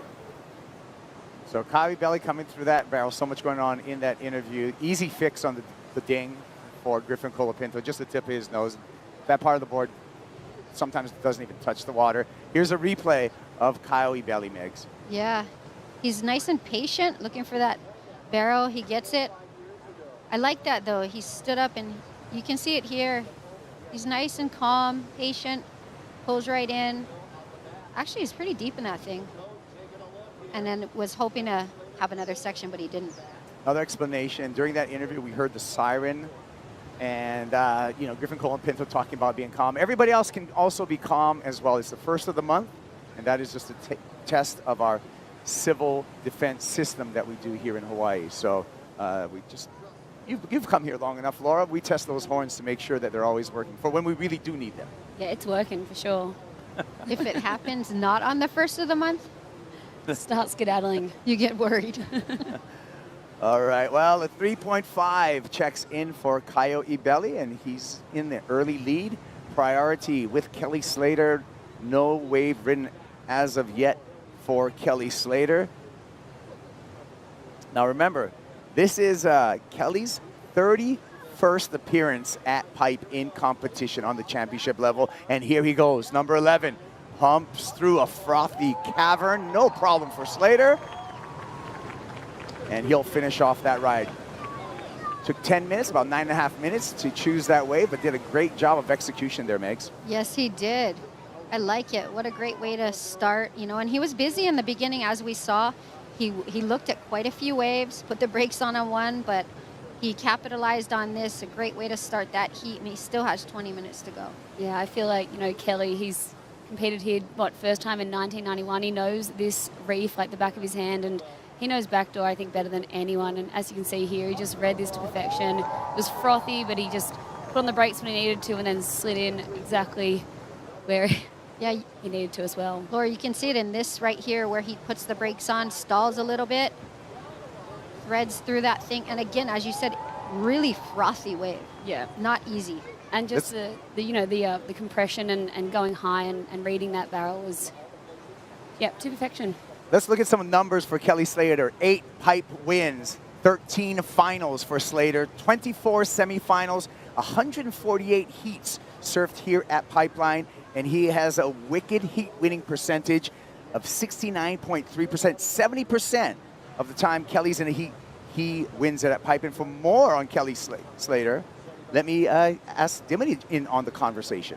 Yeah, that's right. I was just talking to Trav Lee, who's from Slater Designs. He works so closely with Kelly, and I asked, how does the goat stay motivated on a day like this when it's just, the conditions are tricky, the onshores just come up, and he was surfing down the beach on a 6-1, and then the wind swung slightly onshore. He just decided to take out a 511, just felt like he was so much lighter and zippier and just had more fun. So he's riding a 511 out there now, and it's getting him excited. So. And right into the barrel here, Coyote Belly wants to fight back and does a tricky one. Tricky entrance into that barrel. and a tricky exit, and Kyle Ebeli is able to go complete, Megs. Yeah, he is. He is, you know, I got to say he's no stranger in competing with Kelly out here as well. He's had a lot of heats with Kelly. He's a very experienced surfer. You see him paddling into this one, pulling straight in, actually driving through a couple of sections there, avoiding the cameraman in the lineup. That's part of the hazard out there, right? That was a super hard barrel to read. You know, you could see that wind really affecting it, but Kyle just muscling through, and yeah, he's no stranger to surfing with Kelly. He got third out here last year. He put on an absolute incredible performance as an injury replacement that saw him stay on tour. So I mean, he loves it out here. He loves those heavy waves. Yeah, he you know, came in semifinal finish at the beginning of the season, both at Pipe and at Sunset. Slater at Pipeline left. Strolls through that one easily, just like he's walking the dog. No problem for Kelly Slater. Opened up with a 3.67, and we'll be waiting for that second wave score. Second wave score comes in for Kyle Ebeli, checks in at a 4.67. A 4.51 will take Slater into the lead in this heat. Look at this, just takes off in sync, backside into the barrel, riding that foam ball how he can. I mean, again, we haven't seen a lot of Pipeline waves this morning. Kelly in sync Slater, always been like that out here. He's amazing. It's just like he could close his eyes and just, you know, dream of a wave to come through, and it'll come. You can smell them. But yeah, like you said, not many Pipeline waves today, so really amazing job to actually find that one. It looked like it came further in, snuck under, you know, the other boys, and yeah, fun little blue barrel. Kelly Slater, a Pipeline Jedi. He can put down the blast shield and battle just off of his senses. So that is the skill set and the connection that Pipeline and Kelly Slater have after all these years. A couple of Star Wars references. Yeah, but you know, in referencing to his 31 years on tour, one of the statistics that really caught my eye was his average event score is, or average event place is 4th. When you think about 31 years of surfing a wave, some of these surfers have not even been alive for 31 years, and your average place in the event is 4th place. And of course, we used to have 4-man heats back in the day. That's absolutely incredible. So wild. And he's had 13 finals out here, and what the hell? That's almost half of the events he's So here we go. Numbers are coming through, and it looks like Kelly will take the lead. Yes, he will. A 4.93. Slater up in the lead. Kyle Ebeli in second. Carlos Munoz, our injury replacement wild card, in a position where he needs, at this point, a 7.67.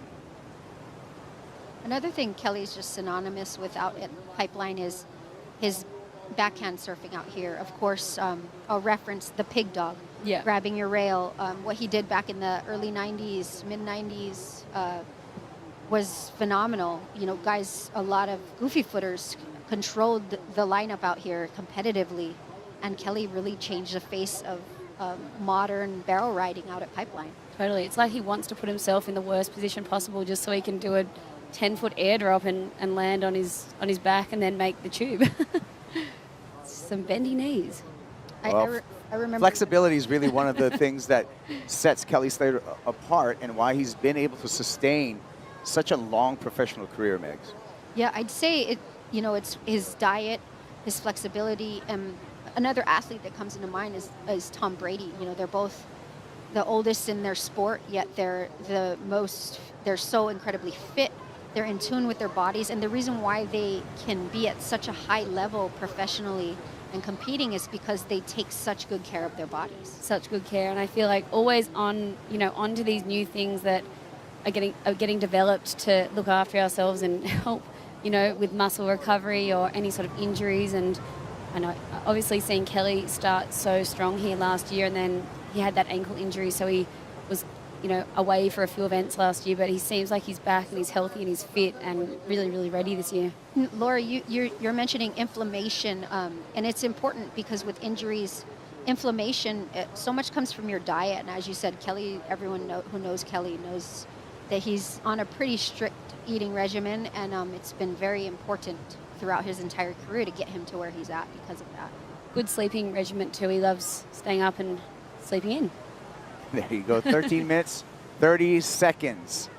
Slater, can he hold on to the lead with this opening round at Pipeline? Find out when we return to the Billabong Pro Pipeline.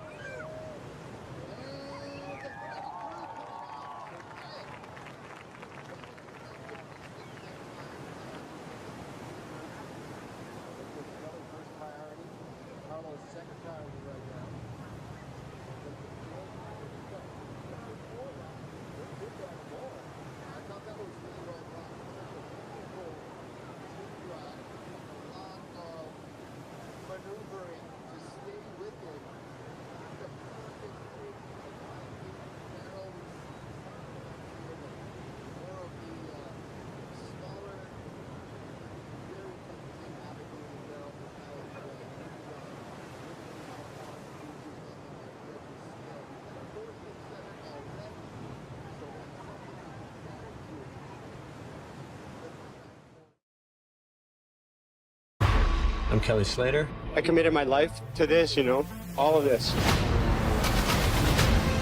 There is so much pressure now. It's really do or die. He's not coming here to participate. He's coming here to win. Her career is at stake. You want to perform in the big stage? This is the biggest stage you can have. Oh my goodness. This is sport history.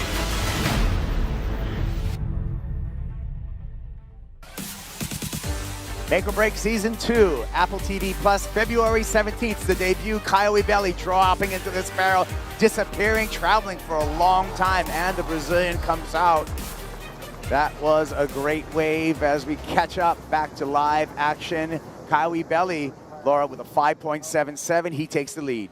Yeah, another sneaky left, and that was, best wave of the heat we've seen so far. He got nice and deep, and yeah, he's no stranger to getting barrels. Something that sticks out to me is that 10-point ride he got at Sakurama last year. The waves were nothing special at all for the day, and he just got absolutely drained, and first 10 of his career. And if he does that again this year with that 10, he gets a Yeti Tundra 110 cooler on top of all of that. Here's the replay of that 5.77. And then he can fill it with ice and have an ice bath for all of his... Here we see him sitting right there on his bum, dragging, staying in there as long as he can. Sometimes you can get that big, nice swooping cut back after, but sometimes you just want to get straight back out there, because Kyle's just building on his score line. The man in the white jersey, Carlos Munoz, representing Costa Rica, is having a bit of a shocker right now. 20 minutes have gone by in the heat, and Carlos just with a half-a-point ride. And on top of that, he's in second priority. So how do you come back, Laura, when you're in a deep hole like that in a heat?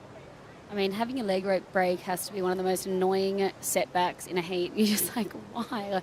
It's not even that big today as well, so I think it'll be interesting to see what went wrong there. But, it's just a time waster, and he's back out there. Obviously, 9 minutes to go doesn't have any score, so he's going to have to really adapt and just reset his mind and try to find anything to put a score on the board. Yeah, time for Kali to center himself. Centered out in the Pacific right now. Strider Wozlewski, what do you got? Hey, what's happening, guys? Just got back out in the lineup. Wanted to catch my buddy's heat, the GOAT, and see what's going on here. And I just was, well, I'm going to check it out. It looks like 9:04 on the clock. And we got, he's a 5.52. I've got him set up on the Apple Watch here to see what's going on in the heat. And, well, he's behind the ball a little bit, but he's been creating magic as always here at Backdoor. Hopefully he can come through and take another win through this heat. Hey, Strider, can you post to Instagram on your watch right now? On this one? Yeah, I got another one over here. I'm doubled up right now. I'm ready. All right. Put in your story. We'll be following you. 8 minutes and 30 seconds counting down, and just a nice supplement to all the information that the surfers are getting. The official wearable equipment of the 2023 Championship Tour is that Apple Watch, Megs. Yes, well, I can't think of a surfer who hasn't had a time in a heat where they're like, what score did I need? What? I would have made it out of that heat if I just got a 1.5. Yeah, or what priority, the amount of priority interferences at waves where you take off and you're like, oh no, like what? I was actually second, what? Yeah. Like, well, and it's an addition because we still have our priority board. We still have our priority squares on the beach for the surfers to have that visual look right there, the LED screen. We still do at every event have on-site commentators giving the surfers their time, their scores, their need, the situation. So it's just another layer of information that we're able to give our surfers, Laura. yeah, and the days that, especially it's big and messy and windy, we have all the elements that you could get coming into surfing. So, I mean, yeah, sometimes you actually can't hear the announcers. And I feel like when I was 10 years old competing, I used to just dream of having this Apple Watch just to tell me what was going on. And, yeah, it's pretty cool that it's here now. We talked about some of Kelly Slater's numbers earlier. Let's take a look at more stats at Pipeline for Kelly Slater. 5 10-point rides, 68 excellent wave scores. We talked about the near 70% winning percentage that he has, Megs. And look at that average heat total, 13.63. I mean, that's just mind-boggling. 7 out of 10 times Kelly wins a heat at Pipeline. Really think about that. Over the course of 31 appearances here. That's mind-boggling. 5 perfect rides and almost 65 near perfect rides. Like, that guy is the most barreled person on the planet. And, again, equipment has changed. Surfers that you're competing against have changed. The format has changed. So he's had to adapt throughout 31 years to win last year. I mean, he is the king of course, Pipeline, but he really is of adaptation for real. You can tell he's motivated. There he goes, easy in the barrel right there. Get a couple of pumps right there, but backdoor says, we're not going to show you the exit door, but not for lack of effort for Kelly Slater. I was thinking about it the other day. Kelly is surfing heats now against his friends' kids, or surfing against them in jerseys, some of them in CTs. I mean, what a thought to be thinking, like, I've known this person's father, I mean, just to fathom his level of competitiveness and drive, I can't think of another athlete in the world that is like that. No, not at all. That was what was so special about that final last year with Seth Moniz and Kelly Slater. And, there was so much drama in it all and so much passion, and the waves were just absolutely cooking. So that was a really special win for Kelly, and obviously an amazing moment for Seth, who was out there sharing the lineup with his idol. Yeah, I mean, and you gotta think about dads, and think about when Kelly started surfing heats out here. He would be surfing against guys like Tom Carroll, Jerry Lopez, Kong, Derek Ho, and then now Kelly's surfing against Italo Ferreira and John Florence and a Baron Mamiya and a Jack Robinson. So he's transcended multiple generations of surfers. It is a great story by Kelly Slater. Interesting to see here in this shot, actually. We were talking about winds earlier, Kaipo. It was dead glass, super calm first thing in the morning. And then we had a little wind out of the southwest for a little while. And now we're almost starting to see the pattern of the light trade come on in. It just is a complete convection. It keeps changing throughout the hour. So that will make way for different, for lefts maybe to get more open. It'll definitely change things a little bit out here in the lineup when those light trades come back in. Variable wins, very able to do anything. That's a great way to look at it. I don't know who told me that. And trade wins, trading direction, which is actually not the real trade wind. Trade wind is actually our typical wind, which is out of an east-northeast direction. That would be the wind that we see the most on the island of Oahu. But, Megs, we've had an unusual weather pattern in the past few weeks here through the Hawaiian Islands. Yes, we have. We have seen a lot of days without any wind, which is very rare for the middle of winter here in Hawaii.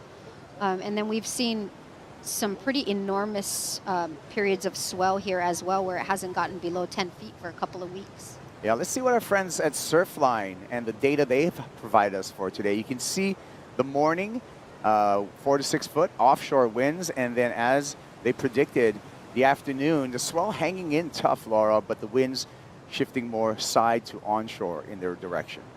Yeah, so I think all the surfers are expecting this today, so I'm sure they brought down like everything, you know, all their crafts for all types of waves. As we heard Dimity say earlier, Kelly was surfing down the beach on a 6'1" and then changed to the 5'11", and that's because of the winds. And so, yeah, everyone taking all these aspects of the weather into the consideration of their heats.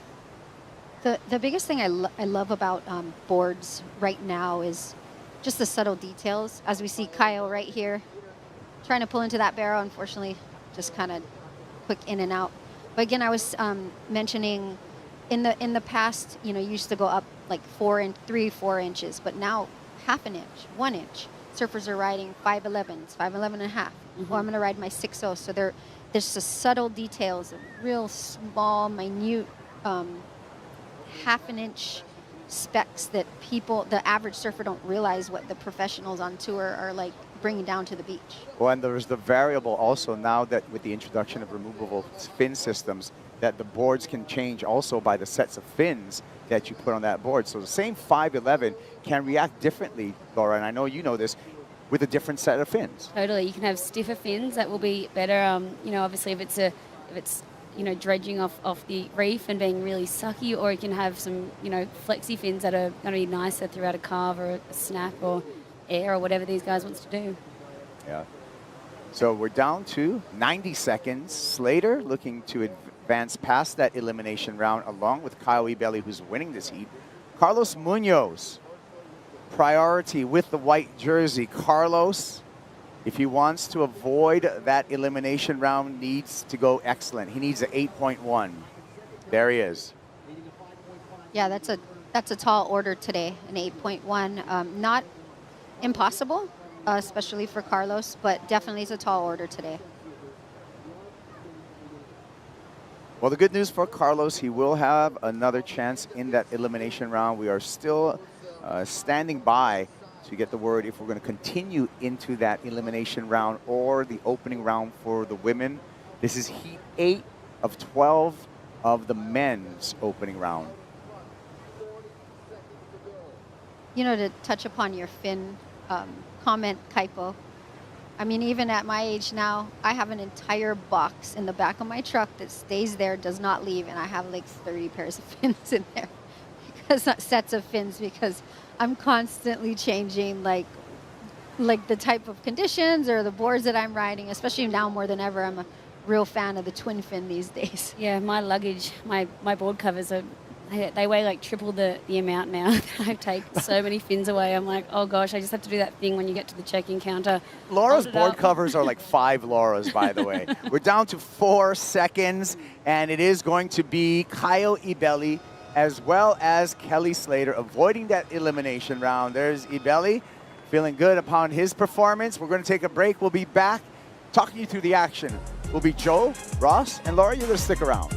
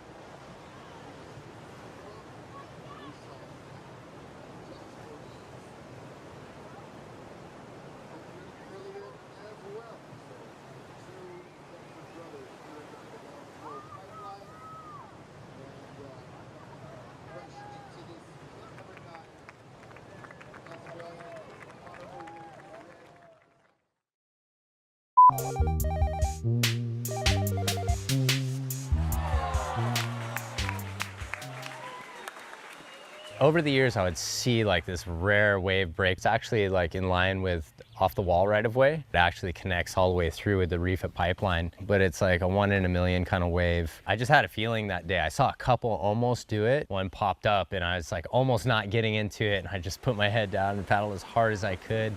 I got up and I didn't even know where I was. I could see like the reef and the whole crowd at First Reef Pipeline like way over. And at a certain point I was like, I don't even know what it's gonna do when it gets there, but I have to try. And I just tried to create as much speed as I could and ended up making this wave all the way through pipe. And it's not that it was like the craziest, most intense barrel or anything like that. It was just a 1 in a million wave. And that's what I appreciate more, just that rare opportunity, and being able to recognize it makes you feel good. You're like, oh my God, it can work. It's been in my head for a long time and it finally happened.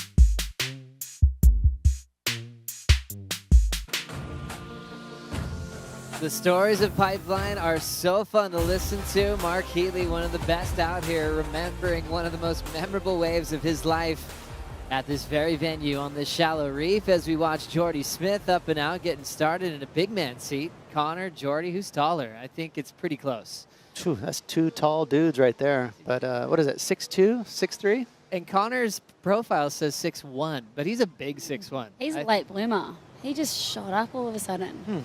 Certainly is. Speaking of Connor, on the back end through some frothy foam on the face, will represent the Goofy Footers in this clash, along with Maxime Husino, a fresh rookie here in 2023. He's got an incredible story. It's going to be really fun to see how he takes on Pipeline. If you're just joining us, Kyle got a win over Kelly and Carlos Munoz, where Carlos was a little left out of the action with a 0.5, and we've seen that sometimes with one surfer in these 3-packs, Ross, where two are in rhythm, and sometimes that ends up being the story of the heat. Yeah, it seemed like the energy level for Kyle and Kelly was really high. You know, they were kind of scrapping around, especially at the beginning with no priority, and they seemed just a touch more hungry to find those scores, and it got them the victory in first and second. Connor, nice classic backhand surfing, couple of big blows there for the 29-year-old. And one of the oldest guys on tour these days, Jordy Smith, punching free from the foam there, Laura. Feels so weird to say that Jordy's one of the oldest, but he is. We've got the new wave through, and Jordy's a veteran out here. I just will never get that sizzling memory of him dropping out of the sky last year in one of the early rounds. It was unbelievable. I think he got close to a 10 or maybe a 9.8 or something. It was just nuts. I'm right there with you, Laura. That was one of my favorite waves of Jordy Smith in his career at Pipeline, where he's really been focusing on this venue over the years. He's still dedicated to becoming a world champion, and what a road it's been, now entering his 16th start against the best in the world. Yeah, he's one of those guys I'm most interested in seeing here at Pipe now that it's the first event of the year, because he kind of goes off the radar a little bit. I think that's his program. He's just taking a little break, a little breather, get the energy back up and the excitement level high again. So I haven't seen a whole lot of Jordy over the last 2 months, so I'm just interested to see how he's looking. Yeah, you're right. He's got a house over here, but I think he's been at home in South Africa, you know, just enjoying the break with his family. So, you know, coming in maybe probably, I think, a week ago. And, yeah, it'll be cool to see his energy into this new year. Jordy Smith, 2.83, has 6 championship tour victories in his career. The first we'll never forget at J Bay, an emotional victory, and it made sense. It was in his home country, one of his favorite waves in the world. He ended up going back-to-back with that result at Jeffreys Bay, that famous right-hander. That's all-time perfection when it comes to right-hand point breaks. Back on tour this year again, heading to South Africa in the back end of the season. And Jordy's thrilled about that, but we think about a long way from the podium. Jordy's last victory, 2017 at Bells Beach. That's a long time ago for Jordy standards. Yeah, and you know, I remember last year, Joe, we were hyping him up a lot to be a title threat, because we were talking about all the deep water waves and the start of the year being at Sunset where he surfed so well, the finals being at Lowers where he's a proven champ. This tour, this style of you know, crowning a world champion suits someone like Jordy.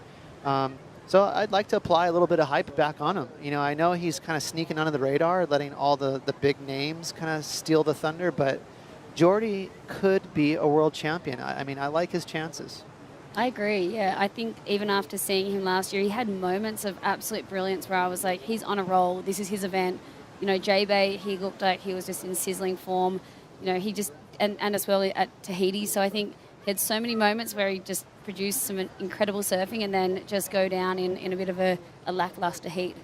I'm in a full panel agreement here. I'm loving the success of Jordy. The areas where he has improved, I think, are just sensational of the actual growth he's had. When you see a touring professional actually improve that much in certain areas, it's very impressive and just shows his dedication. Just think about the schedule. El Salvador is perfect for him. If I remember correctly, at the Surf Ranch, didn't he win a specialty event there? So even in a wave, you think, okay, Surf Ranch, that's all Felipe Gabriel territory. But, you know, Jordy can surf great there. I don't see many weaknesses on this roster, on this schedule for Jordy Smith. And for him to, you know, imagine him being in first or second place at the end of the ratings, you can picture it.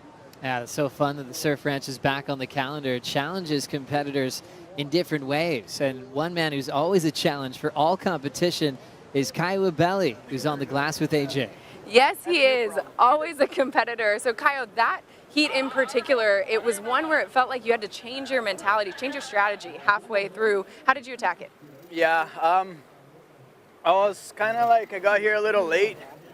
5 minutes before my heat, I was still getting my boards ready. Like, I was kind of, oh man, I put the watch on and I realized the watch doesn't start until your heat starts, so I couldn't see how many minutes before the heat it was. So I got out there a little late. I'm like just trying to figure things out, and it just felt great. I love pipe, and I had such a good memory from last year, and I knew what I had to do. I knew what the previous heats were like, and I saw a little low quantity of waves and low scores, so I was trying just to get like 3s, 4s, 5s, and whatever I could find and get my scores better and better. So I did that, and it worked. The heat went my way. They let a few waves go under that I could catch it as well and produce score. I feel like pipe is a place that you don't really get to produce score, or the wave is good or the wave is not good. But on these tricky conditions, I was able to like produce some stuff. You did great, especially knowing that Kelly Slater is in your heat at pipe. How did you want to make sure that you got the edge on him? Yeah, so this year I've done things a little bit different. My preseason was a proper, real professional athlete preseason for the first time in my life.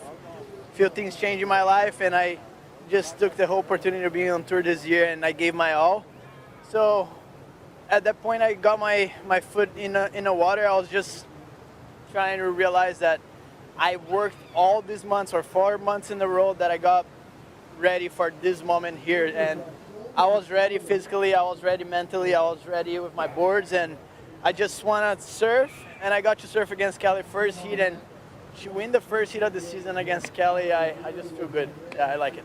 Você quer mandar mensagem para a família? Yeah. Oi para todo mundo, minha família, meus amigos. Estou muito feliz de passar essa bateria contra o Kelly, primeira bateria. Treinei muito para chegar aqui, para esse momento, e agora deixar as coisas acontecerem, deixar o surf aparecer e tá feliz, com o coração leve, que vai dar certo. Parabéns. Obrigado. Valeu. Really impressed with AJ's Portuguese. That was really impressive. And also with Caio and his story of his career is just unbelievable. Talk about a roller coaster ride. World Junior champ, the struggle to qualify for multiple years, holding on to that pressure, coming into last season as a replacement when Medina made the news that he was taking a break from the tour. And then he went back-to-back thirds, earned his spot full time once again. And he's always ready to redefine himself and surf against anything he has in his way. Pulling in under the hood. What a takeoff for Smith. Inside section looking great for a Jordy down carve. End section, throw tail reversing complete. Just a creative wave. I love the lip line he had when he came out of the barrel. And Jordy's finding some momentum here, Laura. That was a really, really well surfed wave. It was almost like the magic trick. It looked like it was going to, crumble down, but Jordy found the sweet spot there and just shot straight through that. Really cool. Ross, a free fall drop, the way Jordy kind of maxed out the scoring potential of the tube that he had on hand. What impressed you the most here? Yeah, it was just smooth. You could tell that he purposely took off slow so that he could tuck right in from the get-go. So Jordy wasn't thinking about, sliding down the face and bottom turning. He always had the plan of bottom turning with the lip, chasing him behind him so that he could get maximum tube time. He didn't want to waste time, any barrel time, bottom turning. So these guys are so good. That's not easy to do, Laura. You know how hard that is to kind of stand on your nose rocker and let your tail sort of slide down the face. That's tricky. Yep, just, have that, your fins just going free down the face. I mean, these boys are so good at it, and I love watching, all the best in the world do that. And now seeing some of the women getting, doing that. I love seeing Betty Lou. She's got that slide down the face. Carissa, Moana, they're all getting so good at that. So I love seeing it. Really cool to see, but we know Strider's got the best seat in the house. What did you witness from Jordy Smith? Well, just watching these guys have to negotiate the lip line. So as you're taking off on these waves, they do not look like, you can see the cup at the bottom of them, but that lip line is chandeliering. It's got all this action in it, and you just have to trust yourself in the decision you're making. And seeing Jordy just, using the force to come through that and feeling the bowl and watching the lip line crumble around him, but knowing that he was going to come through. It's a pretty cool aspect to the day today, was really feeling the confidence within yourself to push through those sections. Good man, Waz. I love the breakdown. Jordy Smith taking off inside the barrel and making it look so easy. A 7.83 puts him right out in front. O'Leary second with a 3.67, and patient still for Maxime Housineau. We mentioned Maxime qualifying. Jordy, just like Maxime, won World Junior titles way back in the day. Maxime's story was a really emotional one for him when he couldn't find the rhythm on the QS, but back to a 17-year-old in 2010, won at Narrabeen, one of Laura's favorite locations in the world. He had a final with Jadson Andre. Jadson was a fresh rookie on the then top 45 at the time before he won in Brazil. Owen Wright was put to be the favorite that season, and Maxime got past Alejo Muniz, Owen Wright, Jadson Andre on that day, but with that came expectations that played a factor in delaying his qualification for the tour. Yeah, he's another one that's going to slide under the radar, but he's so impressive. He's a very consistent surfer. See Jordy just having a look.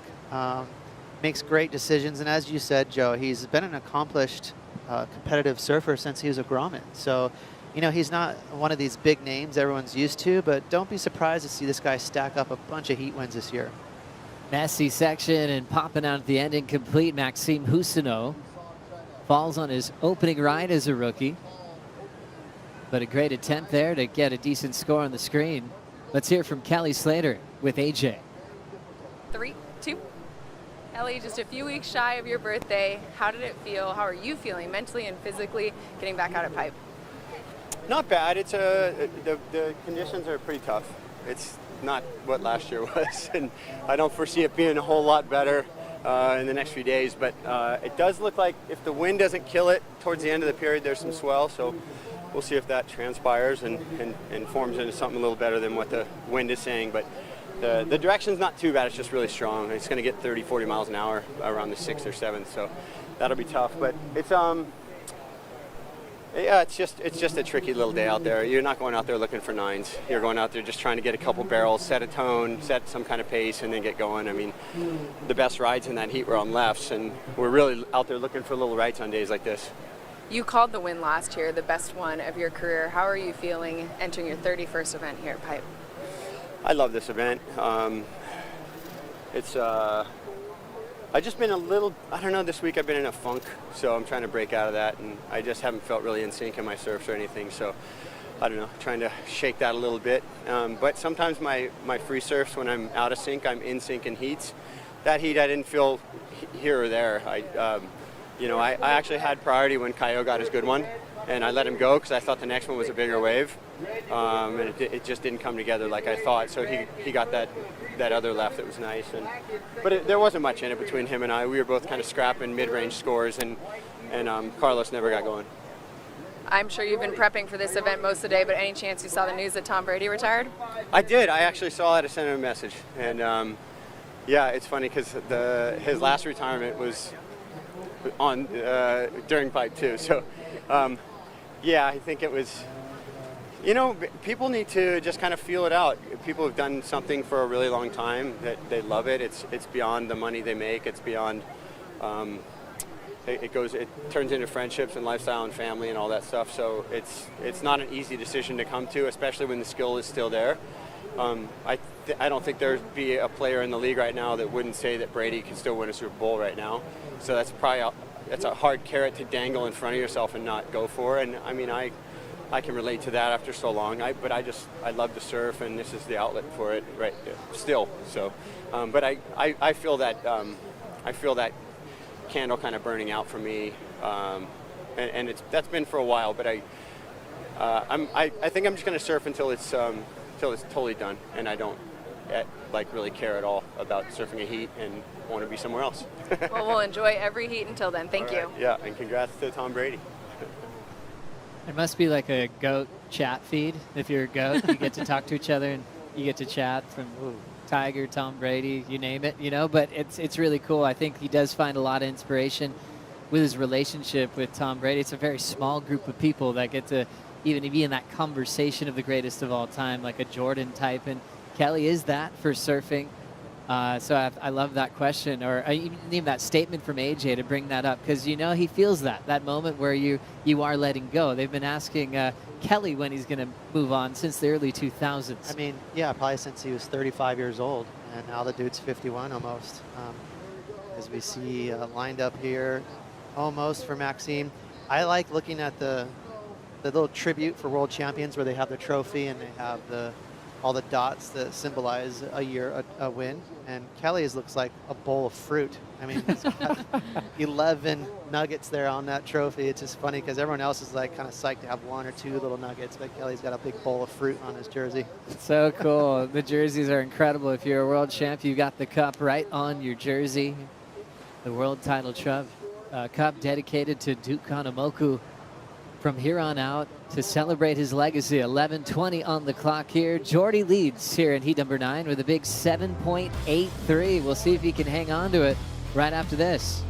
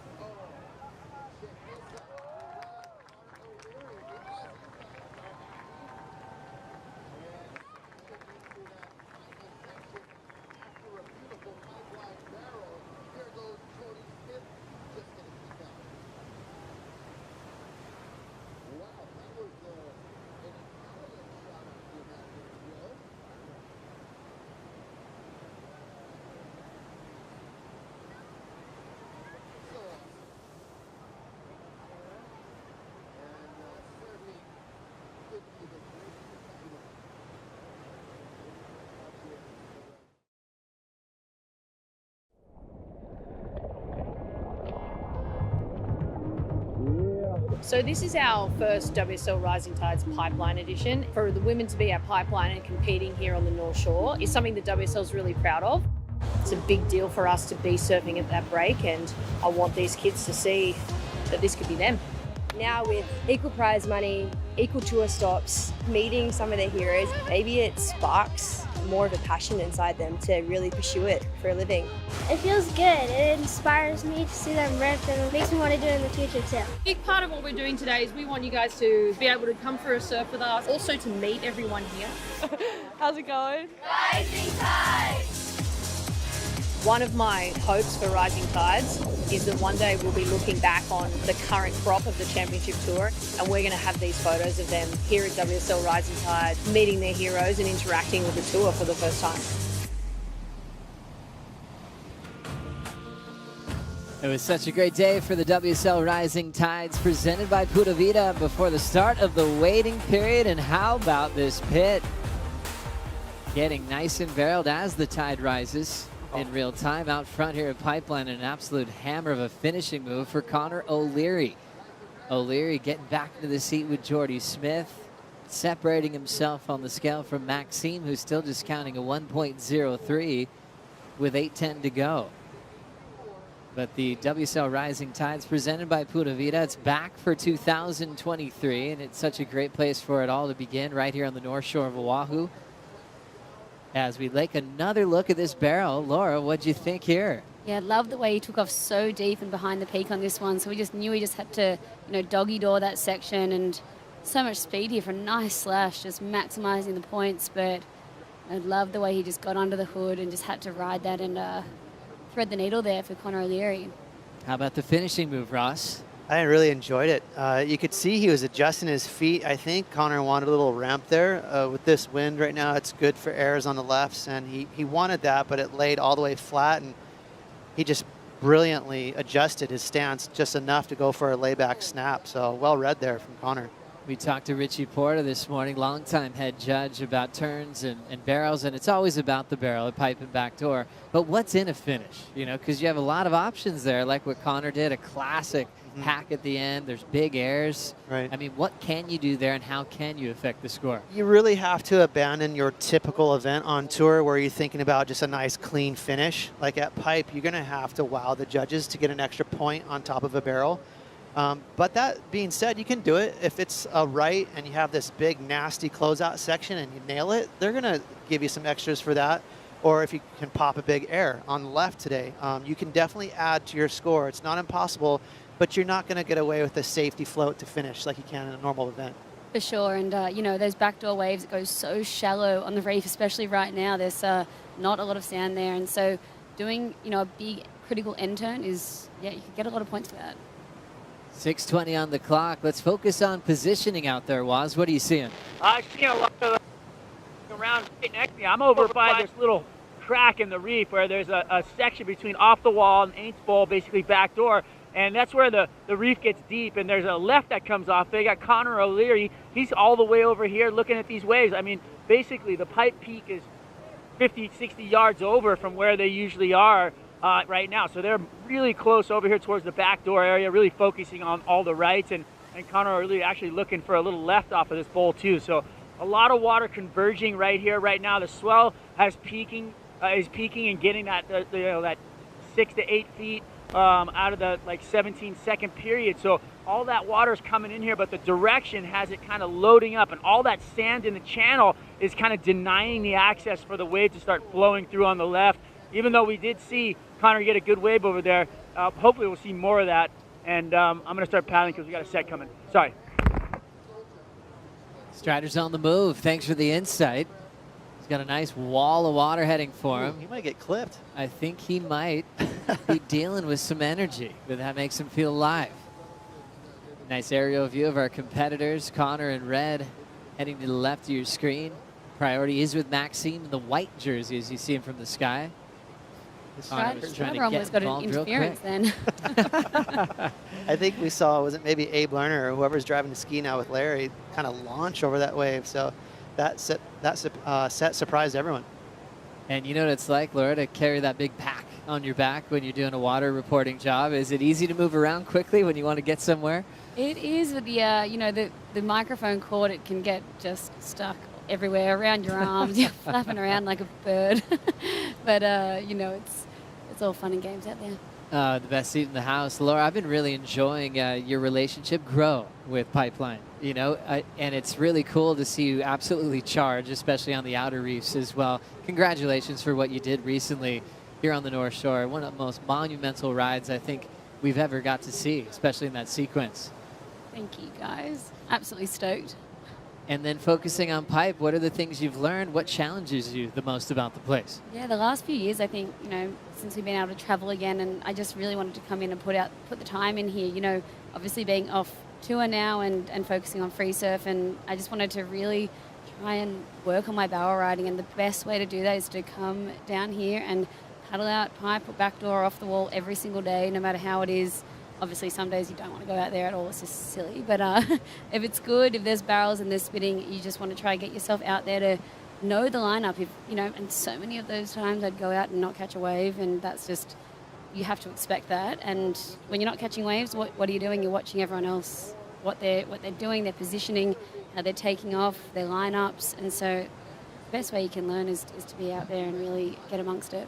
There is a common theme that we're hearing time and time again from even Ross and Shane Dorian, local boys, getting out in the water and then watching waves, having 4-hour sessions with nothing. Yeah. And then you talk to, I talked to Rio Waida the other day, and he's home in Indo. He's catching a lot of waves when he surfs. At this type of level of surfer, he has to go, okay, I'm going to paddle out and we'll see what I can get. Sometimes that's a pretty hard thing to really get your head around, Ross. It is. I mean, especially when you're trying to practice for an event here at Pipe, it's the trickiest one. I mean, even snapper or lowers, some of these notoriously crowded waves, it's still a little bit fun and games because your life is not on the line. But out here at Pipe and Backdoor, the crowd is so intense, the numbers are big. Sometimes you can surf with 80 people, and there's a reef staring at you. So it's a double whammy. It's really hard to get reps out here. Yeah, and like we saw Ramsey, he actually got injured about 10 days ago now, and I was actually surfing with him that day. It was a bit of a windy, choppy day, but he just got this bomb at backdoor, like a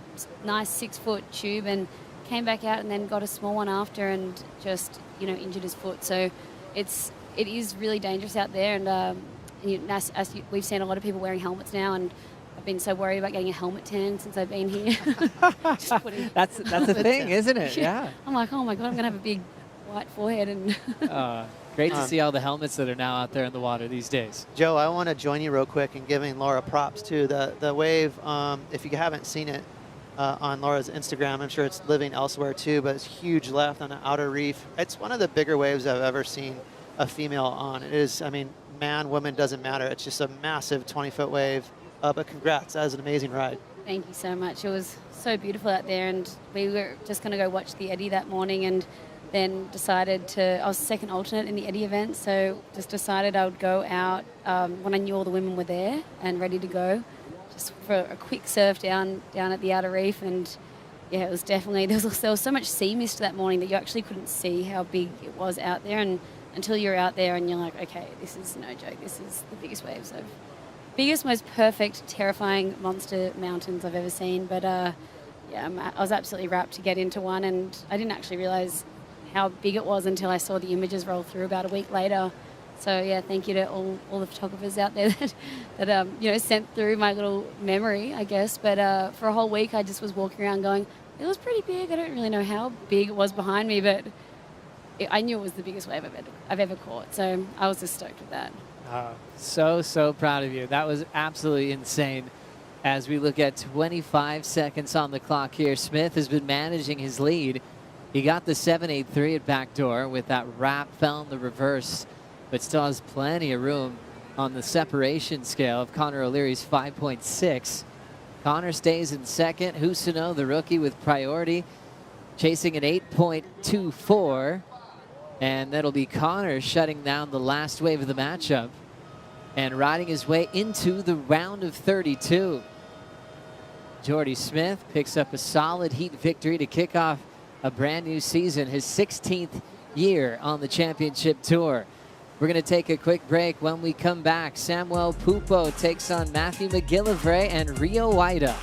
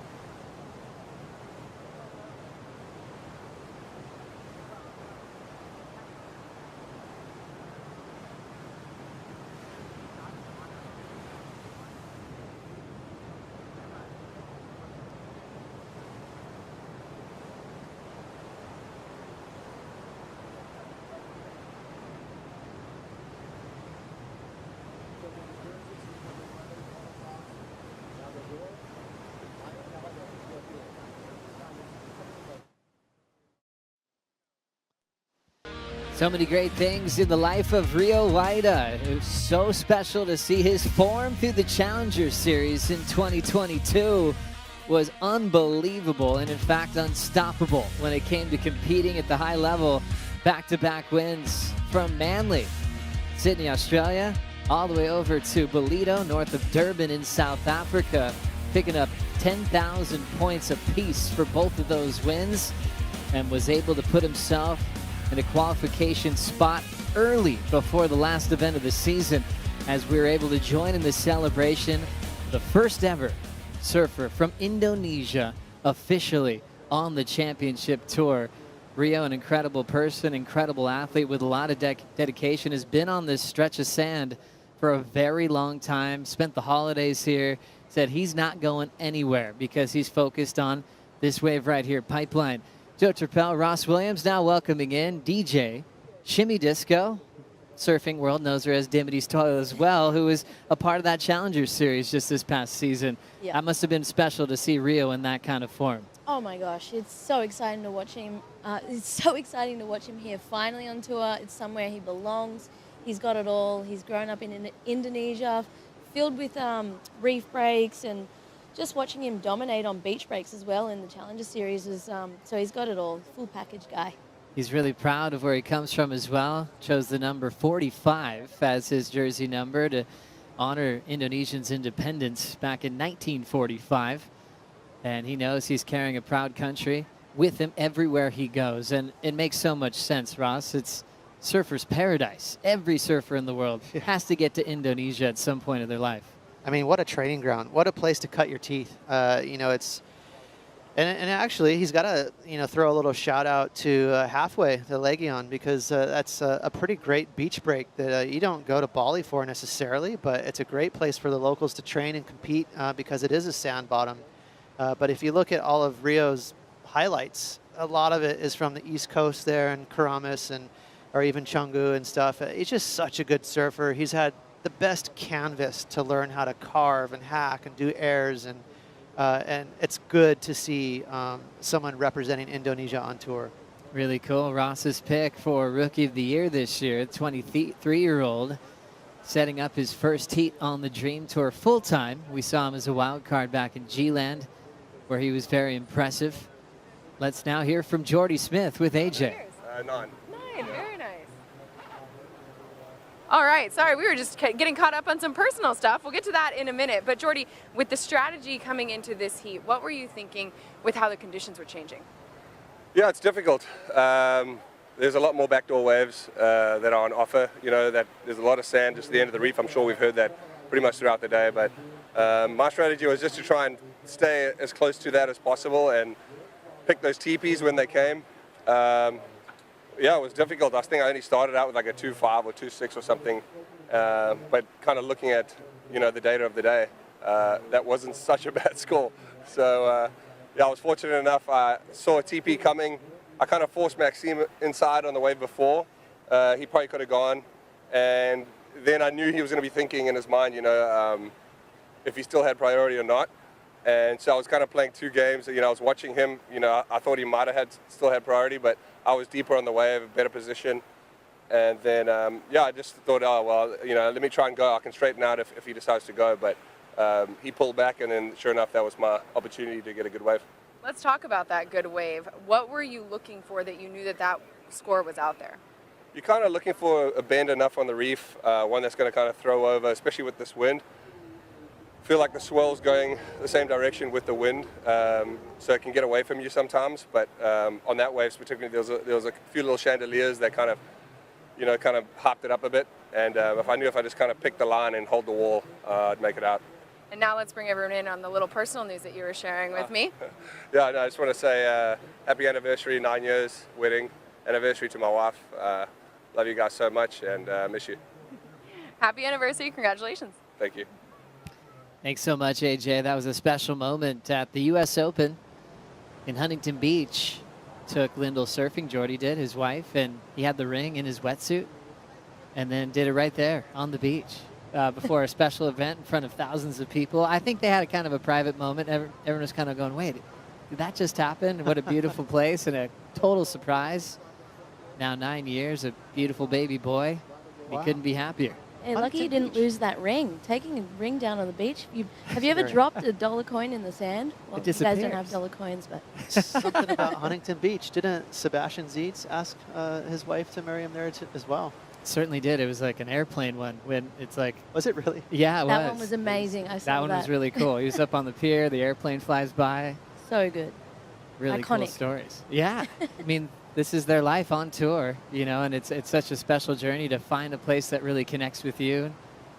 For Jordy Smith, you can see how he changed with his effort, growing his family. And once you get married, things change. Ryan just got married this past year. As he's talking to beach marshal Ray Shito, who's been handing off jerseys and all the information for about 20 years to the best surfers in the world. He definitely makes you feel warm before you paddle out. You feel safe around that guy. He hands you the jersey, says your wave limit, your time limit, the rules. Well, it's kind of a nice heralded job because remember Rabbit Kekai, legendary Rabbit Kekai did that for years. And so Ray's carrying on that tradition. As we see a nice solid approach in the barrel from Rio Waida. Nice to open up with something when we hadn't had much for numbers.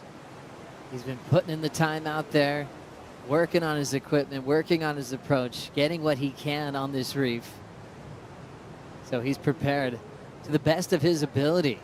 Dimity, what'd you see here? A really nice start from him. Look how technical he is. He's so good at backhand tube riding, and as you know, there's so many amazing left-hand barrels in Indo, and I did a trip with him at G-Land, and it was just the two of us in the water. So I got to watch him nice and close up, and it was, I was trying to learn as much as I could. Yeah, that was not an easy barrel, too. It sort of filled up with chop, wind, and Rio did a good job there, staying super high and dry. And for a smaller barrel at pipe, he made it pretty exciting. Really exciting moment for all of our surfers, and especially Rio Waida representing Indonesia on tour. It's a qualification season in 2023. WSL will provisionally qualify the first 10 men and 8 women for the Paris 2024 Summer Olympics. Each country can qualify 2 men and 2 women through the WSL Championship Tour. And surfing at the Paris Olympics will take place at the end of the road, Te Hupo'o in Tahiti. How special that's going to be. We know all the great highlights, all the big moments from that wild slabbing left in Tahiti. Absolute paradise. Feels like this rich old version of Polynesia.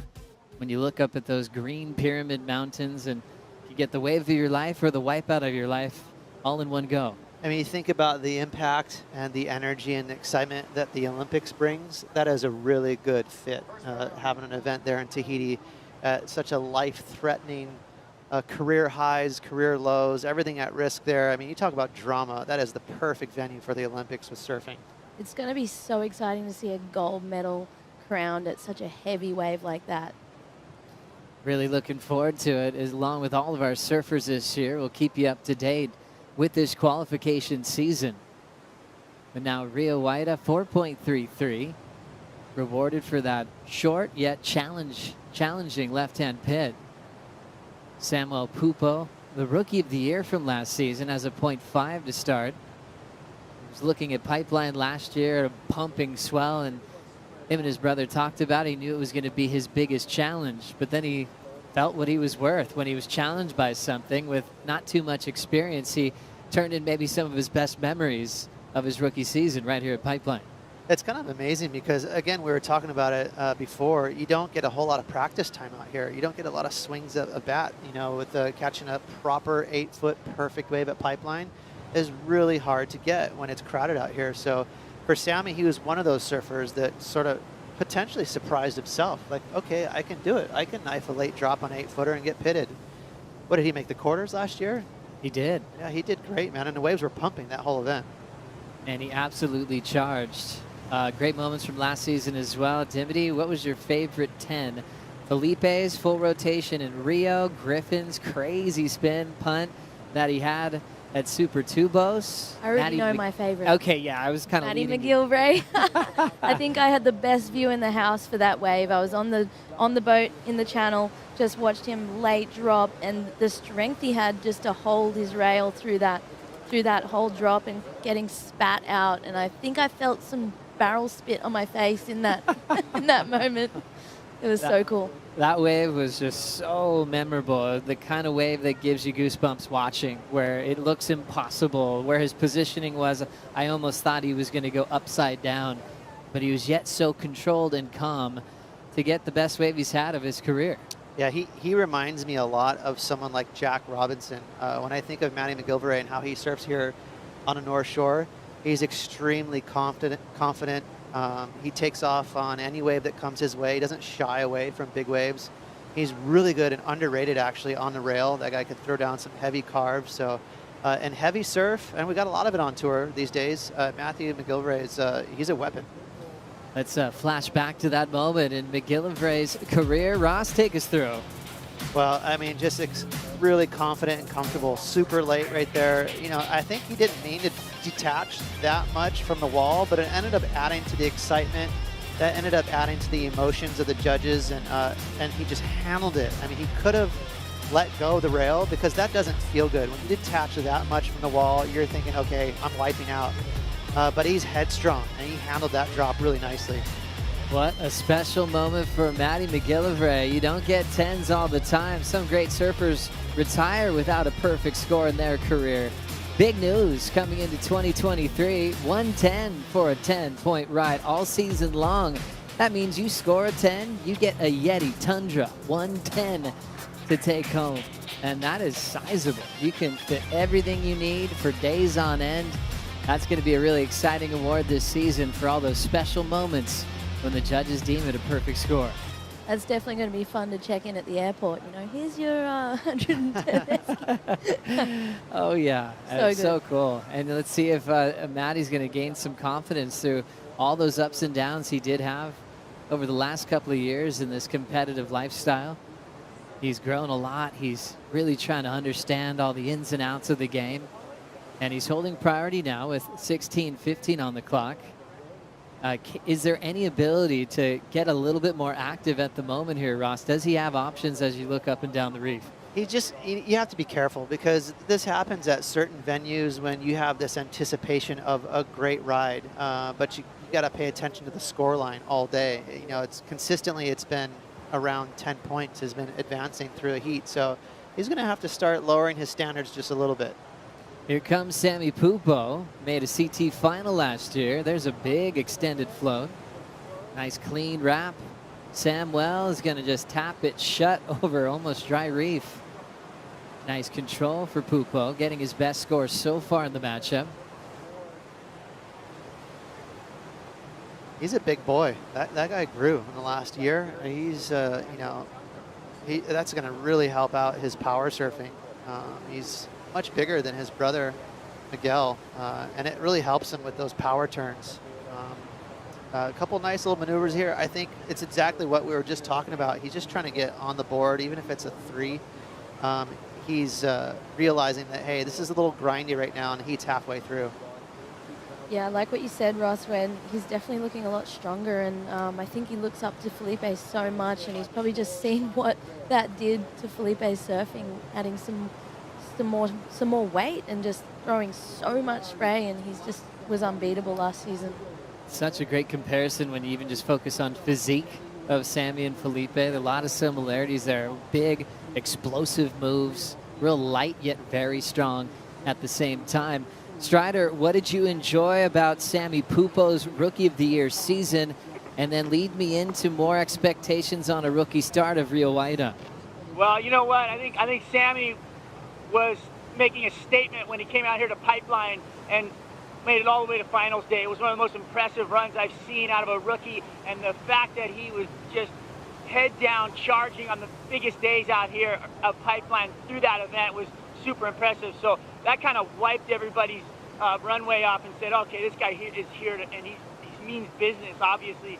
And then you've got Rio coming in. Rio's been here, I think, since Haleiwa, which is back in November. He's just set up shop. He's, definitely here to stay. He's got his flag stuck in the ground over there at the Quicksilver House, and he's flying it hard. He's been out in the water every day, just surfing his brains out, putting in the time to make sure that he's established over here in Hawaii for these events here at Pipeline and Sunset. So, he's definitely putting the time in. I think he's going to put his head down and charge just like Sammy did.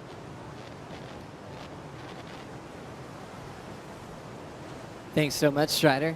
Great emphasis on Rio's connection to home, bringing a piece of that home with him here because he did not want to leave Hawaii for any reason. He wanted to stay right here where he needed to be for the start of the season.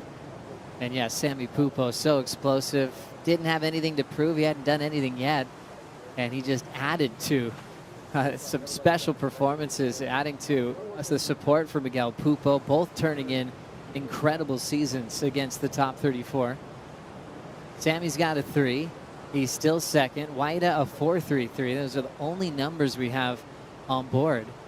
And McGillivray holding priority. It's like these ones are pretty insane because just one wave, one set, one big hack, one barrel could just change everything going from third to first.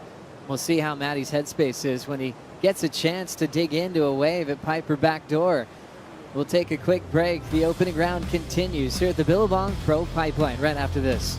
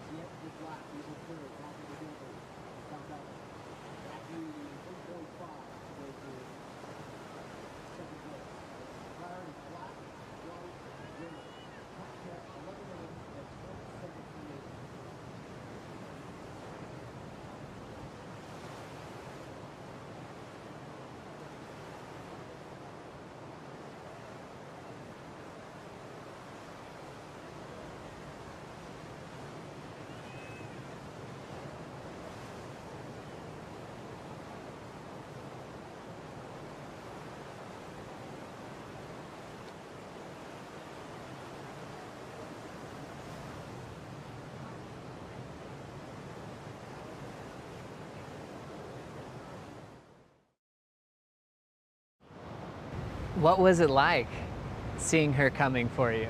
I was definitely at home watching it, and I'm like, should I be watching it? Should I not be watching it? And I actually was rooting for Steph because I was like, okay, she's gonna be tired. She'll be tired. This is great. So we want Steph to keep going. And then she got there. I was like, all right, well.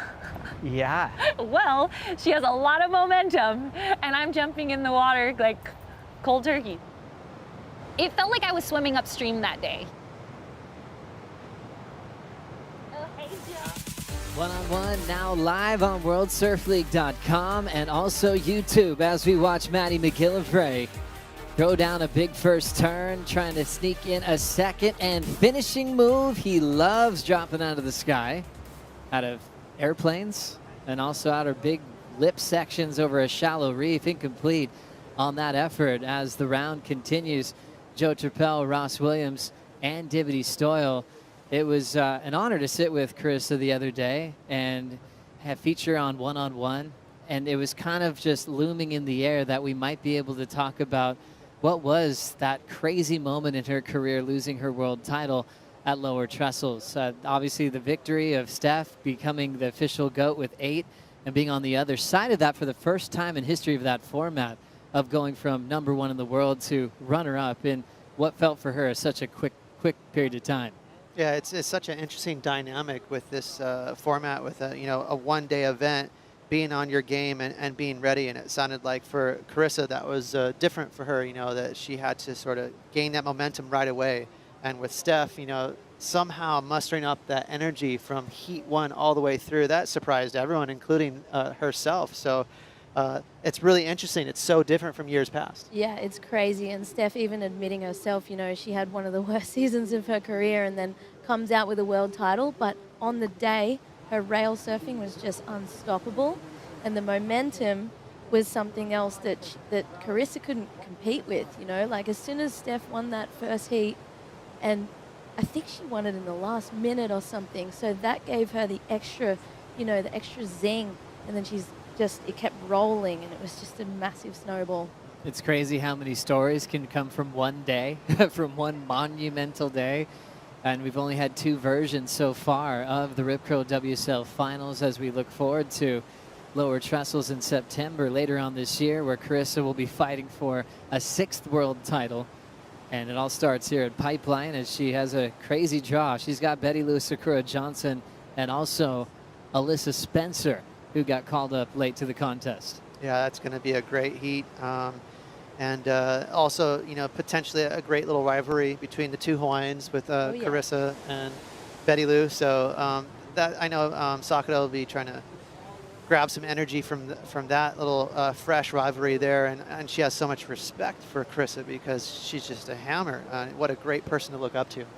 So many great stories that we get to enjoy this year on tour, as Sammy Pupo is picking up another wave here quickly.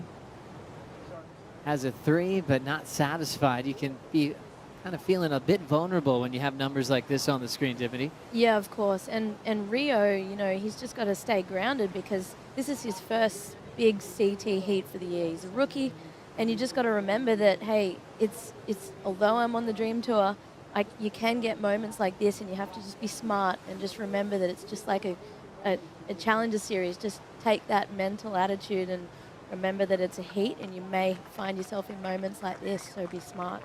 Controlling emotions, isn't it interesting? Anticipation for a rookie debut. So many things could be going through their mind. A bigger stage, bigger cameras, a lot more attention than they're used to, but trying to find what works for them. If that feels good and brings out your best, you want to bring that on and grab onto that attention. If it gives you too many nerves, you have to start trying to mentally appear that, like, this is just another heat. Let's simplify things so you can perform at your best. Yeah, see a little paddle here to see if Matthew goes. He's going to pull the trigger. McGillivray throws down a big first turn again, reaching for the float. 2-turn combination, turns it into a 3rd with that whip. The end of that whitewater section. And now checking out the right, running down the line with Rio Waida. The Indonesian coils up, belts a thick section there. Taps the top to get the finish. Well-read wave for Waida as he's going to back up a 4.33. Shades of Karamas right there. I thought I was watching a video clip just then. A lot of speed. He's so good at generating speed off those little pin turns, those float hits. You know, he's one of the best in the world at it. Nice little execution here from Matthew, but pretty small wave, then that's going to hurt him a bit for the score. Judges don't like small waves out here during the pipe contest. And Dimity this way is just a little bigger. Oh, look at this. I love the way he just held off for a second just to jam that turn in the perfect position. And that's just showing that he's focused in this heat and he's not overthinking things. He's timed that wave perfectly. Yeah, Joe, I like it. I know these are just floaters, kind of float hits, but that's what this wave called for. It was fast. It was, you know, top to bottom. There's not many different kind of maneuvers you could have done on that. And, ooh, here we go. Rio getting beached. He missed that rock there. You know what's funny is AJ was asking me about that rock this morning, Joe, and I'm like, oh, don't worry, it's not in play. It's just way by the beach. Here we go. Rio straight over that rock. That's unlucky. Yeah, there was some hectic moments in the free surfing yesterday afternoon because everyone was out there just having fun, you know. There's, but because the waves were smaller, there's just less water, and there was some face plants going on, and I was just praying no one really hit too badly. He's got to be careful, you guys, and hopefully he flips his board over when he gets back to the lineup, because you can kick a fin free out of the box when you do that. So hopefully Rio pulled that one off. Rookie mistake. Yeah, and what a surprise, too. You just got your head down. You're thinking about getting back into position, and next thing you know, you're dry docked. so shallow. You know, Joe, one thing I really like about and appreciate about Rio is a couple years ago he almost qualified, and it was really hard for him to hard pill to swallow that he got that close and didn't do it.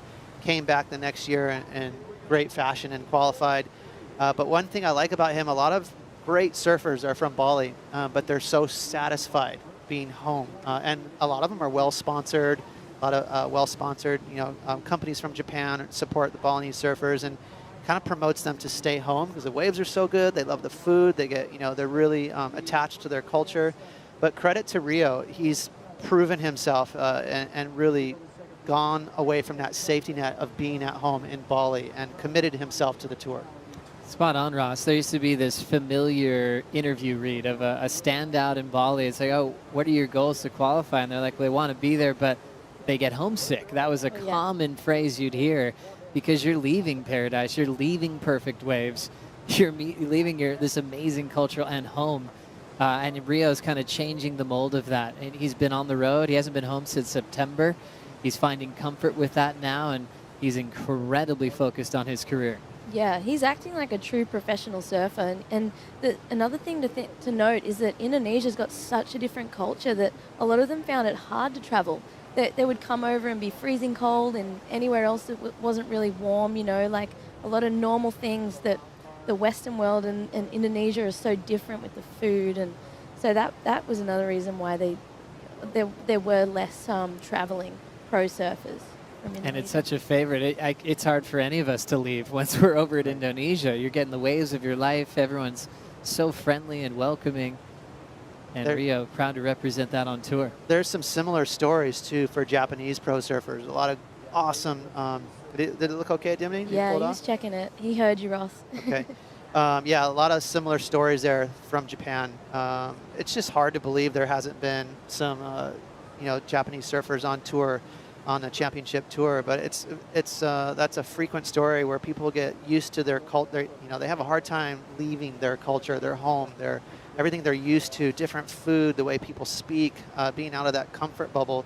It's tough for an athlete sometimes. Yeah, a lot of the Japanese surfers travel with rice cookers. Yeah. That's awesome. It's awesome. I could see Hawaii surfers doing that too. For it's sure. such a big part of your daily life. As we look at a minute 15 on the clock, a beautiful sight here of some pretty famous households here that have housed the best surfers in the world for decades on decades. And if you look at some of these rooftops, you might find Jock Sutherland, one of the most legendary surfers of all time, one of the pioneers of big waves, but also right here at Pipeline, and still working super hard today. His son Gavin working in Courtney Conlog's corner for this event. As we get back into some action, Sammy Pupo celebrates a finish to get rid of the one, but ultimately trying to avoid the elimination round. We'll see if he did enough there. Well, he's trying to remove Matthew. Only needs a 3.5 to do so. Let's pick this wave apart and see if he's done it. A little late to that barrel, so not a huge points, but that was a pretty critical section there where he nailed it. It's real borderline. I can't see it straight away. I don't know what your thoughts are, Jimmy. Well, he definitely loved it, and the finish time was really hard to time. So as much as he probably wanted to belt it harder, he probably pulled that turn off as best he could. Interesting, when you're only chasing a 3.47, they have turns to compare it to. We've got a McGillivray turning wave, a 3.63. That's right. Which might have been a bit tighter if I remember back. So they'll have that direct comparison to see if it's in that same range. Sammy needs just under what Matty got, a 3.47. Will have him avoid the elimination round. That's a good call, Joe. That's very convenient for the judges. It's pretty simplified that way, that they can compare Matthew. And by the way, that's the person he's going to replace if he does bump into second place. So they're going to really see. The barrel, again, was okay, but it was more forced. But that last turn was a bit more critical. And they love big sections, and that might be the example of turning the heat on the buzzer if they like the size and the risk of that end section better than Matty's waves. Well, also, how hard is it when you're surfing conditions like this where you're like, do I go for the barrel or do I just do big turns, and you're in two minds? It almost looked like that happened on the wave, so he didn't quite fully commit to the barrel and then just had to do the one big turn. And you can see we've run out of time, and whenever it takes a few minutes, you know they're looking at replays and drawing on those comparisons. We've got one judge saying no at a 3-2. We average it out, dropping the high and the low, and it comes out at just enough. Sammy Pupo does move to second on the last wave, a 3.5 on the decision. And McGillivray will have to deal with the elimination round. Rookie Rio Waida picks up his first heat win full-time on the championship tour. Heat number 11 coming up next here at the Billabong Pro Pipeline. We'll bring in Kaipo and Megan Abubo for the call.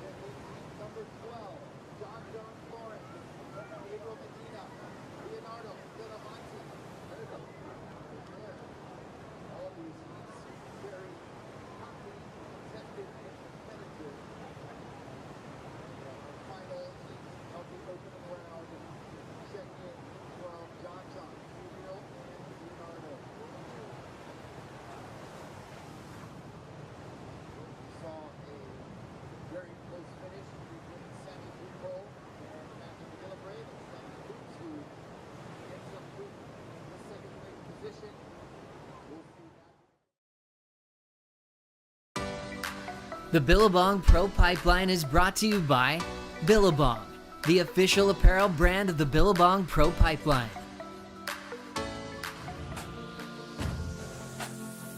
Flying above the North Shore and the Bonsai Pipeline, the venue for the Billabong Pro Pipeline. Stop number 1 on the championship tour, and this is where the path to WSL Final 5 all begins here. I'm Kaipo along with two former CT surfers, Megan Abubo and Laura Enever. Thank you for joining me, ladies. Megan, we talk about challenging conditions. That's what we have on hand right now. Yes, we do, and this is typical Hawaii weather.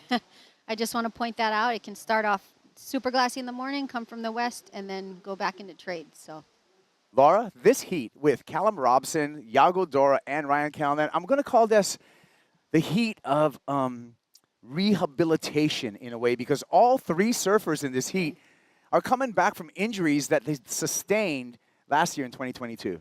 Yeah, they did. Cal Robinson, he was actually, he got shoulder surgery, in September. So he's made a quick turnaround. We know he is a hard, dedicated trainer. He puts his, whole life into his craft and into his body and making sure he's at 100%, and that shows. And he had a breakthrough year last year on tour, and Iago Dora only surfing half the year last year, and when he came back on the tour after injury, he did so incredible. He was constantly, in the finals, quarterfinals, final series.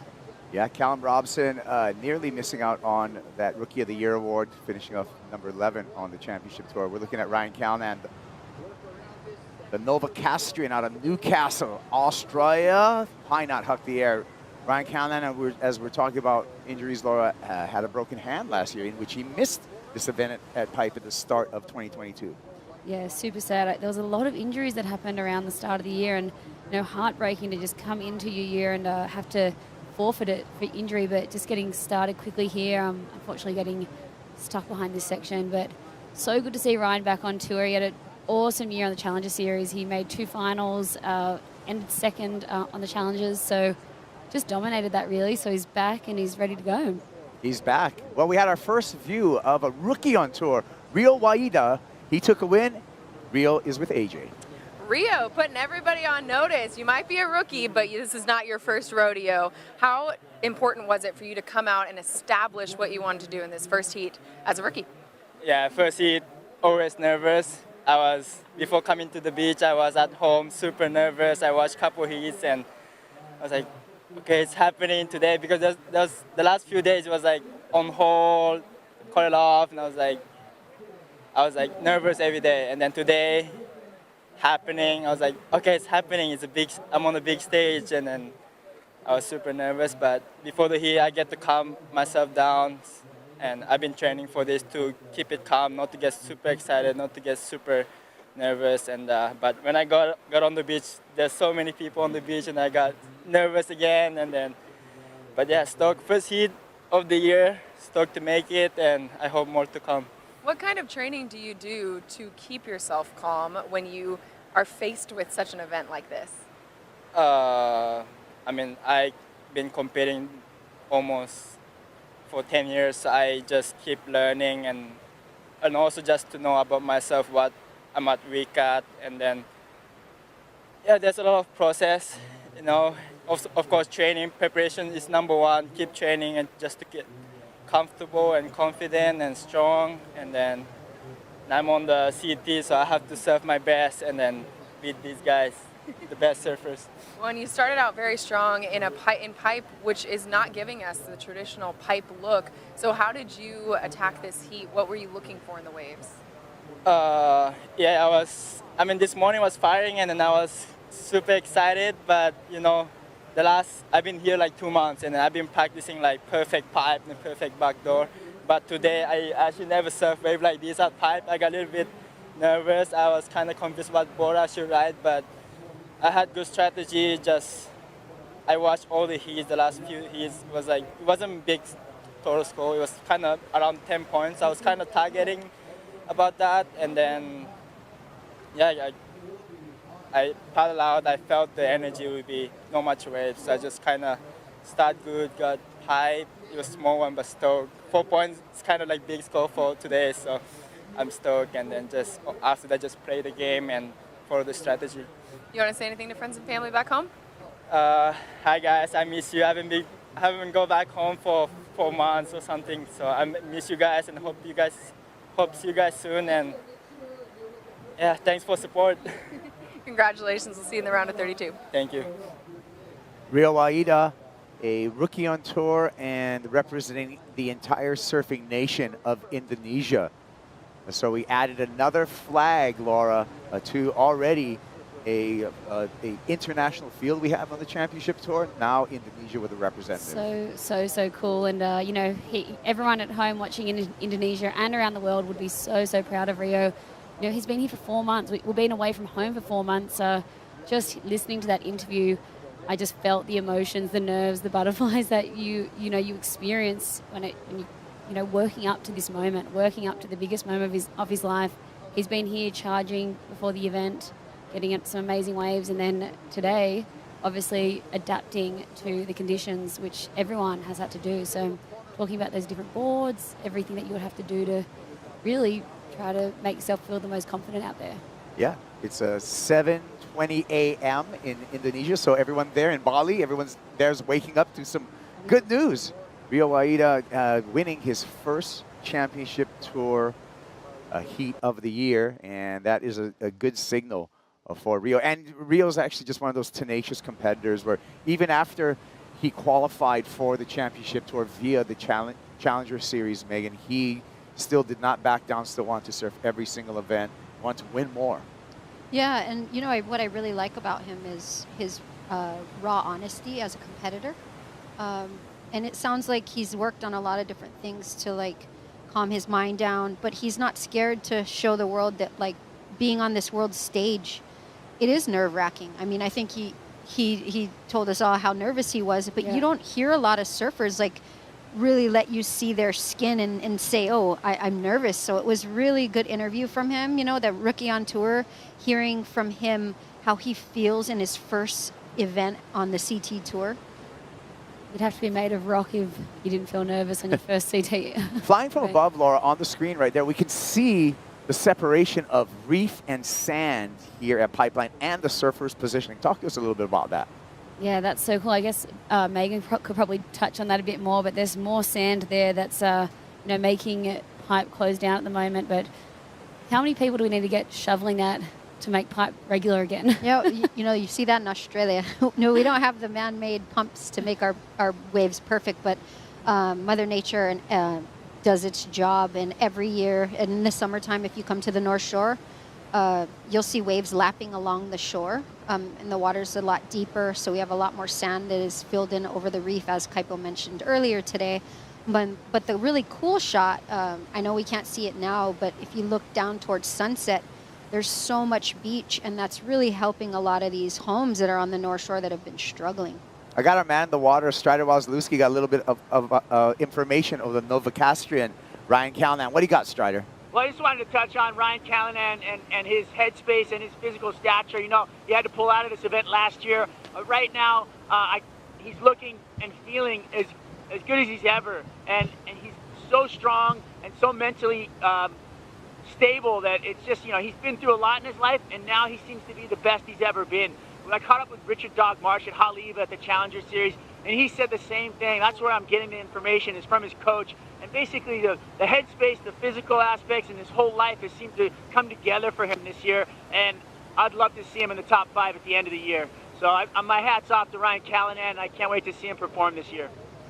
Yeah, we just saw Ryan perform. We got a combination of maneuvers and being very reactive, as Strider was talking about the Australian. And he will be taking the lead in this heat. He opened up with just a fractional score, but I think the first meaningful number will be dropping for Ryan.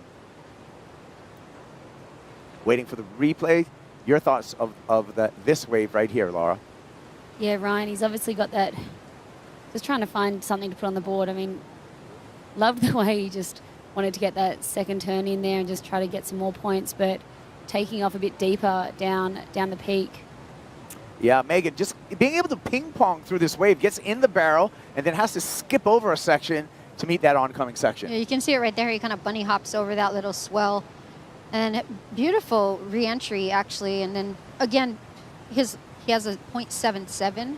So to his credit, he's just improving on that score line. We're seeing heats won with total heat scores of 5.6. So, you know, with a good headspace, he knows he's got to get busy. And like Rio said in that last interview, you know, 10 points is good today. You know, he got a 4-point ride, and that was actually like, yep, that's a keeper. So, you know, these guys out here just trying to, obviously, we're seeing Callum Robson sitting with priority. He is known for that. He's just going to sit, drop his anchor, and wait for something really good. Yeah, it's all in perspective, right? Sometimes they say 8s or lates, and today they say 10 you win. So we'll see how it goes with priority. Callum Robson on the paddle here. On the backhand, yanks that rail, finds a nice barrel, travels for a while, but fights for the exit, but no doing for surfer out of Evans Head, Australia. He was looking for it, though, wasn't he?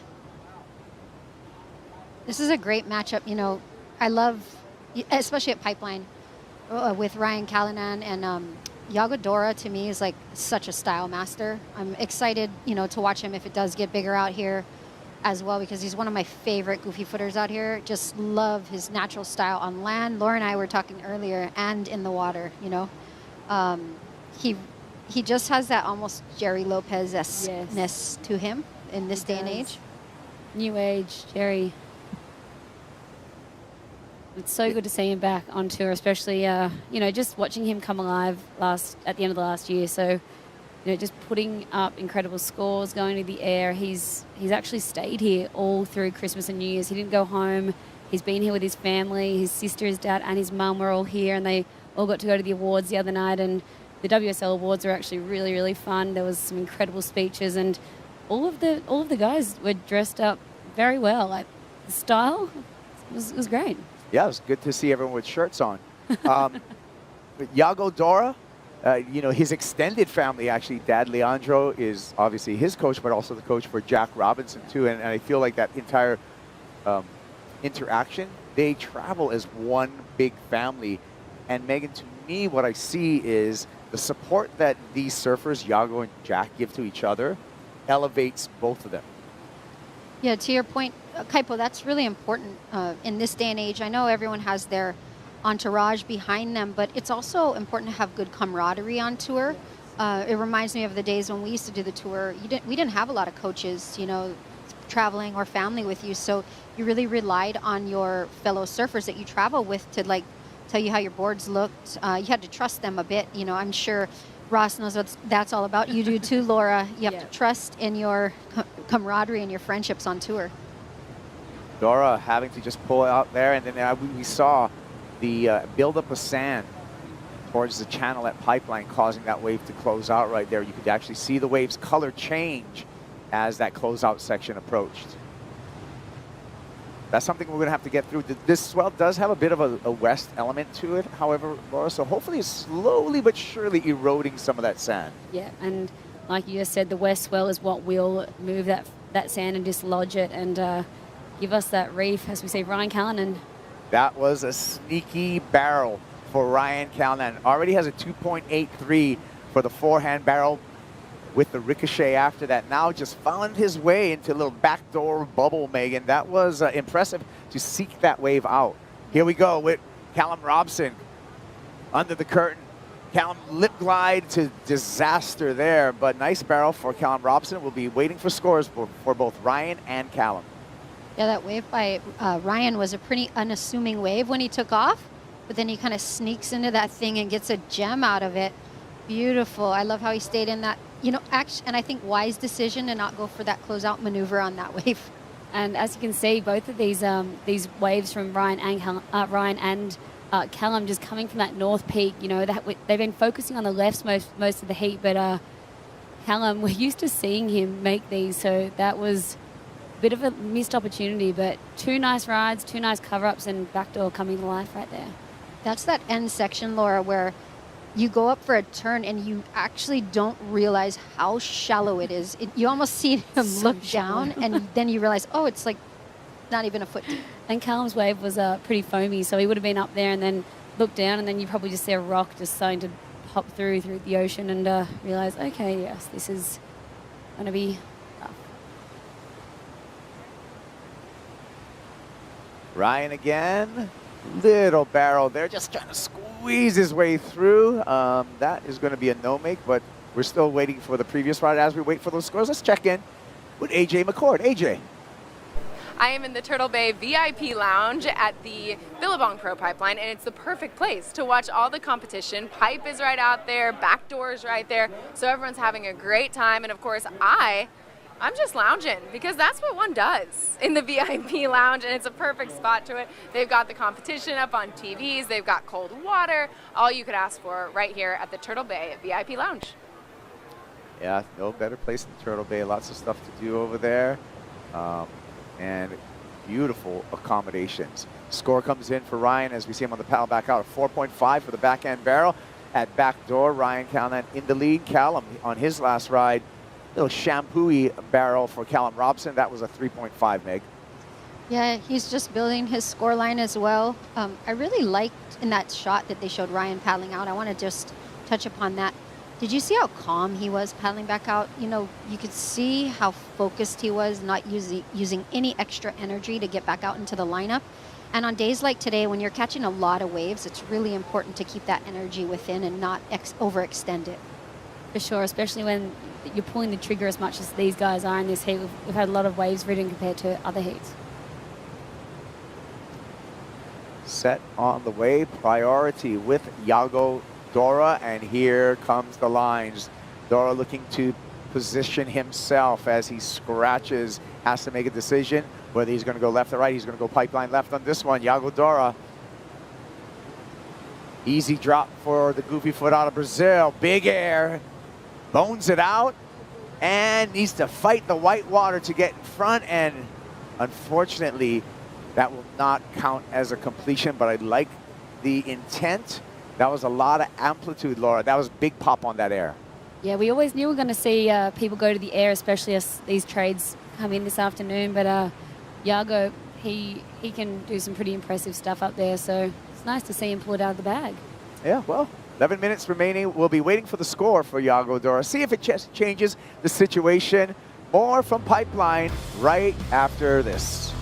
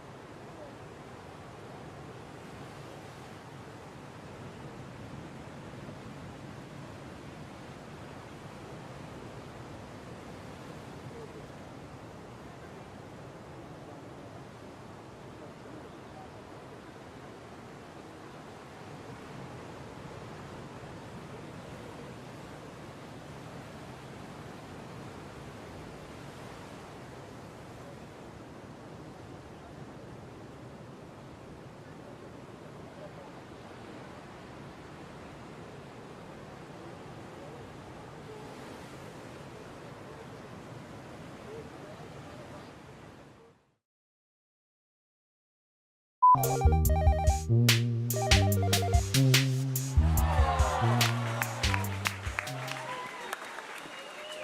think it gets like first light at like 6:15. I paddled out on dark and yeah, kind of just sat there all morning and finally got into like a really nice, like big solid right and got into it quite late, but made the drop, pulled up into it, and it was just like such a round, big cabin. And I was still like, I'll never forget like the spit, like just like whacked me in the face so hard that I felt like there was needles just like burst into my face, and I was kind of feeling like I was blind, but I didn't actually make the wave, but it was just like the most incredible vision. But I paddled straight back out after, and I made the next one, which was, it was smaller, but it was just like a really cool like 2-wave back-to-back moment after weeks on end of trying to get that moment. So it was a pretty memorable session.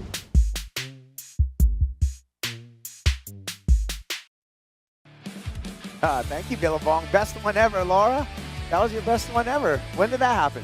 Well, that was actually at the start of last year. So I've had a couple probably since that was filmed that they were up there, but I think that, you know, it's pretty weird to say your best one ever was a no-make, but it was just such a round, big barrel. And yeah, like I said, like the spit of it alone, actually like I felt like it blew my lips off. I was like touching my lips and they were like numb. Just like the sheer power of these waves is just unbelievable. But yeah, it's pretty amazing. No better feeling. Well, the women have been called off for today, but just talk to me a little bit about the women, you know, and the evolution, because there's been more ladies than ever in the water here at Pipeline.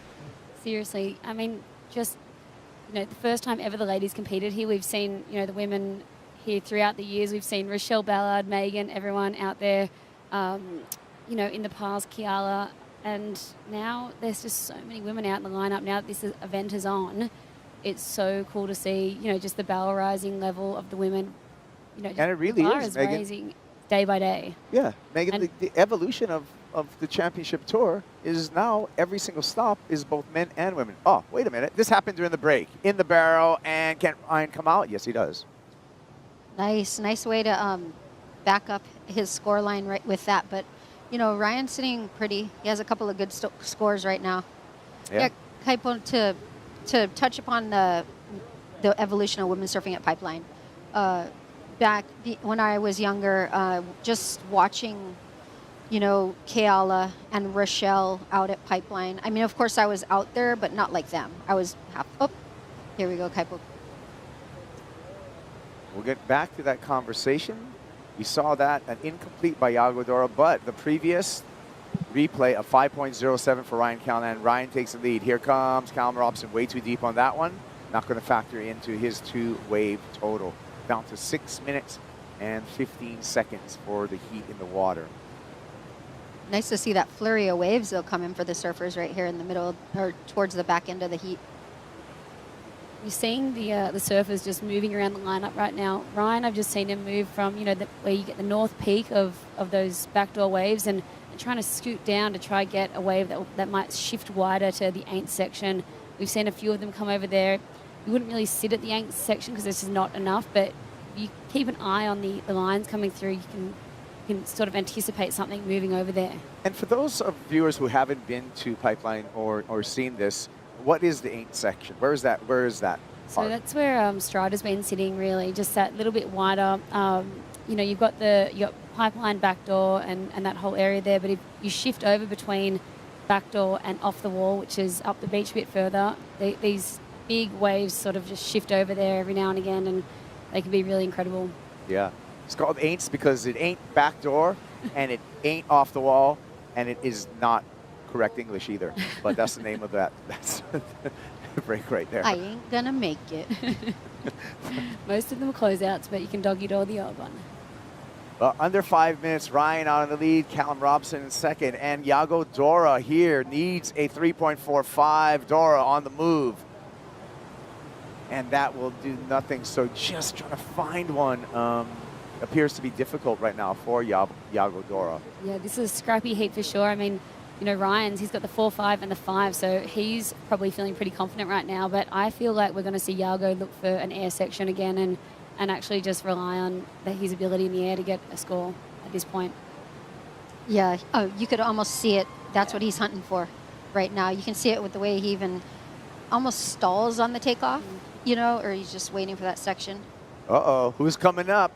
John Florence in the next heat, heat number 12, along with Gabriel Medina and Leo Fioravanti. I'm glad you stick around. Don't go anywhere because we are going to have 5 world titles out in the lineup and a couple of pipe champions as well.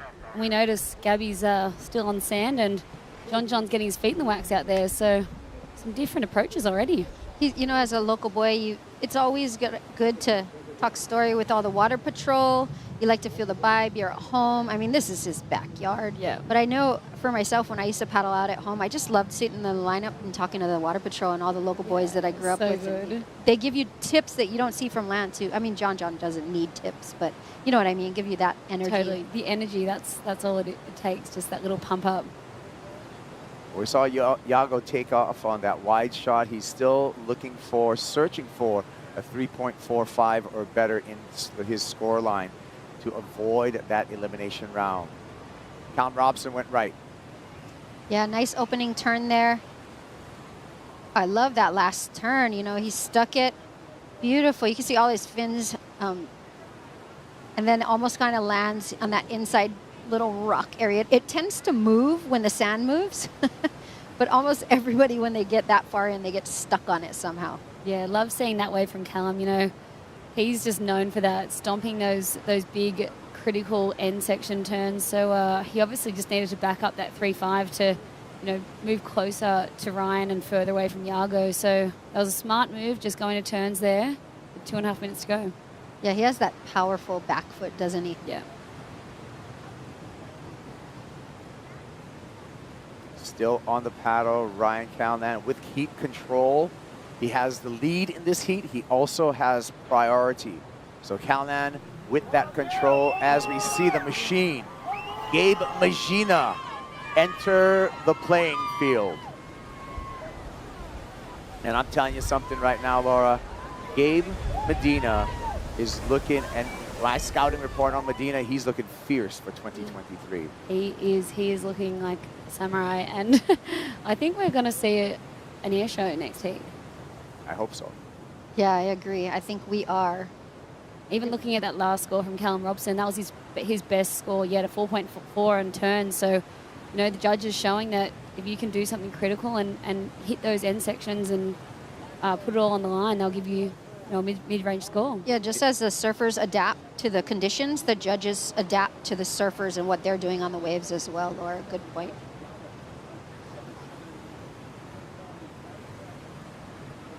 One minute, 15 seconds. And Yago Dora is in the middle of your screen in the black jersey. He's surfing under the priority of Ryan Callanan. He's able to create a little bit of distance within this final minute. So Yago giving himself a chance, but Callum Robson realizing the situation on the board, and Callum Robson's just getting very close and just in the space of Yago Dora. He's painting his toenails. That's what you need to do. And there's some lines coming through, so Cal's going to sit really close to Yago. And just look, Yago's had 7 waves and, hasn't really been able to get over a 1-point ride on any of them. So, and it's really just when you're competing, here he goes, it's just taking that energy away from them. Because you want to not only, not have them go on a good wave, but you just want to kind of get in their space so you take their good energy away from them. I know this cutthroat competition for you, but that's a dogfight out there sometimes. Down to 15 seconds. Still enough time for Yago to get a wave.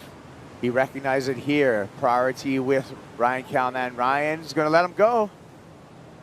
Yago gets his feet before the horn.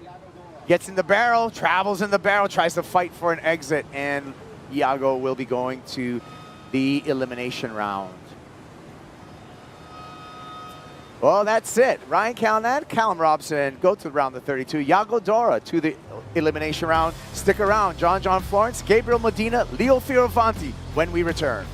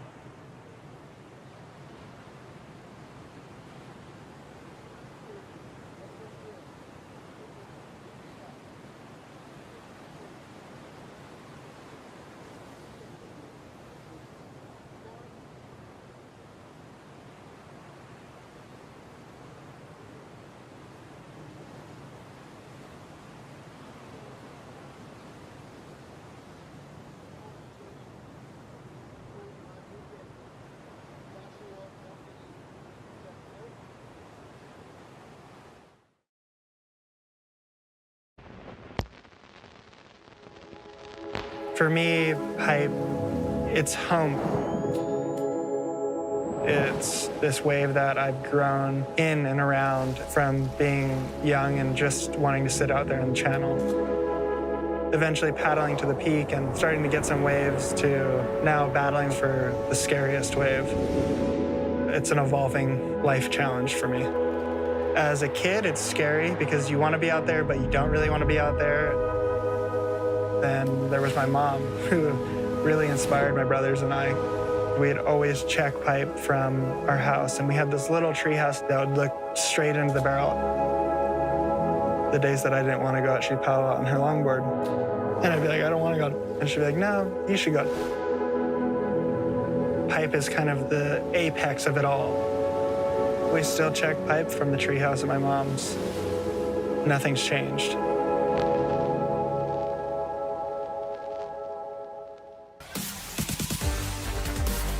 Back at the Billabong Pro Pipeline, and you see the battle already between Gabe Medina and John Florence. Leo Fioravanti gets the corner, and Fioravanti struggles to find some open face, in which he doesn't. So this is the final heat of the opening round with Gabe Medina, Leo Fioravanti, and John Florence. Medina taking a look at that one, does not go. Open priority now between Gabe Medina and John Florence. There's our players. Megan. Kaipo, what a heat, what a matchup. I mean, we just saw some jockeying in the early minutes of this heat. If you're Leo, you're thinking, do I try to run away from this and find some shade? Or, I mean, John and Gabe are just going to be at each other until we establish priority between the two of them. John, looking back door, here he goes, pulls into the barrel, travels through that first section, gets out nice and early for the score. I like it. He's, early on, he's trying to find something. Again, he knows that there's not a lot of scores out there. I think we might see, Gabe maybe going to the air as well as John. So it's great to start off with a nice little cover up there in the beginning of this heat.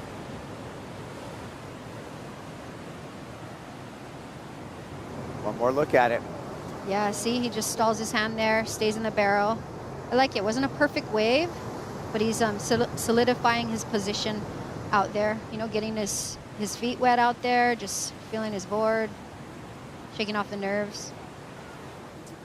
Yeah, both of these surfers getting back in action in CT jerseys. Here we go. Medina stalls on the backhand, and never give up on Medina, because he can do that. Finishes off, but that is inconsequential. Gabe Medina with the disappearing act at backdoor.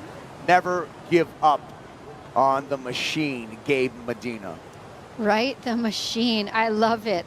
I mean, the conditions didn't really even rise to what we just saw there. I love his positioning on that wave. Fioravanti wants to get into the conversation. Leo Fioravanti stalling in the backdoor barrel and gets gobbled up.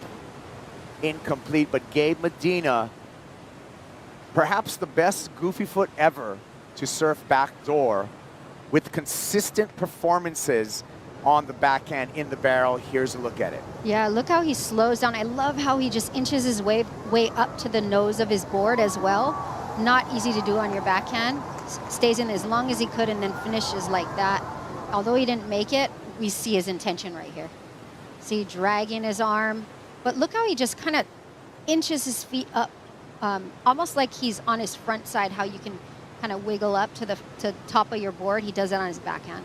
Main thing, he made the barrel. So that's where the money's come from. That's where the points. That would have been some extra gravy for him, but being able to disappear, be gone, not even seeing your nose and coming out, feeling it's going to be a big score for Gabe Medina. Yes, I agree with you, Kaipo. It's going to be a good score. Nice opening exchange. John is going to be looking for a much longer barrel for sure, but hey, we see first and second get through this, right? Yeah, but I'm sure Gabe Medina, as the 7.67, wants revenge. John Florence beat Gabe in the final here in 2021. Medina wants to continue his dominance of this event. He won the title in 2018. He's a 4-time runner-up, Gabe Medina, 2014, 2015, 2019, and then again in 2021. So we talk about someone who can rise to the occasion. And certainly when we look at the history of surfing, we're going to get back to that because we're going to check out some stats on this.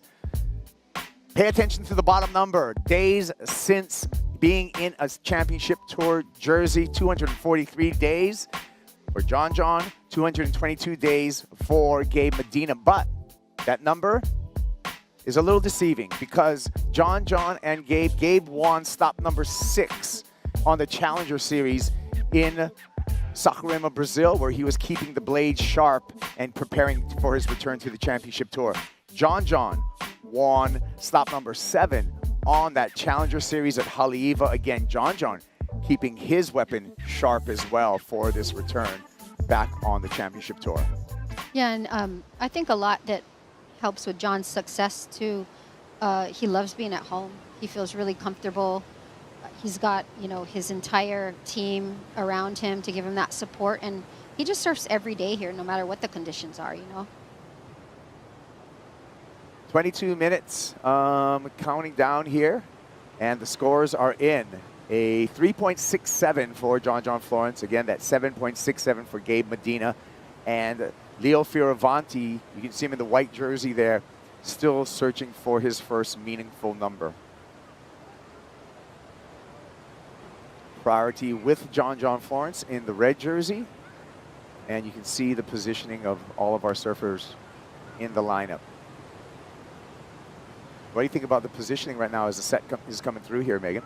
Yeah, you can kind of see some lines out the back. The positioning, I mean, John's going to be sitting probably, and wherever he likes to sit out there, he has priority. He's definitely the most experienced in the water. Gabe, you know, he likes to be under the surfers sometimes. He likes to stay busy. So, and it was like I suspected, you know, I think Leo's, you know, going to hang a little bit off to the side. I'm not saying he's not a total threat out here, but with this, you know, the clash of the titans here, it's smart to kind of stay in your own lane and kind of focus in on yourself and what you're doing out there. Yeah, Leo Fioravanti, a victim of that mid-season cut, but came back with a vengeance, winning the Challenger Series in 2022 and building a lot of momentum for the surfer representing Rome, Italy, just 25 years old. This is his 5th season on tour. Seems like he's been around forever and he's a veteran, but he's still a very young man. Yes, he is. I feel like he's been on the scene since he was about 10 years old, Hypo. Medina, just a quick up and out for the 3-time world champ. After that backdoor barrel, you can see him, he's hunting, he's looking for the air, isn't he? We're gonna stick here with Leonardo Fioravanti, little grab rail on the takeoff. Gonna have to go to turns, actually just an ejection for Leo Fioravanti. Finishing up here with John Florence, and John has some difficult water, but John pulls a couple of clutch maneuvers there right in the shallow 8 section for the finish. Yeah, finishing off well. Here we have the replay, taking off on this one, pulling into a nice barrel, driving. This is that frothy section, setting up here for that beautiful last turn, or second to last turn. Oh, I like it. Smart surfing. I know, you know, a day like today, it's not easy to like hang on to that last section. Super frothy barrel, Kaipo, then able to finish it like this. John's going to take the lead when this number drops, and we'll see how Gabe Medina answers back. Strider? Yeah, you know what?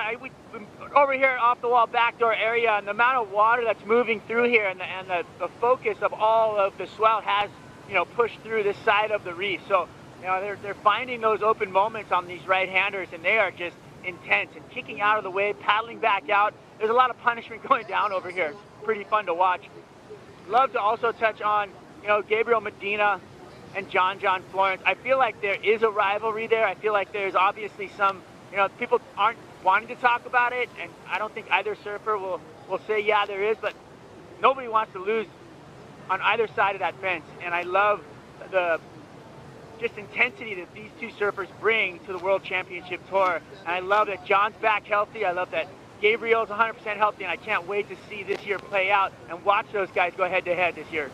Here goes Medina. Pulls in, but if has to be a magician to come out of that one. Meanwhile, we're catching up with Strider in the Wild. The number dropped for John Florence, and as suspected, Florence in the lead with a 6.33 and a 3.67.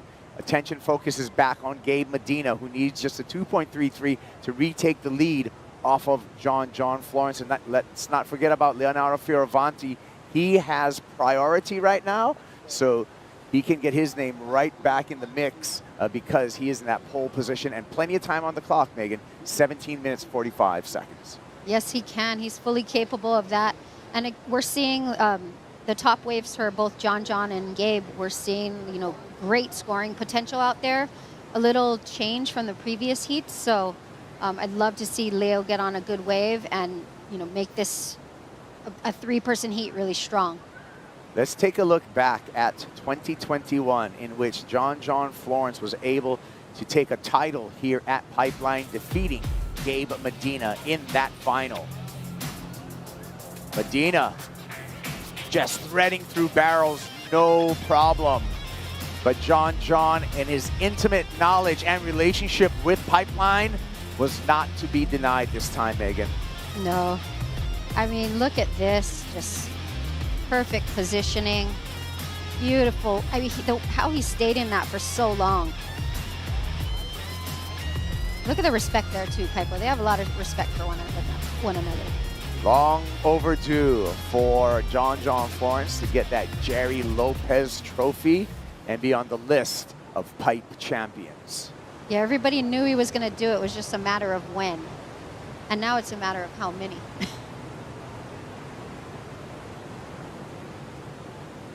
Here we go. Searching. Medina right under the hook, but that one runs away. John goes right, catching up to John Florence. And he kicks out.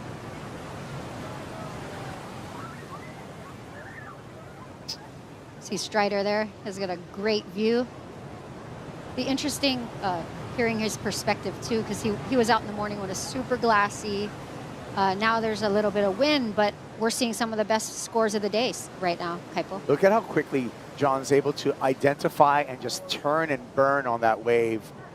Just so comfortable. Most surfers, even on this championship tour level, just to be able to do that is incredible. Same thing with Medina, straight under the hook, no hesitation at all. Yeah, their fast twitch muscles are on rapid fire right now, both of them. Like when they're paddling back out, they're those surfers that don't paddle back out just to get right back into the lineup. They're paddling back out and they're hunting and searching for waves on the way back out that can have good scoring potential. They're the masters of the 3 Ps. Paddle, pick, and then perform. Halfway through this heat, and the numbers that have dropped have not changed the situation at all. Gabe Medina still looking for 2.33. Leo Fioravanti wants to get into second place. To do so, Leo needs a 7.77. Let's hear from the last heat winner, Ryan Kalnan. Ryan, starting off the year very strong, and this event is something special to you. You weren't able to compete last year because you had a broken wrist. What was going through your head as you were paddling out? Yeah, I mean, it's just exciting to be back here, like, especially after missing last year and the waves were so good. Obviously, it's not quite as good today, but just to be able to paddle out with 3 people in a heat and, you know, get the waves that I've seen every day ever since I've came here and actually have the opportunity to catch them. And, yeah, you know, you could get the wave of your life. So it's a really insane experience just paddling out there every time. Heat to heat, we've seen the conditions change so much. How did you want to ride? I guess, yeah, it's just looking for the right waves, backside on the right. Obviously the crumble makes it extra hard. So just looking for the ones that were going to stay open and the ones that were big enough and had a shoulder that I thought I could make.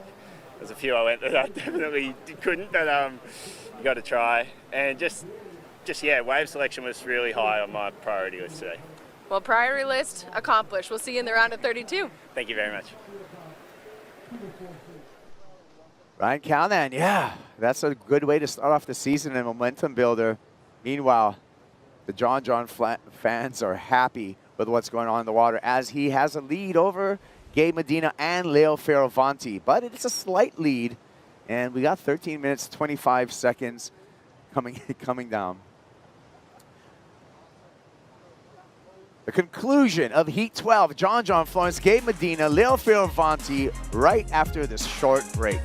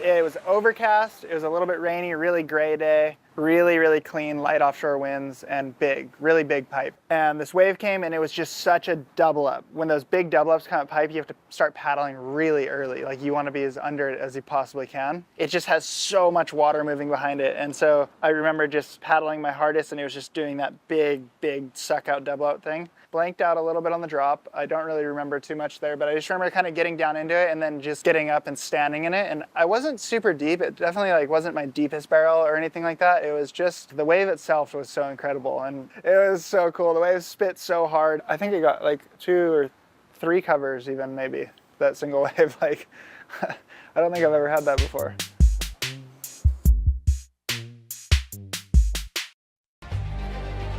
Thank you to Billabong for bringing us best one ever. Catching up with John Florence. Now we're catching up with him out in the water. He is the heat leader above Gabe Medina and Leo Fioravanti. 10 minutes, 20 seconds on the countdown here at Pipeline. Opening day for the 2023 Championship Tour. Stop number 1. And we're just about to conclude our opening round of competition. But stick around. Following this heat, we will get into the men's elimination round. Yeah, Leo's still sitting nice and patient with that priority, isn't he? He knows that he just needs one good first scoring ride to keep up, stay in the mix with Gabe and John. But today, Kaipo, today's not really one of those days that you want to be too patient because we're seeing a lot of surfers with their second waves being low scoring. Again, some of the heats, we're seeing heat wins with 6 points. Yeah, let's look at some WSL stats at Pipeline. Out of 13 starts here for John Florence, 3 10-point rides. Look at the excellent wave scores, 54 of them, and the heat winning percentage, 73%, Megan. Kaipo, that's higher than the GOAT. I mean, not as many years, but 73%. 9 minutes, and waves approaching. Leo Fioravanti in the white jerseys on the move. He has priority. Gabe Medina out there in black with second priority. John Florence is going to sneak under priority, take this one back door, pulls into the barrel, little crumbly section there, still traveling in the barrel, but no exit for Florence. I like it, Kaipo. He's staying busy, third priority, trying to improve on his 3.67. If he came out of that thing, it would have been a great score. That's what you do, right, with third priority. You just stay busy, you stay under the surfers, you try not to get in anyone's way and get an interference. You want to, just try to build quietly while no one's watching. And sometimes, to your point, sometimes surfers are so focused on their own priority that some good waves can go right underneath their chin, right underneath their nose.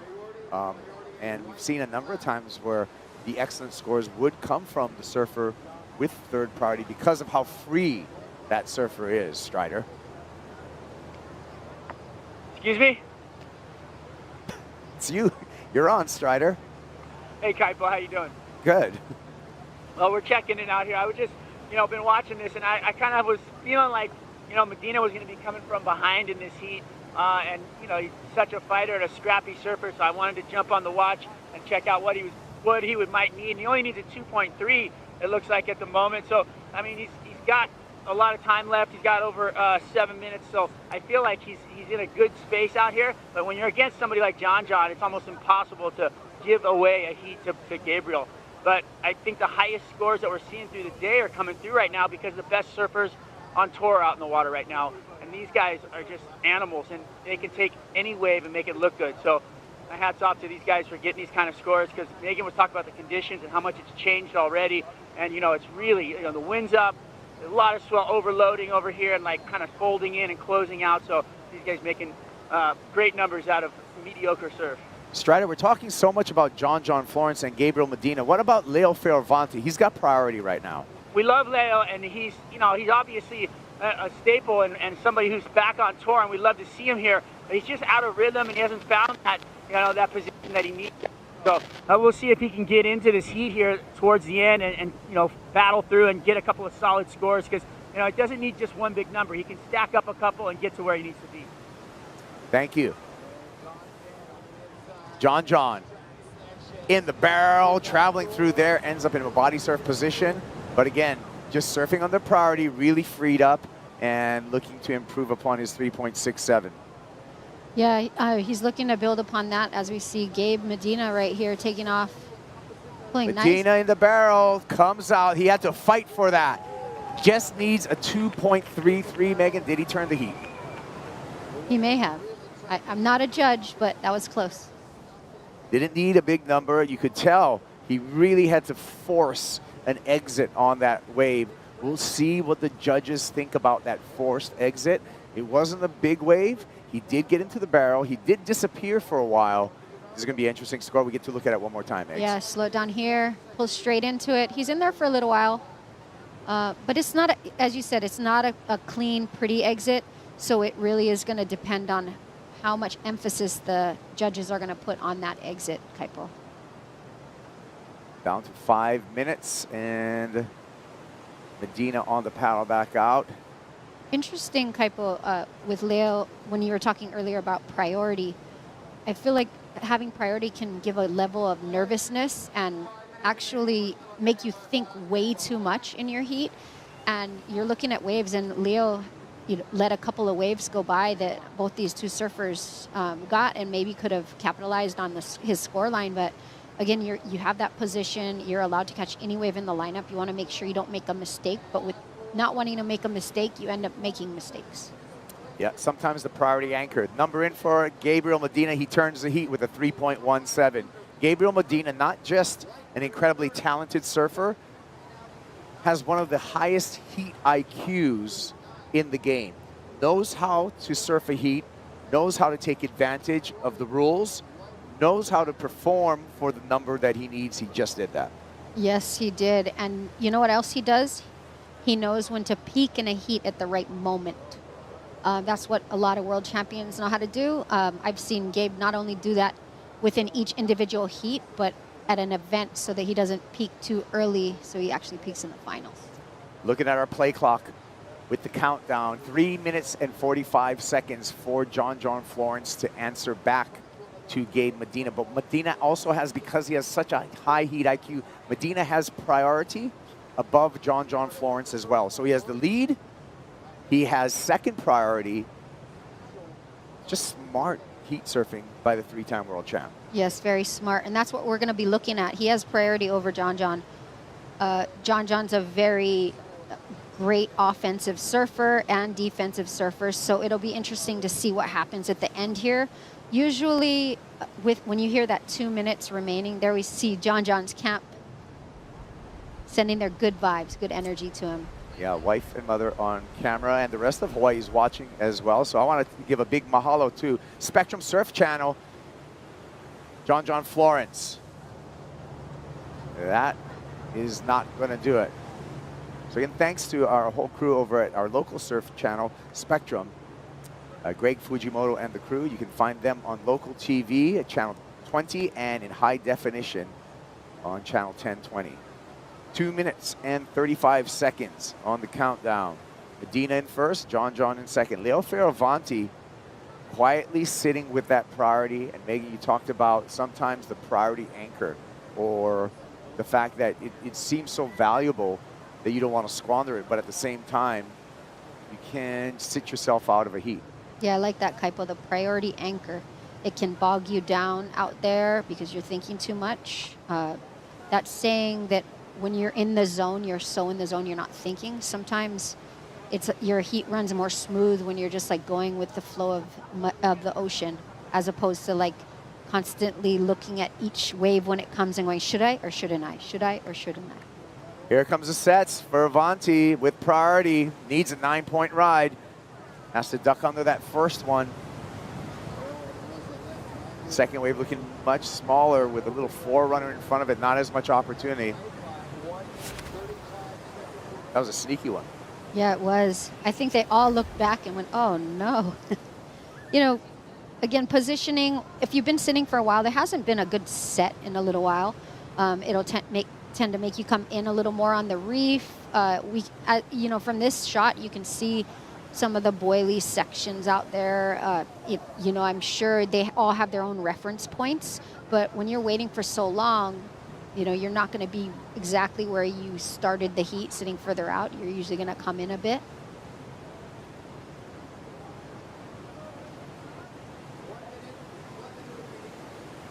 Right here's when, as a competitor, when you're actually on the offense, this is where you have to hold your ground right here.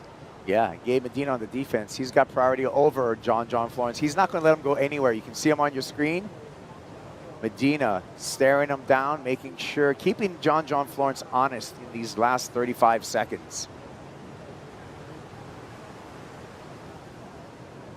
So, again, this is the opening round. Both first and second skip that elimination round into the round of 32. But for the caliber of a John Florence and Gabe Medina, the bragging rights and the mental advantage comes into play.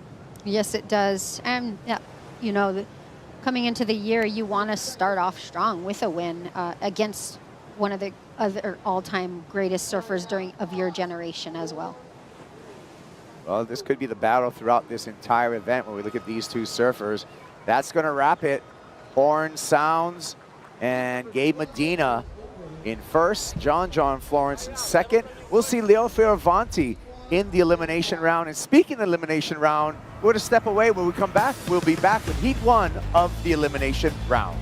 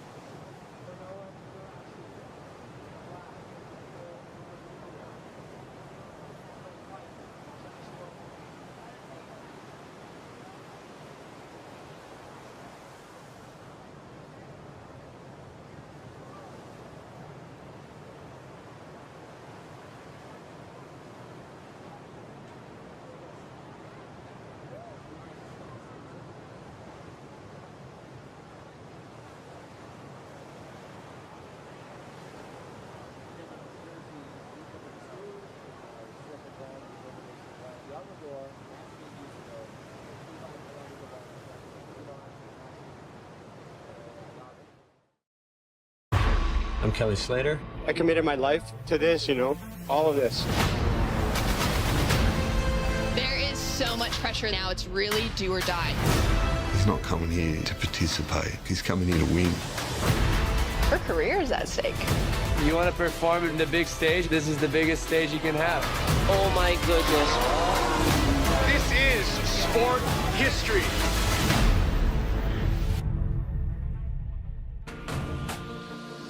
Make or Break is back for season 2 on Apple TV Plus, and we are so excited for the next 8 episodes as you see Gabriel Medina, the superstar, back in the jersey, getting the win over John Florence and Leonardo Fioravanti. Definitely the heat of the round, and great to see that excitement on the beach, all the fans anticipating a super heat that just came to a close.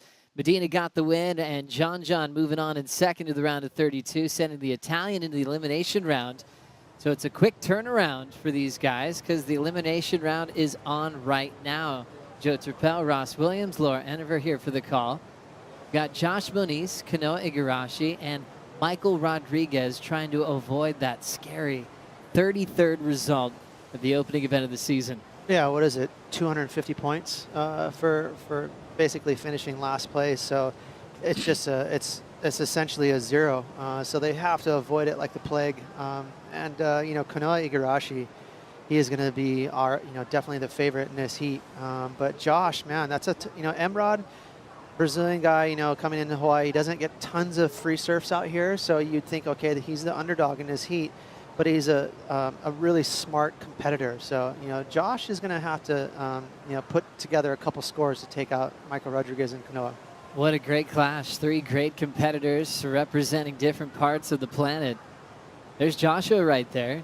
You ask his mom, Tammy, what's he like personality-wise compared to all of his brothers and his sister? And she's like, he's quiet, maybe the quiet one. Very smart. He says even about his own effort in bigger waves, he's more calculated. He compares himself to charging with his younger brother, Seth. He's like, oh, Seth's really sendy. I'm more calculated in my approach, but it's great to see him representing not just himself, but the whole Moniz family in this big event, Laura. Yeah, and I can imagine they're all on the beach. The cheerleading fam, they just keep multiplying the Moniz family every single year, and they've got just an incredible support. Love them all. It's just such a vibe whenever a Moniz is around. You're like, yep, this is aloha. It's great. Yeah, I saw Micah, the oldest brother for Josh, down the beach yesterday on the sandbar surfing this little left reef form. And he was ripping, just riding different type of equipment, having so much fun as I got sucked out to sea. But it's such an amazing family. And Micah said he was so happy that, they left town, got a house down the beach. They're just going to be walking down the pipe anytime Seth or Josh were getting ready to compete. So much support there, Ross. Absolutely. As you see a little look here from Michael Rodriguez. Rodriguez puts his head down on a small one to punch free the exit. Oncoming section growing a bit. He's got that quick whip, doesn't he, with his turns. Very explosive, especially in high performance type conditions. And I guess the big question we're all wondering is, what has he changed since he left the top 34? He's such a good surfer that when he didn't qualify, it was kind of surprising. He's just got too many weapons in his arsenal to not be able to qualify on a CS tour. He is a real dangerous, high performance surfer, as you mentioned, Joe. So it's not surprising to see him back on a big stage. Let's now hear from Gabriel Medina with AJ. Speaking of being back on a big stage, Gabriel Medina back on a CT event for the first time since Rio. How did being a past champion here at Pipe help you today? Oh, it's amazing to be back in Hawaii. This is a special place for me. This place gave me so many good memories, and yeah, I'm happy to be back. And yeah, the waves are here,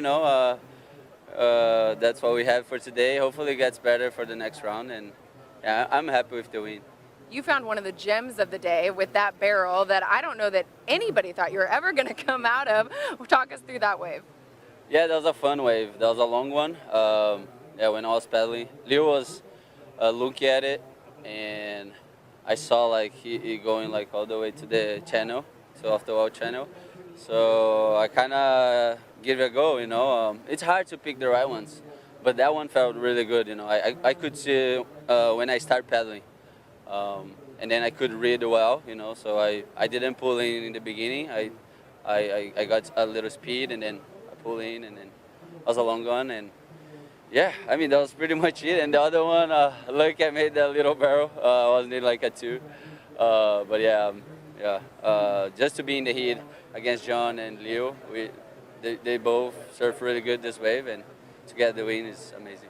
Congratulations on that. Você quer mandar mensagem para a família e amigos? Nice português. Obrigado a todos que estão assistindo no Brasil. Feliz de ter passado a primeira bateria. Meus amigos, família, tamo junto. E é esse próximo round. Valeu. Parabéns. Thank you. Thank you so much, AJ. Her Portuguese just gets better and better. Medina looking focused, looking comfortable, looking really, really ready for a brand new year on tour. As we all know, remember guys, he missed the first half last year, started off in the back end of the season, and then got injured in a heat in Rio against Callum Robson, which upset his goal of qualifying for the WSL Final 5 in a very short space. Little time off. Now he's firing at all cylinders, going for the title once again, Laura. 100%. You know he's here and he means damage. He's here to work, and it would have been a while since him and John would have matched up in the first round. So it's kind of cool to get that you know, vibe between them. It was you can definitely tell they push each other. It's a long rivalry that they've had. It's kind of impossible to separate them. Yeah. It really is. From rookie class, qualifying together, both touted as world champions, doing it their own way, regular versus goofy, Hawaii versus Brazil. I mean, it was just already there before they even surfed a heat together.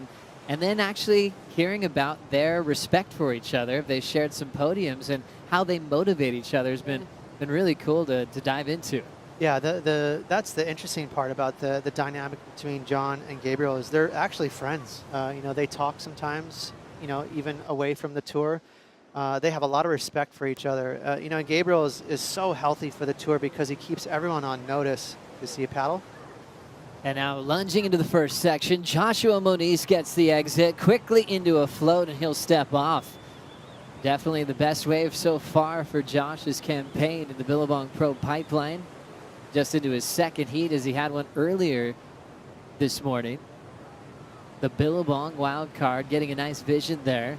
And that should put him out in front, Laura. That was an awesome find. That was it looked like he went weightless for a second there in the barrel. I can't wait to see what happened. Just there, he didn't go that first section, then just here, he just knew he wanted to pump around. It would have been cool if he could have finished that off, but I love the way he read that. He almost maybe could have snuck in at the start, but I think he just wanted to make sure to avoid that crumble, come around here and just maximize that barrel time and just flying through.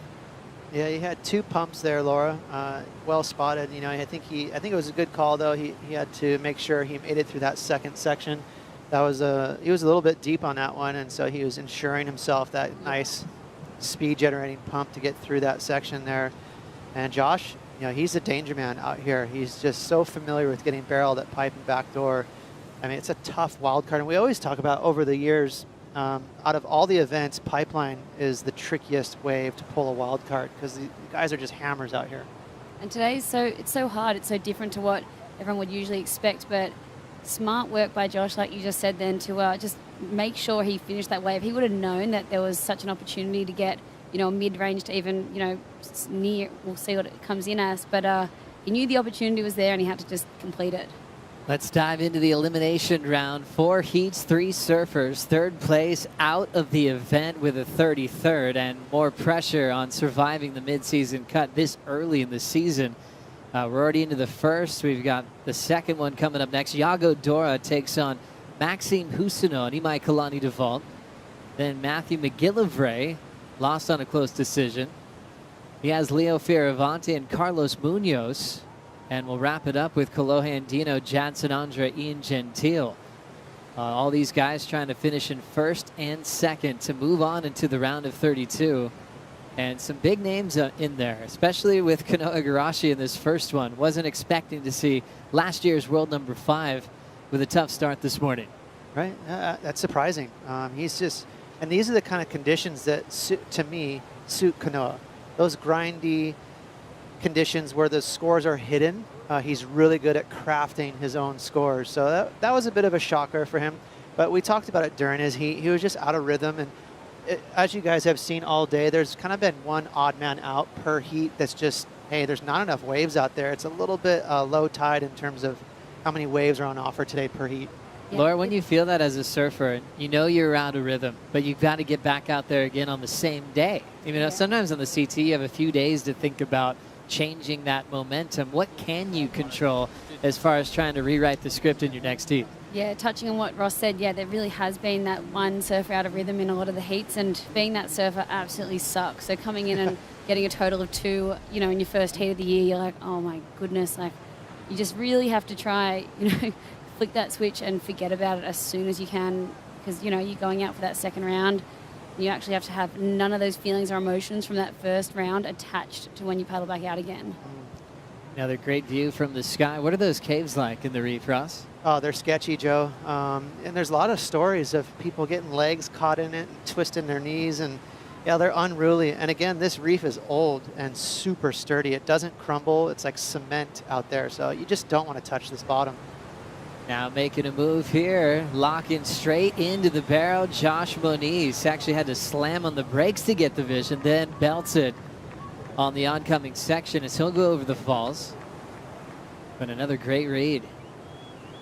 Josh first forehand to backdoor, then going backhand as well. I feel like that priority switched up really quickly then. Feels like Josh just got his first wave, but he was in first priority there, so we saw Kanoa having to pull off. He actually wanted that wave, but priority plays a big role. It really does. Josh just check it in with his Apple Watch. He can find priority on there. Situation needs as we go back to the replay, Ross. He was not going to get barreled on that wave unless he did exactly what he did on that drop in, on that takeoff. Watch him go all the way to the nose of the board and basically stick his whole front knee in the water. Even his chest and his arm were involved there. So he's basically body surfing on that little drop.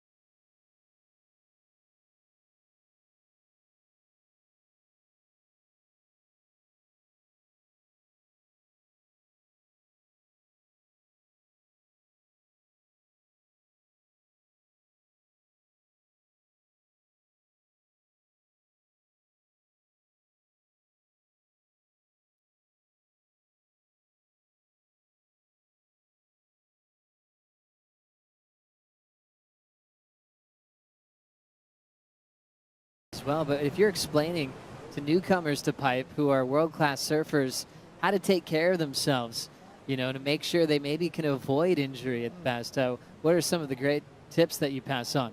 I mean, I hate to say it, but we're talking about everything except that. I mean, because pipe is just, the focus is on making your waves, getting barreled, getting through heat at pipe it's a tough one. You know, it's so different from your typical wave, especially for the young surfers that are on the CS tour, and then all of a sudden they get thrown onto the big stage and they're surfing a wave like pipe with a jersey on. There's a lot of strategies that can go down out here, and wave catching is number one. You got to know how to position yourself, get behind it so you can get barreled. It's really easy to not get barreled out here, surprisingly. And then getting past your fear. That's the big one, especially for the ladies, because they haven't had that many years with events out here. So it's getting past that fear and competing well. All the fans out there watching around the world, our sincere apologies for some technical difficulties we're getting through right now. Thanks so much for being with us. You're still watching the elimination round of competition. The scores are set now. Josh Moniz out in front, 5, 6, 7, and a 3. Rodriguez in the second spot. His last wave of 3.03. He's hanging on to second, which is very crucial. This round, you don't want to be in third, because that's where we're making our first eliminations. Kanoa, last year's world number 5's in that spot at the moment, but he only needs a 1.13 to change that around. And priority still with Michael Rodriguez. You see how close these guys are, neck and neck. All fighting for the same goal of moving into the round of 32. And this is part of that vision where you see things getting nice and scrappy, Laura. They're following each other up and down the beach. There is nothing like the feeling of being in this elimination round at the first event of the year and battling between second and third. It's these two are going to stick to each other. There's 7.5 minutes remaining, so it's early for them to be paddle battling, but they know that every move from here on out is going to be very, very important. As we see that swing to the right, Kanoa Garashi, one of the best bottom turns in the game, crushes the lip. Times the end section well, meets the lip and rides out. As you can see, his friends and family applauding that finishing move. A man that was raised to be in the position that he is in today. His parents leading Japan with a goal of raising a pro surfer in Southern California. They got to sit back sometimes and just pinch themselves that it all came true. Yeah, I mean, they did a great job, man. What a long-term goal, and for that to come to fruition is just wild. So many things have to go right. Of course, you have to be a hard worker, which, Kanoa is. And just a quick note, too, on that reef right now. This swell is still building, and that's creating a lot of draw off the reef right now. And it's getting pretty treacherous on that inside reef section at backdoor. So Kanoa being pretty smart there, electing to paddle around through pipe, through the sandbar. But a nice backup score there. He heard the 5.2. He smells blood in the water. So Kanoa with a very important wave. Just needed a 1.13. We're going to see that change into the top two. Another man trying to avoid elimination early is Matthew McGillivray, the surfer from Jeffreys Bay, South Africa. Brought us a lot of excitement last year, including that big perfect 10. Going through some great sponsor changes for himself that he's really happy about. He's got a nice fresh quiver of Channel Island surfboards. And he's looking focused on this lineup. First pump, solid, putting himself in a great position. Michael Rodriguez gets his best wave so far of the matchup, Laura. Yeah, you can feel and see the elation there from Michael Rodriguez. He was deep on that wave, and you could tell he was just going to hang on at all costs. That was his moment. Look how deep he was. He was in that and disappeared in that for quite a few seconds. Then a smaller wave, but with 5 minutes to go, that was his answer. Yeah, so having all that speed that he can gather on any type of wave, you can see how much that can help him in a tube like that. Absolutely. Yeah, and I think he was surprised. That's why you saw the big fist claim, because, it was a small wave, but he was really far back there, and I think there was one or two little moments in that barrel where he probably was expecting to fall because he was so far back on the foam ball, and I think he was just genuinely stoked to make it out of that little thing. And I think when that wave came through, you could see both Josh and Michael looking at that one. Josh didn't have priority there, so had to give it away, but you could tell it had that right angle on it, like it was always going to, run into that channel there at backdoor, and if you had the right pumps and the right line, then could have made it. So Emrod back in this. Yeah, quickly, Joe, too. This is a fun heat. We haven't seen a heat like this yet today where all the scores are sort of even. So we got a cool mix-up here where it's anyone's game. Love that. Kanoa does go to first, backing up his 5-2-3 with a 4-1-7. Just note, we're still waiting for the last of Emrod. We'll see how that fits in. Josh, 5-6-7 was his best, and we'll have Rodriguez in that same conversation, making this elimination round heat incredibly exciting. Josh is on the move. He's got first priority. And now he's a little bit more aware of what Emrod just did, just by the reaction from the crowd. Now he's going to roll into this right-hander. Josh now setting his rail off the bottom. Big blast there. Crushes that section. Only good for one move. One turn section, Laura. Trying to better a 3. That might be tough to do with the scale that's set today. That was a sick turn, but through the tail, as we see Kanoa right behind. Can he sneak out of this? And he does. Carve and then pulls right into the tube. One of the best transitions you can see on a day like today. Yeah, I was waiting for him to start to find his magic. He was definitely cold in that first heat in the first round. So now this is the typical Kanoa that we're used to. Manufacturing scores, finding his moment. There's that reef totally exposed. Was it ankle deep over there? He's pretty far down there. That's that classic doggy door section near Aints. There's just a tiny little channel there. There's like a gutter between off the wall that separates off the wall and back door. And that creates just a little crease that allows you to do that side door exit. Kanoa found it. So exciting when they find that little zone there. But yeah, nice turn from Josh here. I love that attack and that intent, but just could not get around the section. I think he'll be kicking himself a little bit, but it looks like he's got out the back, which is pretty lucky. And that Scores finally dropping for that one from Emrod. Looks like it's going to be a mid-5. This is a super interesting heat. This is just anyone's heat to win. And Josh is going to be frustrated because he burned priority on that last wave, and he really wanted to barrel. And I think he just got a little over anxious and pulled the trigger anyways, knowing that wave wasn't going to hollow out for him. So a little bit of a priority blunder there from Josh. So Josh will look to try to keep his head down and in the game and try to extend his role here in the Billabong Pro Pipeline. A champion at pipe in the past. He is so amazing to watch out here, and there's so much that goes into the Hawaiian wildcard stories of the past. There's a famous all wildcard final with Michael Ho and Johnny Boy Gomes back in the late 90s. Jamie O'Brien winning as a wild card as well. And the list goes on and on. As we look at Kanoa Igarashi with a minute 40 pulling into the first tube section. Second one staying open. Now he's running out of room. But did well on a smaller, tight inside wave there. So previous of Emrod did get him to second. 5.7 as he sits with priority now. So that bumped Josh to third. He needs a 3.37 as he's standing by for scores. Wow, this is so close. Yeah, look at it's a battle with the backup scores right now, and Emrod has that 3.33 and Josh just a 3-point ride, but looks like there's actually some lines coming through with a minute to go. You think Kanoa would better the 4? We're still waiting for that score. So he's, I don't want to say he's comfortable, but he's got a little lead there. So this is a battle between Michael Rodriguez and Josh, and good news for Michael is he has priority. 45 seconds. This was the energy that Laura saw coming from way outside on the outer reef. And now we'll see who's going to be locking in. Josh in position, challenging one, lays back and has to go down. Remember, he still has some scores to come. Remember that big first turn he did.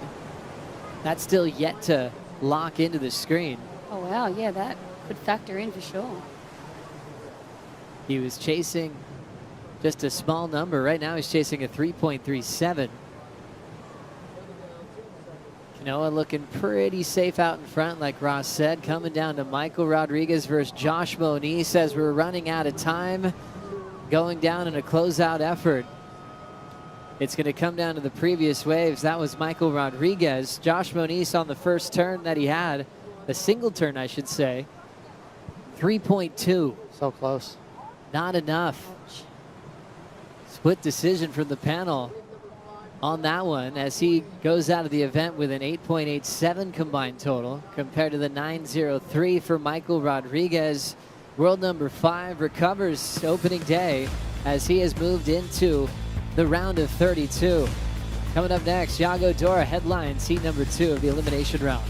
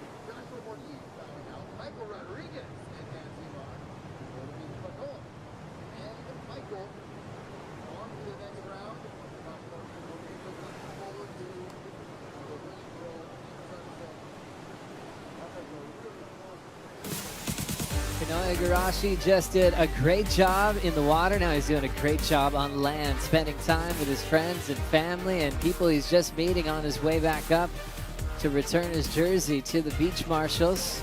World number 5 last year is moving on to the round of 32 as we get back into action. This goofy foot is stylish. He's a cool cat to talk to. He's going down on his last turn. His name's Yago Dora. One of the favorites on tour who looks like he's just filming a movie part every time he puts a jersey on. There's a big blow and an incomplete attempt immediately to follow from Maxime Housineau. Really wanted to have that aggression on that opening turn. He ends up incomplete. But Ross, how about this matchup? Yago versus Maxime and a wild card call-up for Imai Kalani Deval. Yeah, this is fun. Very cool mix of surfing styles, techniques. Yago, like you were saying, Joe, is pretty aggressive. He's kind of freed up in terms of going for airs, or, you know, he's got a pretty deep bag of tricks. And I wouldn't be surprised to see him go for an air with this trade wind right now into those little lefts. As long as Yago can find a ramp. Maxime, I would say, is the most kind of steady of the three. He's going to look for, you know, some smart scores, and Imai is a wild card for me. He could put up a couple of 8s or, you know, just get stuck waiting out the back. I went into town a couple of weeks ago. It was the night before the Eddie. Went to a punk rock show. Remember TSOL? Oh, yeah. Yeah, they still rip. Oh, that's awesome. Sound amazing. Wow, that's some good surf music right there. Some old surf movies. And that's why I went. I was introduced to them through all those movies. And I turn around and I see Yago just standing just outside the mosh pit. No way. It was one of the coolest things, just as calm as he ever is. And his dad was there too. It's kind of more of his dad's generation. Right. I think they dropped their first album in 1981. And Leandro and Yago were just using a cool, fun thing to do, driving to the other side of the island, and they were so excited. They watched every single band that day.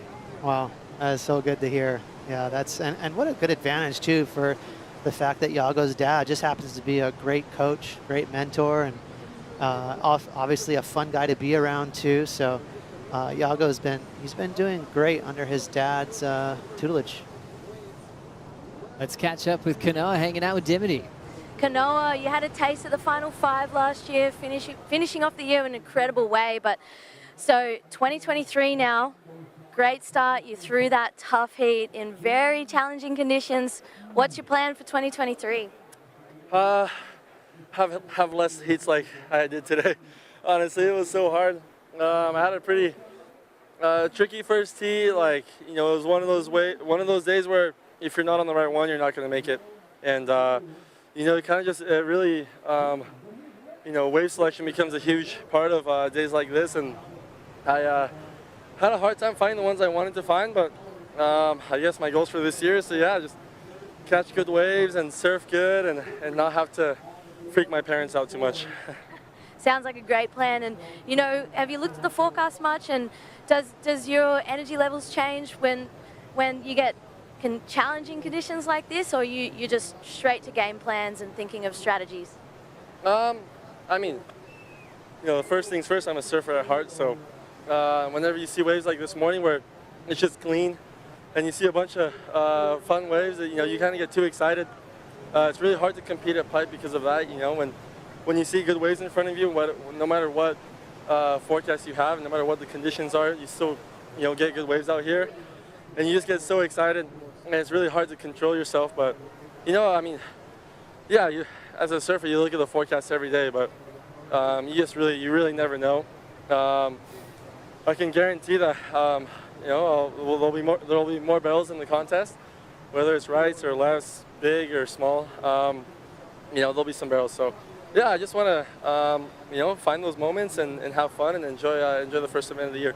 Yeah, well, you've had amazing results here in the past, so I can't wait to watch you. Good luck. Yeah, thank you. Thanks, guys. You know, Igarashi moving on to the next one. Yeah, talked about moving on quickly. He wants to make things a little bit more comfortable and decisive for wins, which he's actually really good at. With sticking to a formula, he has certain types of turns he can use that are just almost automatic. And I think the biggest surprise was probably just the changing conditions in his heat, even though he was so well prepared. Yeah, definitely his biggest weapon is his mind. He's just so confident and makes great decisions under pressure. He really revels under pressure, as we see a long little pinner barrel there from Imai. You know, it's a small wave. That's going to keep the score low, but he did well to squeeze through that little barrel, Joe. And Imai, again, X factor in his heat for me. You know, he's just so talented. Sometimes Imai, I would say, you know, the culprit for him not advancing through heats is he comes unstuck every now and then. But other times he can just put together magical heats, and he just got one of the best styles in the business. Imai Kalani Deval getting the call up as a wild card in this event, came incredibly close to qualifying, finished 15th in the Challenger Series, and that's how he got in. He was the highest rated surfer representing Hawaii on the Challenger Series, got the call up to surf here at Pipe, and he was thrilled to take it on. A lot of great things happening for Imai as well, recently signing with Channel Island Surfboards as well. Yeah, and that's a good match right there. Imai, you know, he's got a loose style. He's got, you know, such a good fins-free approach on high performance waves, and you know, Channel Islands boards, they make some really fast equipment that are great for waves that are, you know, that kind of surfing where you're doing airs and kicking the fins out. So that's a good matchup for him. Yago Dorad smoothly paddling across the screen. We'll wait for another wave because it's Maxime Husino's turn to come out of the barrel. Maxime fell on a big first turn to start, and that one felt a lot better.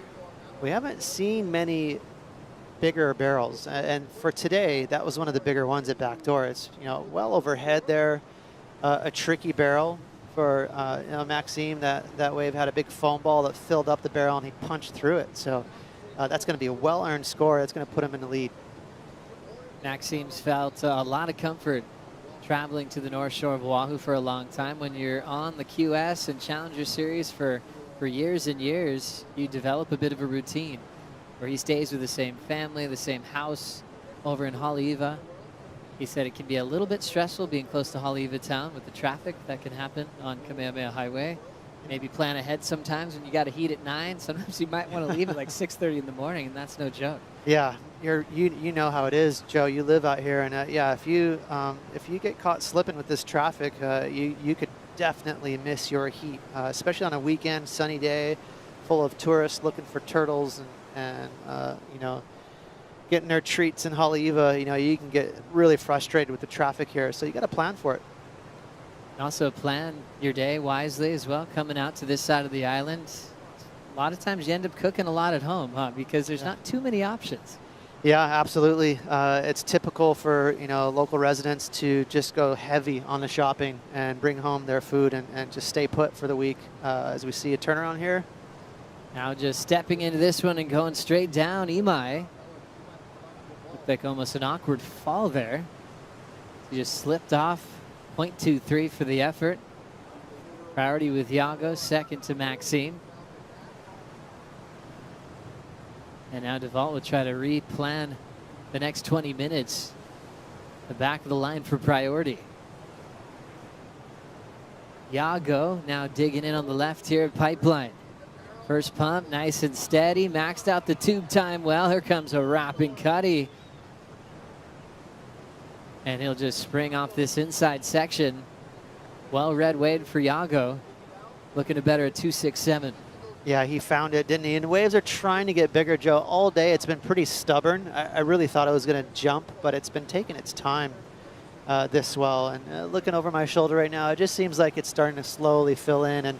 And we got almost a proper pipeline barrel right here. That thing stood up overhead, peeled into that nice looking sandbar right now. And Iago's such a stylish cat. He made that look too easy, didn't he?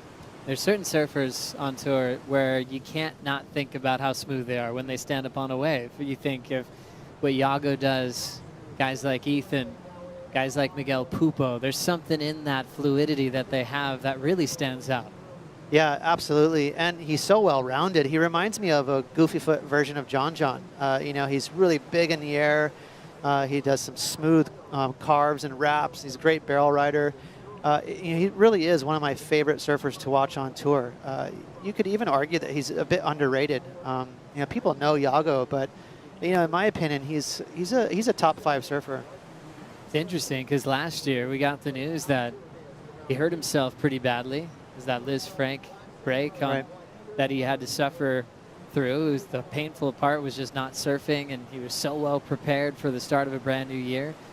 His recovery went incredibly well, but it came with challenges, mental challenges of not doing what you love. And he was able to come up in the back end of the season kind of in almost a wild card fashion and took down everybody on tour. As we look at a great back end approach from Iago, blasting it again in the pocket. He's got the lip showing up again and crushes it. How is that sequence of vertical backside hacks? That was insane. So much agility. I mean, how is those bounce backs after those those backside upside down slashes? He was able to just get back in front of it, and that just showed for a tall guy. He's got a lot of speed under his feet. Right here is where he's going to get into a rhythm. That was a nice whip snap, but this one's more vertical. But right there, he just pumps back into the pocket. Again, right here, pumps back into the pocket. So that was just a really high level of spray turns, especially for tricky sections at backdoor.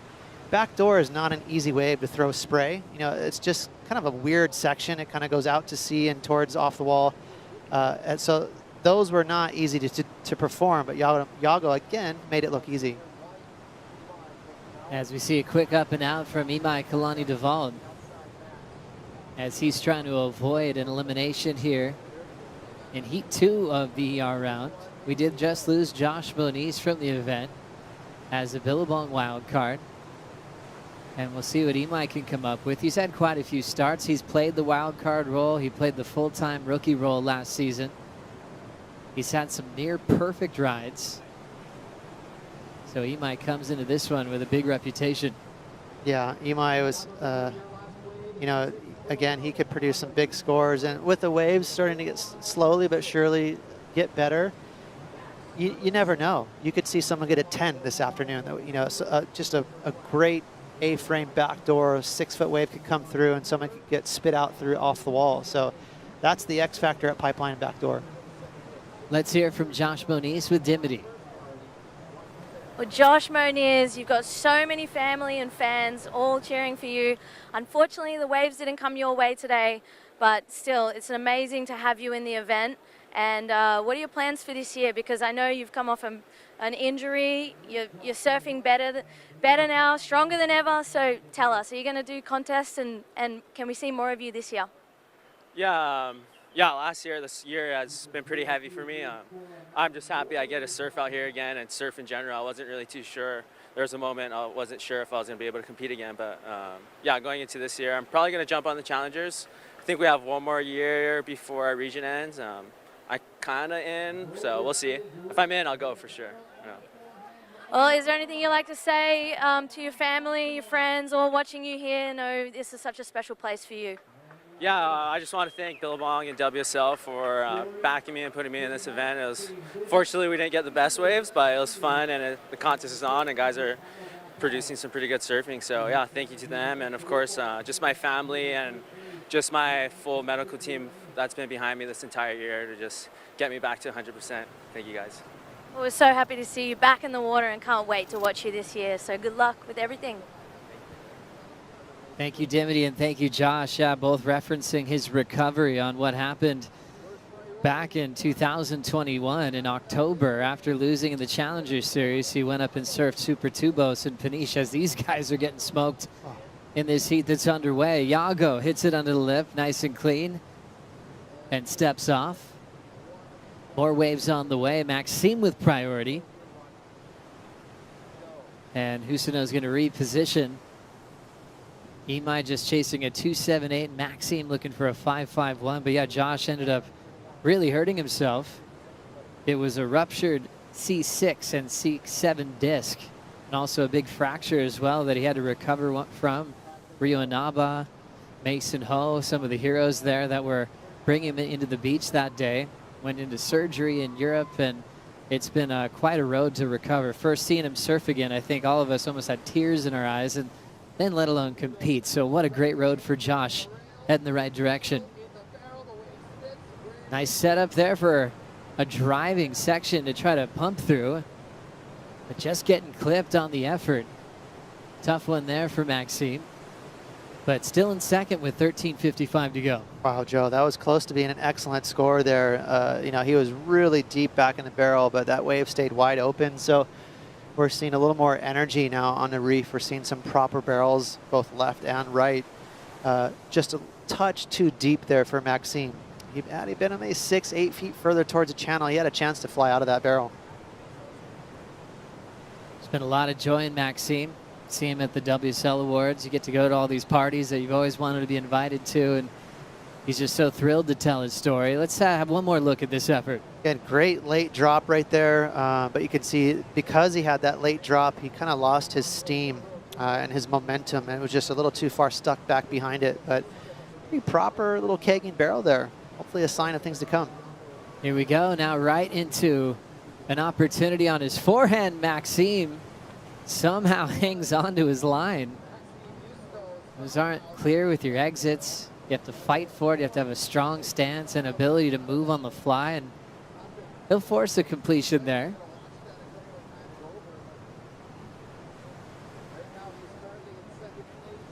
Well, we're only, 12 minutes left in this heat, so there's a lot of time left. But that was a pretty good grindy little score there. That's going to definitely improve his situation.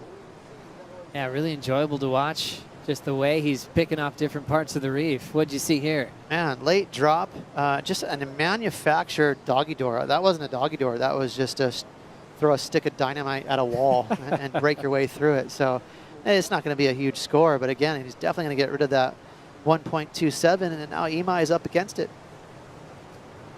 Scores drifting in for Maxime Husino. He'll definitely improve on a 1.27. With that pressure to Imai Kalani-Devalt, who just threw himself over the falls once again. Things getting a bit stressful here in the second elimination round heat of the Billabong Pro Pipeline. Right back after this.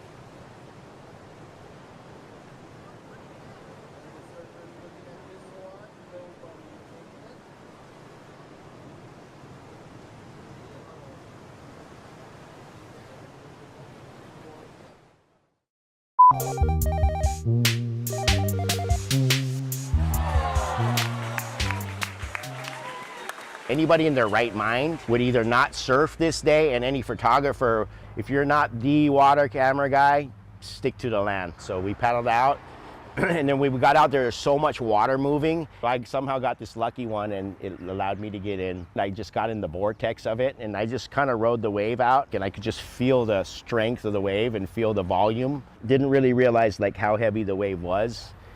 And then I kicked out and was paddling back out, and I looked over, and Slater's like, that was heaviest thing I've ever seen out here. There's literally no cameraman out there. There was Jack English, and he got one shot, one click. So that to me is the wave of all waves. There's no video of it. Everybody thinks that's Chopo. So this is 1997, before anybody had ever ridden a wave over 6 feet at Chopo and documented it.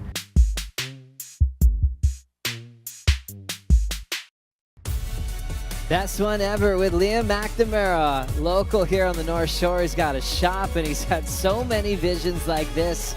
But that was a beast, that wave he was talking about. Thiago Dora attacking a fun-sized pipe barrel into a reverse on this inside section. He will sink, trying to ride away. And he'll try to fit that one into his top two. And surfing, you're scored on your top two rides. Something that changed, well, about 20 years ago now. That really helped out surfers like Andy Irons not have to get busy and just get scores. They could wait and really perform, as we see Maxime throwing one away. But it really changed the game. Back in the day, it was even top 4 waves where it almost turned into a paddle contest in fitness. Just to get all these waves under your belt to be scored, someone could win with a bunch of 4s. One guy would lose with one big 8-5, and everyone realized something needed to change. Top 2 system feels just right. Absolutely. All these little changes have just gotten better and better, and it's really evolved our sport to promote the best surfer to get through a heat. And that was kind of cool. I really dug seeing that little throwback there from Liam. One little funny story, I think I heard about that wave in particular. I think someone asked him, like, whoa, how was that wave? And he said, oh, it's thick and juicy, just like Wendy's. He told somebody. That was the rumor. But Thiago Dora, stylish cat. That was just a smooth little barrel. I'm waiting for him to get a ramp. I want him to see Thiago get a proper section, because that boy can lift off. He can produce some really cool airs. But now we're talking, Joe. Look at the conditions. We're starting to see some pipeline. Making me hungry, Ross. Yeah, just amazing performance from Thiago. There's that punt skill that he has. His landing ratio is incredible. He'd say he's landed, but he didn't ride out of that one. His ability above the lip is unbelievable to watch. We're celebrating 50 incredible years with Billabong. It all started off in 1973. An Australian surfer shaper, Gordon Merchant, had a vision. And I think I love their tagline. That was on a lot of my t-shirts as a kid. Only a surfer knows the feeling. It was so pure, backing the best surfers in the world. Unbelievable team riders like yourself, Ross, who's a big part of the Billabong family for a long time. Yeah, it's such a rad company. Great roots, with Gordon Merchant. I believe he started the company just by selling some surf trunks out of the back of his car, and you talk about an organic, authentic start. Billabong is as good as it gets in the surf world. And yeah, it's really cool to see the support from such an endemic sponsor. And also being involved in just major events around the world, being involved in so many different types of surf contests, from longevity and World Junior Champs here at Pipeline, as we check out one of the best views in the entire world, whales breaching on demand right here at Pipeline. I heard that's your Amakua, Joe. I think so. I feel good when whales are around. Your spirit animal. It's got to be. Saying hi to you. I love how active they are in this ocean. A lot of great boats go out of Haleiwa Harbor and take people just to see that. I love how everyone around the world got to witness that. Yeah, that was cool. They're just majestic, aren't they? They're so cool. The neatest creatures on the planet. And they frolic out here all winter long. Yeah, it's pretty easy to see some mist coming off the ocean surface when you're in the water or on the beach. And everyone stops what they're doing to watch the show as we watch Thiago Dora's got a racetrack section cleared for takeoff. Full rotation landing as soft and in so much control. Welcome to the Dora Show. Golf clap. Ask and you shall receive. Yeah, we wanted to see the kid take off. Look at him. Look at he's vibing to himself. He's like, oh yeah. It's so fun to watch. And he's got such a good character. You can tell he's really having fun. And Maxime breaking through another foam ball. And Maxime and Yago really having fun out there, separating themselves from Imai. And clean ramp right here. We haven't seen a lot of waves hold shape through the sandbar. A lot of them are getting really small and disappearing. That one stayed tall, and it gave him that ramp that we were looking for. So Maxime with his 5 that he had earlier, we got to see again, and then Yago Dora going so big above the lip. Smooth, he keeps his style when he launches off the wave. I think there's this evolution of aerial surfing where sometimes windows are being rolled up, or your stance changes, or you're trying to survive this punt, where he does it with control. Doesn't need to grab. He's talented with his footwork and his upper body. And I think you hear the phrase air reverse all the time, but when it's a full rotation, I mean, that's as tough and as critical as it gets. He just planted that thing so smooth, too. He made it look, again, the barrel, the air, this whole heat, he's been making everything look really easy. And that's an attribute to his style. You know, it just looks good. So real difficult, gnarly maneuvers, he makes it look great. Scores coming in for Yago, who's got this real cool zen feeling to him when you talk to him. Very calm, very quiet, happy, intelligent. You know when you run into Jerry Lopez, like everything around you just stops and he's giving you his 100% attention? There's traces of that in the Dora family, where it's just, they're present, they're here with you. And I think Jerry's the king of that. As we look at this again. Front foot launch, just a small adjustment, but boy, he just greased that landing so perfect. The wind has also switched a little more east, so it's not as choppy. Look how smooth that face is, and that was a real clean takeoff there from Yago. A smooth rotation, and what I liked about that air too, Joe, it just felt natural. You know, he didn't kind of manufacture any kind of like spin. He just started rotating because that's how he lifted off. Really stylish air, if that's a thing. Yago Dora had a crazy backhand cartwheel basically in El Salvador last year. He got upside down, the waves were pretty bad, and he did this crazy punt that just exploded this heat with energy. And it was a monumental one for his recovery because he hadn't landed something like that since his foot exploded. And so he was happy to finally feel that again. Then he knew he was back, and his results just kept getting better and better. And you mentioned his foot exploding, and I can pile in on that because I've had that same injury. It actually took me out as far as my competitive career goes. And a Lisfranc fracture is a horrible break. Basically, all your tendons and your joints and your bones just get mangled, and it creates a lot of scar tissue and a lot of pain. So recovery is lengthy, and you end up dealing with a lot of, like the mental aspect of it. It takes time to come back from. And as a pro surfer, especially someone like Yago, who's doing big airs, that's a hump or like a hurdle that you have to get over, knowing that it's okay. You're not going to break your foot again. You got to get past that fear. What a long road, and a great road for Yago as far as where he is today. He's got a chance at a nice heat win here in the elimination round. Maxime's now chasing an 8.43, and Imai needs a 5.27. Judges throw down a 6.6 for the full road. Deep in the barrel of back door, Imai Kalani Duval just gets swallowed up. But it had the size he was hoping for, just stretched out a bit too much for him. Man, see, and this is the X factor we're talking about. I mean, that would have been a 9 if you come out of that thing. So this heat is not over for Maxime. You know, 50 seconds to go, dodged a bit of a bullet there. He's probably having a chat with Yago about it, like, I thought I was done right there. Imai famous for giant scores. I believe it was a 9.87 a few years back when he was still wild card status before his rookie debut last season. Just wild card once again this year, being the highest ranked Hawaiian on the Challenger Series. But he is running out of time. He'll try to force the issue here on a messy one on the inside. He's down on the shallow shelf. Well, I know Imai has had some, kind of tough results of late, but, I hope that he really buckles down and has another solid year on the CS Tour, because he is a beautiful surfer, man. That guy has just got a lot to offer, so I'm hoping Imai pulls through the CS Tour this year. These wild cards having a tough time in the elimination round at the moment, losing Josh Moniz, then Imai Kalani Duvall. Maxime moves on in second, and the win goes to Iago Doris. He'll move into the round of 32. McGillivray takes on Fioravanti, and Carlos Munoz coming up next. We'll bring in Kaipo and Megan for the call.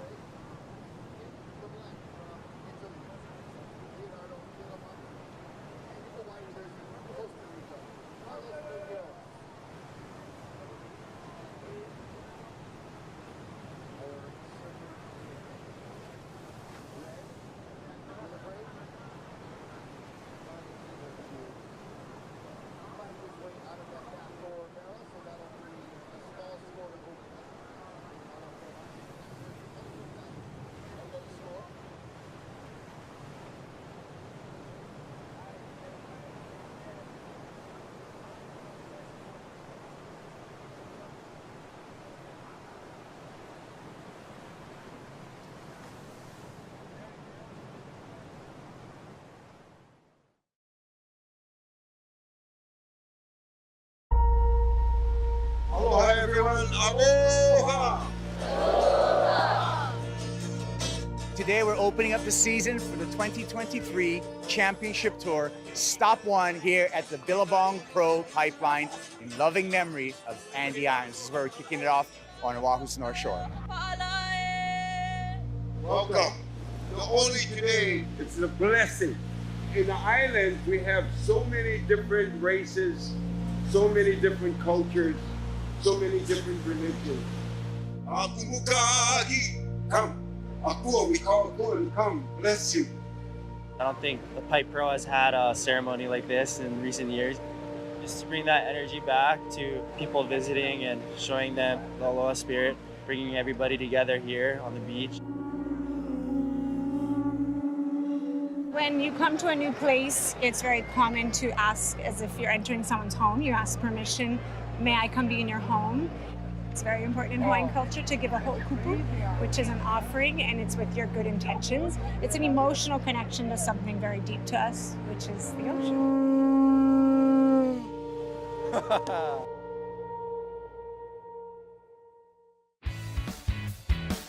Back on the beach at Ehukai, and Iago Dora coming in after a victory in the elimination round. Was a little slow getting started in that opening round, but he's made it back up. Iago Dora now building some momentum into the round of 32. I'm Kaipo Gura, along with former CT surfer Megan Abubo.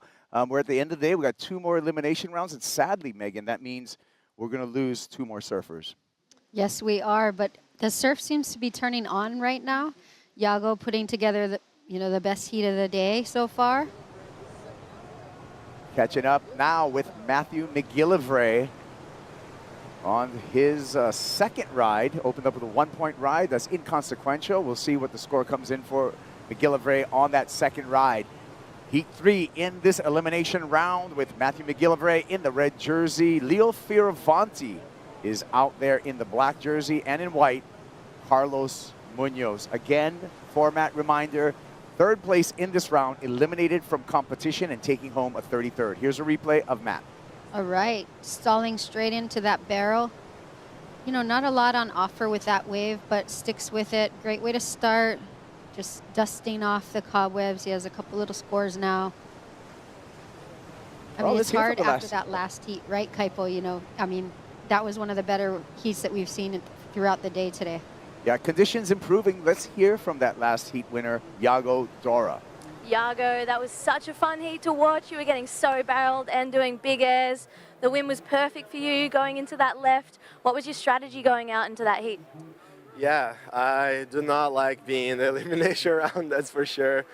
I had a shocker in my first round, but I felt like I needed that. It's the start of the year, it's the start of a new season, so I was thinking too much about myself in that first round heat, so I needed that to be shaking a little bit and feel like, okay, you can lose here, watch out. And then I went into the second round, just knew I had to build on my scores and start to build really early. And that's what I started doing. I got a 2, got a 3, got a 4, got a couple 6s, and the heat just started getting fun for me, so I just kept getting more confident, and I'm happy to make it. Yeah, well, it looked like you were having so much fun in the water, and we love seeing all the tricks that you have. So this is just the beginning for the event for you, so good luck for the next rounds. Thank you. Yago Dora, who's had an extended stay here at Pipeline, putting in some time. He's been posted up on the beach here at his sponsor's house, and really multiple reps out here. And there is no substitution, Megan, for time in the lineup when it comes to the Bonsai Pipeline. No, there's not. And I heard earlier, I believe he's been here throughout the holiday. So that's a lot of wonderful time that he's getting under his belt, as well as the many years he's spent here. And I wonder if he realizes all the references, which I've heard today, to himself and his persona to Jerry Lopez, which is quite, I'd say that is one of the most iconic surfers, or if not the most iconic surfer out at Pipeline. Yeah, one of my favorites, Jerry Lopez, a influential groundbreaker when it came to the approach and what is possible at the Bonsai Pipeline as far as tube riding. And one of the nicest men you will ever meet in your life, with a wealth of knowledge. And that's one of the beautiful things, just being around some of the uncles in our Hawaiian culture, actually, Megan, in that, you know, you sit around and talk story. All you have to do is,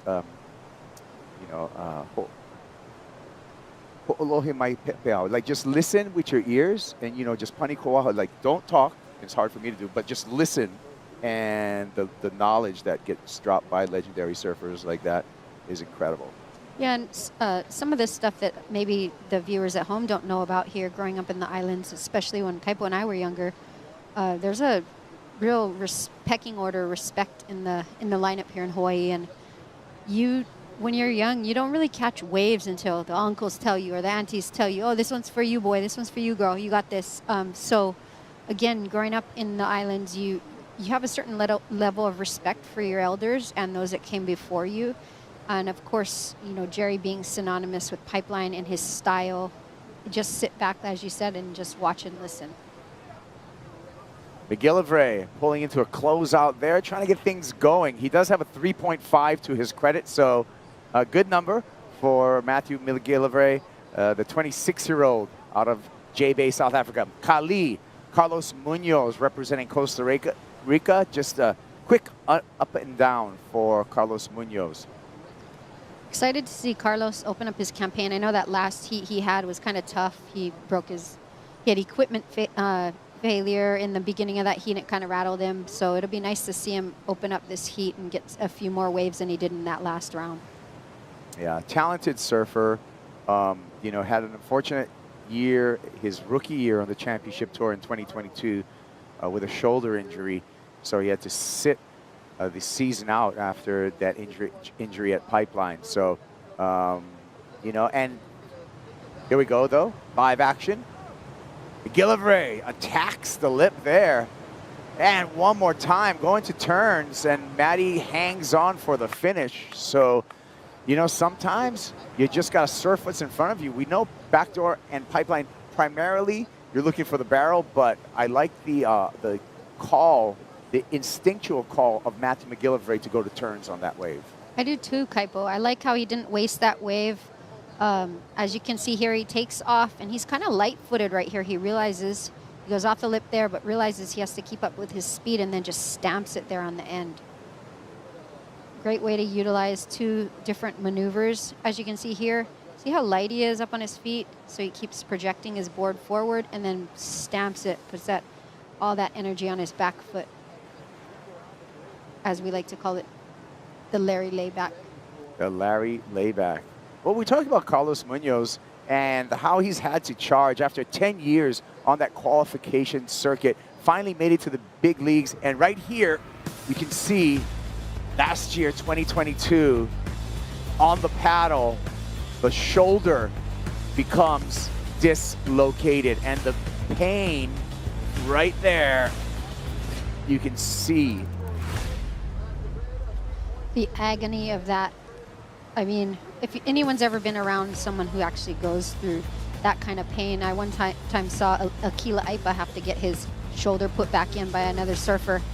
You know, so much pain, and then especially to be in a dangerous situation in the lineup as well at the same time. Yeah, here he is. And just a quick kick out for Carlos Munoz. Scores coming in, 3.43 for the last effort from Matthew McGillivray. Strong lead for McGillivray. Carlos Munoz just with a fractional score. Both Leo Fioravanti and Carlos Munoz searching for waves. Neither of them breaking the 1 point mark, but we got plenty of time, 19 minutes on the countdown. Love that shot, Kaipo. You can see all the sand that's built up, and it's getting set up to be a couple of fun little sandbars out there, even if the surf drops. Beautiful lineup shot of the North Shore. This is why it's called the 7 Mile Miracle, Kaipo. It sure is. And that sand constantly moving, the shape of the shoreline constantly evolving. So that's why, you know, predicting things here, we have our partners at Surfline, but you talk about swell, sand movement, wind, all these elements that have to come together to get a run day. Billabong being our presenting sponsor for this event, they have a great line with a local artist. Let's learn more. AJ's with them. We're here with Kamea Hadar, a local artist, and you have a new collection with Billabong. What was the inspiration? So obviously when you look at the colors of the collection, it's inspired by the creation story, the beautiful volcanoes that created these islands, the reef, and obviously Pipeline here. And the contrast of lights and darks to me represent a lot of the dualities that we have in Hawaii, Mauka and Makai and all of those different things. It's so beautiful, and we've seen some of the surfers wearing them, but this is not the only thing that you've worked on. You've accomplished created so many beautiful pieces around the world. One that people in Hawaii are very familiar with is, of course, the mural of Carissa and Duke. Tell me about how you go through that process of creating something so massive and also so important to the people who are going to be seeing it. Well, you know, a lot of the back end of the art is what's important, right? The meaning behind it, the soul of it. And obviously when you're painting someone like Carissa Moore, who means so much to Hawaii and to the people here, and obviously Duke Kahanamoku, who is by many considered the father of modern day surfing. And I mean, there's so much thought and process involved beforehand. And then added another layer on top of that is the mural is 12 stories high. So now you have a lot of logistics and how to do it. So let's just say there's a lot of planning, a lot of talking, a lot of discussions, and a lot of thinking before even paint hits the wall. Which makes sense, because when it's something so massive, you want to make sure that you get it right. And you are somebody who has been able to impact art in so many ways, so many mediums, whether it's muralists, whether it's the Billabong collection, but you also have Powwow, which started out as just a mural festival, if you will, and now you've had more than 60 events worldwide. What is some of your favorite takeaways? Why do you keep doing that each and every year? Yeah, so essentially Powwow just started as a small mural festival here in Honolulu, and every year we would grow here as a festival, then we started growing to other cities, and now we're in over a dozen, 15, 20 cities around the world. Like you said, we've done numerous events all over. We put on concerts, we do panel discussions, we've painted orphanages in Nepal. I mean, to me it's the beauty of Powwow is basically the beauty of art and also of surfing. It's when people around the world have a common love for something, then you can bridge gaps of not only location, but people make friends. You have long-lasting love for each other, and people share this common love, and they can create beautiful things together. So I think when you look at the roster of all the surfers, you see that there's not one corner of the earth that isn't touched. And I think the same goes for art. That's beautiful. As it's so cool to see just the way you continue to create art and inspire people. Is there a message that you try to put into your art? I mean, obviously every piece is very different and very meaningful to me in different ways. This particular collection with Billabong is not only about the creation story and the dualities that we have here in Hawaii, but also, and the dualities, in nature in Hawaii, but also the dualities in life. We live here, we work here, we have kids here, we pay our taxes here. I mean, it is a paradise, and I would never ever change it for the world. And I love living here, and I'm so appreciative of everything that Hawaii has given me. But there is always the realities of life and the human condition. So I think that is kind of one of the main takeaways that I would talk about in this collection and in much of my work. Well, we're so grateful that you continue to create art. We cannot wait to see what you do next. Mahalo. Thank you so much for having me. Yeah, the inspiration from Kamea, the creation story known as the Kumulipo. It is a lengthy chant that documents the belief of how these islands were created and then how life came to these islands. I'm just got chicken skin with that. But on to our heat. 13 minutes, 45 seconds. Let's get some replays here. This is Matthew McGillivray. Yeah, Matthew here with a nice little wave. Beautiful first turn, just wraps it around perfectly. Looking for something to end it with. Puts his stamp on the end there. That's great. That first turn was awesome. And we see Carlos here sliding into that one. Carlos already having a better heat than his last round, so it's great to see. Nice little exchange there. Well, a little bit of a lull in the action right now. 13 minutes on the clock. The conclusion of elimination round heat 3 right after this.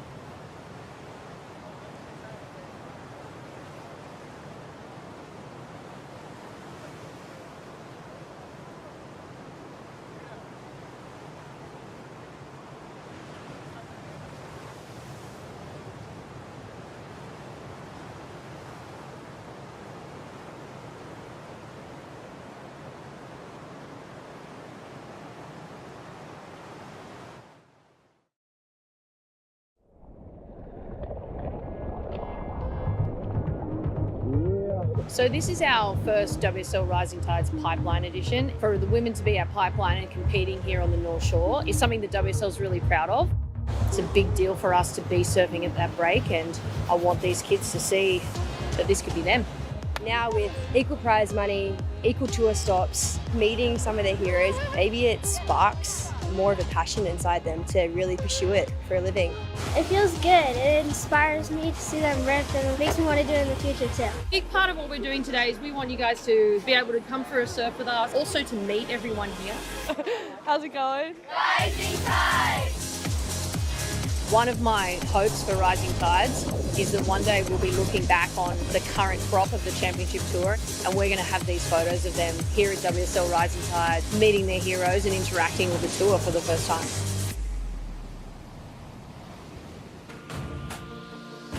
Mahalo Pura Vida, bringing us Rising Tides, pool bar rights there, right at the Turtle Bay Resort. And what a celebration day. And I agree with Jessie Miley Dyer that some of those young ladies we will see probably on the Championship Tour sooner than you think. There was good surfing happening that day. Yeah, Kaipo, I can attest to that. I'm working with a couple of them through the Aloha Moore Foundation, and they're great surfers, and they're so amped and excited. Leonardo Fioravanti finds a high line through a little barrel, gets tucked under the curtain, is able to make the exit, following up with a couple of carves here for the Italian surfer, and that's going to be his best wave of this heat so far. Yeah, he has to be happy with that. I mean, his score line is pretty low right now. Leo's just, you know, it seems like today he hasn't been in total sync, but he still has some time to get back in rhythm out there. Dropping into this one, Kali. Carlos Munoz looked like he had some room to move, but then backdoor gave him the clamp. Unfortunate, not going complete on that one, but great attempt, great line through there. Did all he could do. Yeah, that was unfortunate because that was a great wave. You can see him right here kind of falling out from the sky there, setting his rail. He's deep too, threading through that thing. He's right on the foam ball, but unfortunately that thing just clamps on him. And a look back here at Leo. Yeah, Leo just, I don't think his, you know, he's trying to build on his score line, but his wave selection just hasn't been the greatest. And I know without that much time, he's just chipping away there at his score line. This heat's been a little bit lackluster for waves compared to the last few. So sometimes you get in a heat like that and first half is just pumping and the second half isn't. So just as fast as, it was always my thought, just as fast as you can get a lot of waves, you can sit for a while too.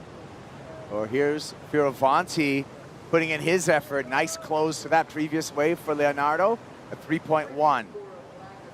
A 1.24 will take him into second place. He is going to move into second place. Will he have enough of a score to move into first place? We are awaiting that number from our judges.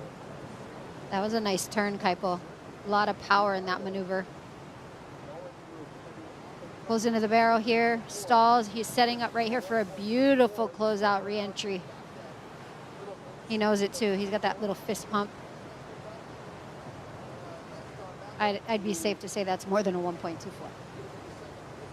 This is true. He will move into second place. He does have the opportunity to move into first place at the 7.5-minute mark. Priority with red right now as we fly above Matthew McGillivray. Matthew with position, couple of sets coming in through here. We'll see which one he chooses holding that priority. Interesting to see the surfers positioning with the set coming in from this aerial shot. They both kind of crossed paths, went the other way, you know, but it seems like they don't really want too much to do with each other. And when it comes to, although there's priority, they're giving each other space out there. Number coming through here, 3.7. Fioravanti goes to second. Carlos Munoz drops down to third. Munoz needs a 3.73. Set coming in here. And Carlos Munoz, you can see him on the top of your screen, taking a look at a pipeline left. Matthew McGillivray with his attention on backdoor with priority. This one's just going to hit the reef in a wrong direction and no takers there. No, yeah, they both just passed that one up. Wise decision there. This late in the game, you want to make sure you're taking off on the right waves, especially when it comes to priority, because there aren't a lot of sets out there right now. So you want to make sure you're in the right position and you don't have to hassle for it or you know, go for the first one. If the second one is better, you can definitely be on the right one. There he is, Kolohe Andino. He's going to be coming up next versus Jadson Andre and Ian Gentile.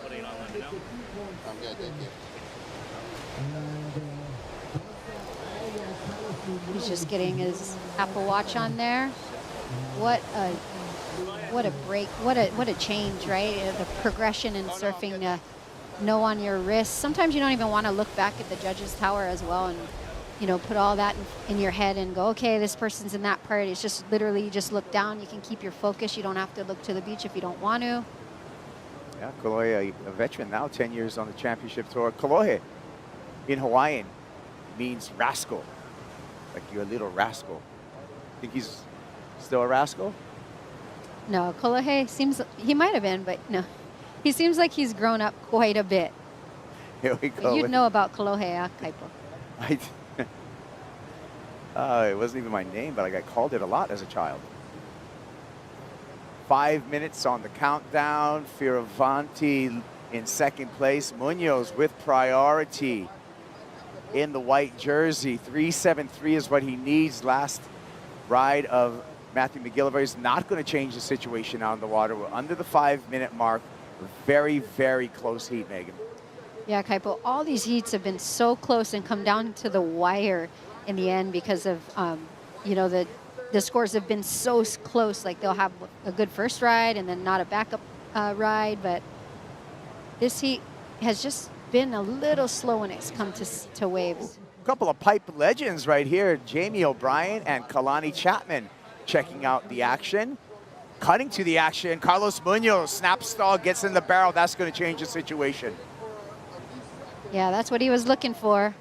I feel that was enough to change the situation. We'll be waiting for scores, and we'll catch up with a replay there. Remember, all he needs is a 3.73. Here's the replay. And dropped out of the sky on that one.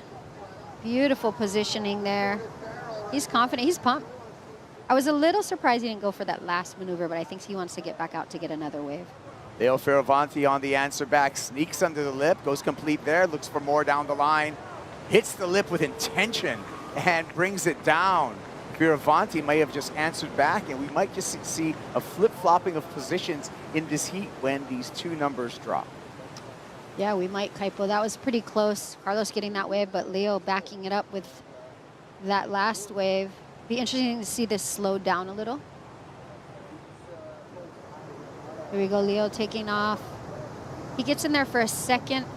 I think he was hoping to get a big turn in here, but he had to go for the kind of like a re-entry. Quick re-entry there. You could see him building up for a big turn, though. Unfortunately, it was kind of running too fast for him. This is going to be close, Kaipo. Yeah, and the judges, no doubt, taking a couple of looks at that exchange between Fioravanti and Munoz. Upstairs in the judges' tower, they can utilize that replay and take a few looks at the wave before finally settling on a number. Again, 5 judges up there, each with an individual score. Then we take those scores, eliminate the highs and the lows, and average the remaining 3 to give the surfers scores. 4.07 for Carlos Munoz. Munoz goes to the lead. This is going to flip the whole heat. There we go. Leo Fioravanti at 3.9, and just like that, our heat leader, Matthew McGillivray, now is in 3rd place and in risk of elimination from competition. Right, he was sitting in first that entire time, and look at that, sitting in 3rd place, needing a 3.65. Less than 2 minutes remaining. But how quickly do things change? McGillivray has priority. He has priority. He's got the 2-minute drill going. There are some lines that we can see coming from the horizon. He can give himself one more chance, but he's going to have to deal with the surprise of going from 1st to 3rd just within a simple exchange by Leonardo Fioravanti and Carlos Munoz. Taking a look at this one. Here we go with Maddie. Not going to take the first wave of the set. Sometimes, though, your competitive nature comes out and you end up surfing the wave better because you know you need that score. You're, you know, your place in the heat's on the line, so you bring it, your A game when you're going for that wave. And sometimes when you're put up, your back's against the wall like this, it brings out your best surfing, I think. Well, no stranger to pressure. Matthew McGillivray, he jumps out of airplanes for fun, so I have a feeling that the young South African does not succumb to pressure, but he does need the opportunity. he does need a wave to hit the reef in the next 40 seconds. Yeah, he does, and it's looking pretty meager out there right now. Little bump on the horizon. He's got priority, so everything's on the line for him right here. It's going to come down to this. Surveys that first wave of the set, decides not to go. Down to 20 seconds. McGillivray will have one more chance. Again, needs a 3.65, has priority, and the clock is dwindling. And we are going to lose Matthew McGillivray from competition, eliminated here in heat number 3. Leo Fioravanti will take a ride to the shore and into the round of 32, along with Carlos Munoz. Will be back right after this.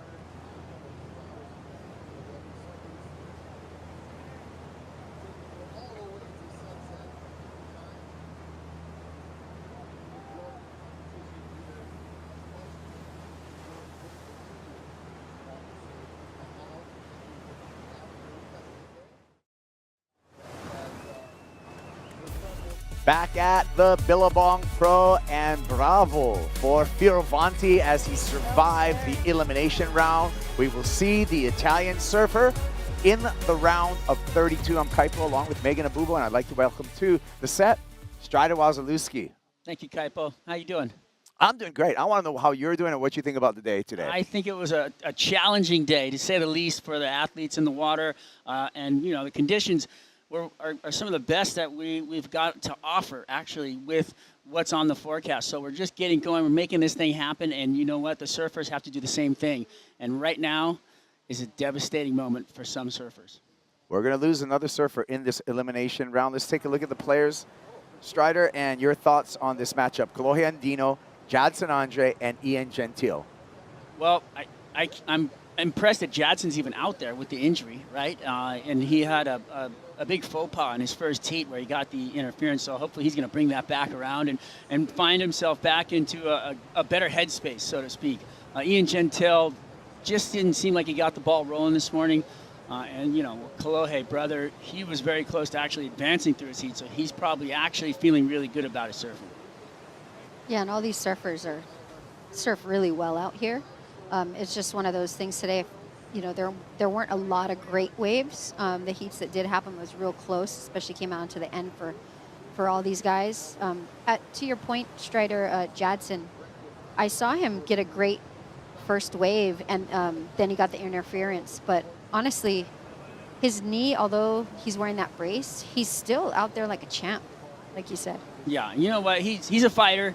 He knows what it means to be on tour, and you know, he could have just said, okay, this is my throwaway, but he didn't. You know, he's back in this thing swinging for the fence again. Look at this. I mean, everybody's paddling, and there's a lot of intent. Ian Gentile just takes off and gets gobbled up at the bottom. Again, loser in this round gets the equal 33rd. That's a meager 265 points. That's an automatic throwaway when you look at the mid-season cut. And so anyone who loses in this round is already going to have their one allowed throwaway when we look at that mid-season cut, Strider? Yeah, you know, it is a very high-pressure situation right off the get-go. I can't emphasize enough the amount of pressure that these guys have on themselves to do well starting out the year, and it's really a tough go. I mean, Ian Gentile there just went for a lobster dive, checking out the bottom there. It is so shallow where they're jumping off right there. It's crazy.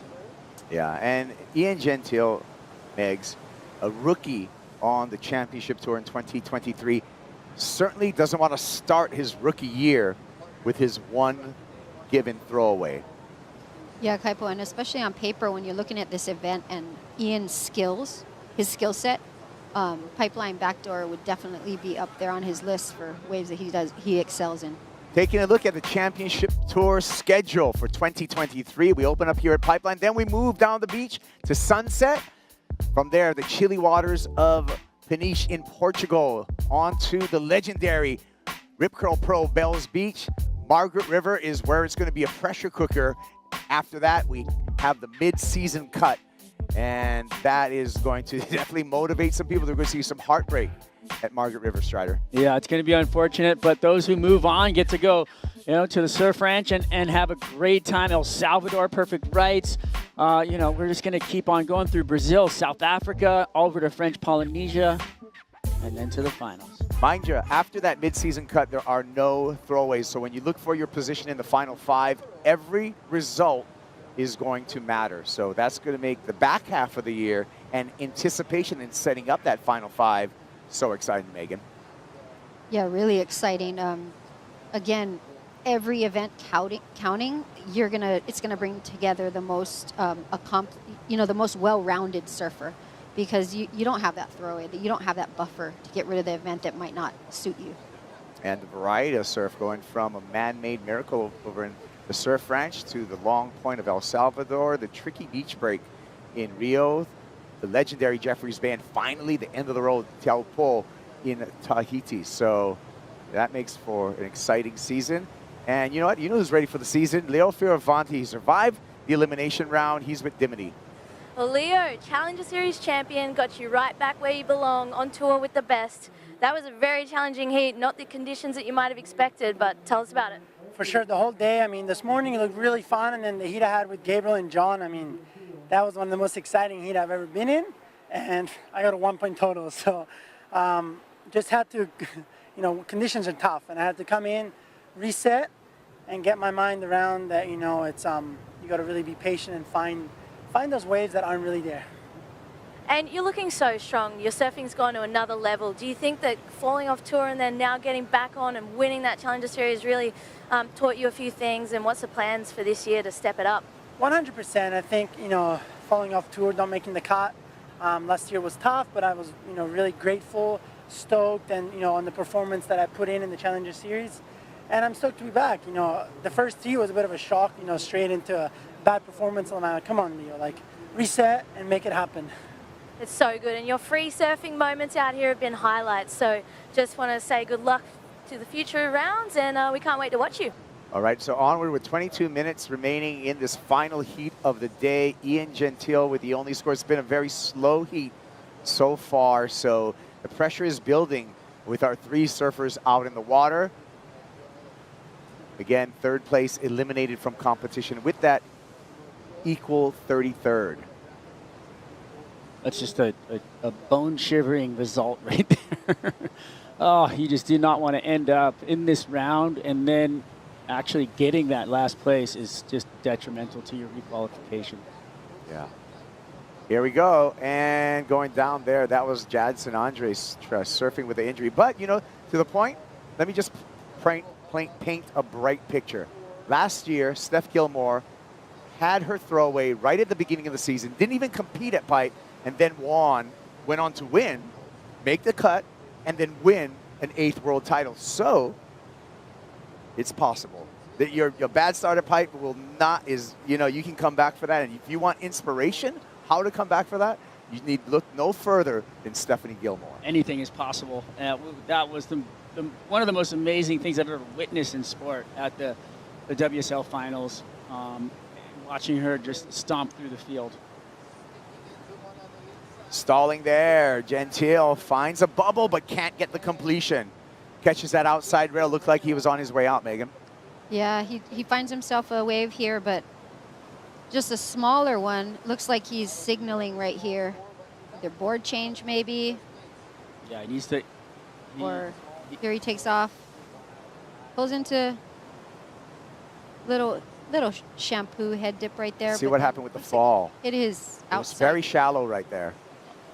You know, he looks like he was having a tough time off the bottom there. Maybe lost a fin somewhere along the way. But he's definitely coming in to switch out a surfboard, I think, because he never looked comfortable on that wave. As he dropped in, he looked like he was losing his fins and then finding his footing into the tube. But as he was coming out, you saw him kind of off center, kind of off kilter, and then you know, he grinded the rail down right there into a fall. So Yeah, I agree, Strider. It was a pretty standard turn for Ian to complete that wave on, but he just seemed to like dig his rail. Yeah, Leandro Dora on the water's edge and giving the new equipment to Ian Gentile. Gentile moving pretty casually in this situation, and now he's going to get things going on his way back out. a lot of reef on that inside part right there. When you, just so you know, the viewer knows, you kind of do need to walk gingerly through that inside part because there is a lot of reef exposed right now from those big swells that we had. And now that you get to the sandbar, you can run. And just as dangerous, that dreaded sandstone. That's the same color as the sand, but it's compacted sand. And that sandstone is very, very sharp. Yeah, and to his credit, after doing that, I think it's wise to take a moment to breathe and to take your time out. You don't want to waste too much energy. Sure. And he knows there's a no lull. scores on the board as well. There's nothing meaningful has happened yet in this heat. So it's anyone's heat. And we saw Seth Moniz, explain the fact that he got to his heat late and was paddling out with a minute and a half and still made it into the lineup to start the heat. So it only took him, a minute and a half to get out in the water. Jad St. Andre doing a good job of getting in the barrel and went complete, and then wisely, because he has that injured knee, just kind of threw it away there, avoiding the lip and more damage to his body. We'll see what that number comes through for Jad St. Andre. Yeah, what a warrior to be surfing out there. And, he's not looking bad. Well, he never gives up. Jad St. Andre, I've called him the spirit animal for the Brazilian Storm just because he is a leader a lot of times within the Brazilian surfing community and really motivates people. And he's motivating people right now, Strider, because he's not giving up. He's giving it his all. Here he goes again. Takes a look at it, decides not to go. 1.77 was enough for a temporary lead for Jad St. Andre. The crazy thing, too, about a knee injury is it not only can hurt when you're on the waves surfing, but I've had weird knee things surfing, and you feel it when you're paddling as well, like maybe a little slight straightness in your leg, and it hurts. Hey, let's throw it to the beach. Got a report from AJ. Ian Gentile just came in to switch his board. I talked to his camp, and they said that he switched from the 6.3 that he rode in this morning's heat to a 6.1. They said that he didn't really love the feel of it when he got out into the water just now. So he decided to make the quick switch. Obviously, with it being an elimination round, no time for any sort of errors, and they decided to make the board swap. Thank you, AJ. So new equipment, new Sharp Eye under Ian Gentile, and he places himself back in the lineup, back amongst the action. Chloe Andino in the red jersey, patiently waiting, has yet to ride a wave, but holding on to priority, Strider. I think it's, it can work against you, or for you that, and I know it's a funny thing to say, but like sitting out there waiting for that one good wave, you could win a heat on it. Right now, the score lines, coming in at 10-point totals are making it 3 heats right now. So, you could really get a great wave and just make it through on the merit of that wave. And also catching a bunch of waves and getting into rhythm can help you as well. So it's kind of just pick your poison out there at the moment. It's really a tough lineup to read, and trying to find that happy medium and building a good heat is the hard part. Well, we can just look to the last heat where Leo Fioravanti won the heat with a 2-wave total of a 7.6. So, Megan, just anything above a 7 right now in this final heat of the day, you're closing the door on the rest of your competitors. Oh, you are. I mean, halfway through this heat, and we're not even talking a 10-point or 7-point score line. I mean, both surfers that have waves only have 1 point something. So Kolohe, I think he's playing it smart. He's made a good decision to wait for a better wave. These surfers don't really have too much on the board, so even if Kolohe just gets a 5. Here's Ian Gentile on the new Sharp Eye. Big snap off the top for the Maui boy. He's just going to keep it to 1 turn, but getting the ball rolling, getting things activated, Ian Gentile. Looks a little more loose, that board for him out there. Yeah, he'll take the lead with that effort. Here it is. Yeah, he's taking off here. He's eyeing up this section. Nice speed, nice slash off the top. You know, probably just feeling it out under his feet, first wave on it. I love the way the Sharp Eye boards look in the lip line. I just love how much arc is in the tail. If you look at the boards, there's a lot of rocker, which allows you in the pocket to get your board up into that vertical section and fit the curve of the wave as you're turning with it. And it's just beautiful to watch those boards in the lip line.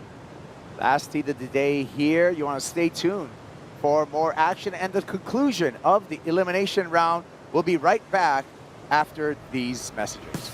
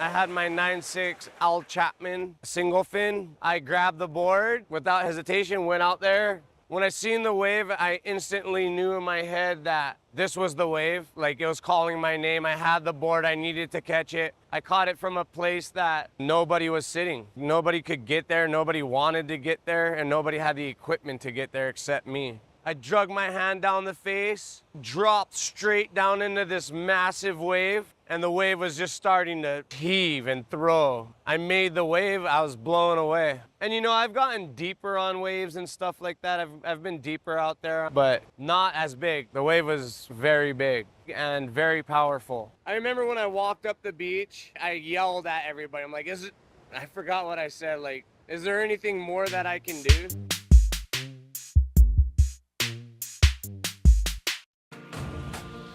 Thank you, Billabong.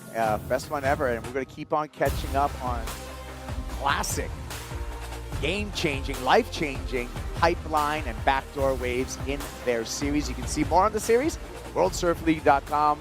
During the break, we had some action, Strider. Let's take a look at Jadson Andre. Jadson is winning this heat. He is catching those little nuggets and then going to town on the lip line. That was impressive right there. You know, we've seen him go over the falls in this heat. We saw him getting interference earlier today, and now he's regathered himself. He's getting behind the bowl and throwing up turns. He's injured, but he's still fighting. And, you know, beware of the wounded animal. They're going to come after you. Not to mention, Megan, I mean, I'm watching him walk, and he's clearly in pain when he's walking. He's walking with a limp. He has the brace on. Yeah, and, you know, he had to, this heat could have been a bye because of his injury, but he said, yeah, I'm going out there. And you know, he's in the lead. Every wave he catches is a win for him right now, you know, because he's really probably not supposed to be in the water. But I think adrenaline catches, you know, takes hold of you, and that adrenaline gets you through the heat and actually has you do big turns like he just did on that last wave. And Jadson's in the lead right now. On a day like today, too, I think it's anyone's game out there. You know, every heat, anyone can win. So Jadson probably knew that. And even if he comes away from this event with making it through one round, that's a win for Jadson and his injury, I'd say. Here we go, split peak. Andino uses his priority, finds a backdoor barrel, and gets the completion there. So Kaloy Andino is going to put his number on the board. 3.5 will take him into second and advancing position. Ian Gentile going the other way, so we'll catch up with Gentile and see how that changes the situation. Here we go, Ian Gentile, Megs. Yeah, Ian, nice backhand first turn there. You know, not a lot to offer, but beautiful first turn. I'd say he's going to improve on that one. Strider, this is Kaloy.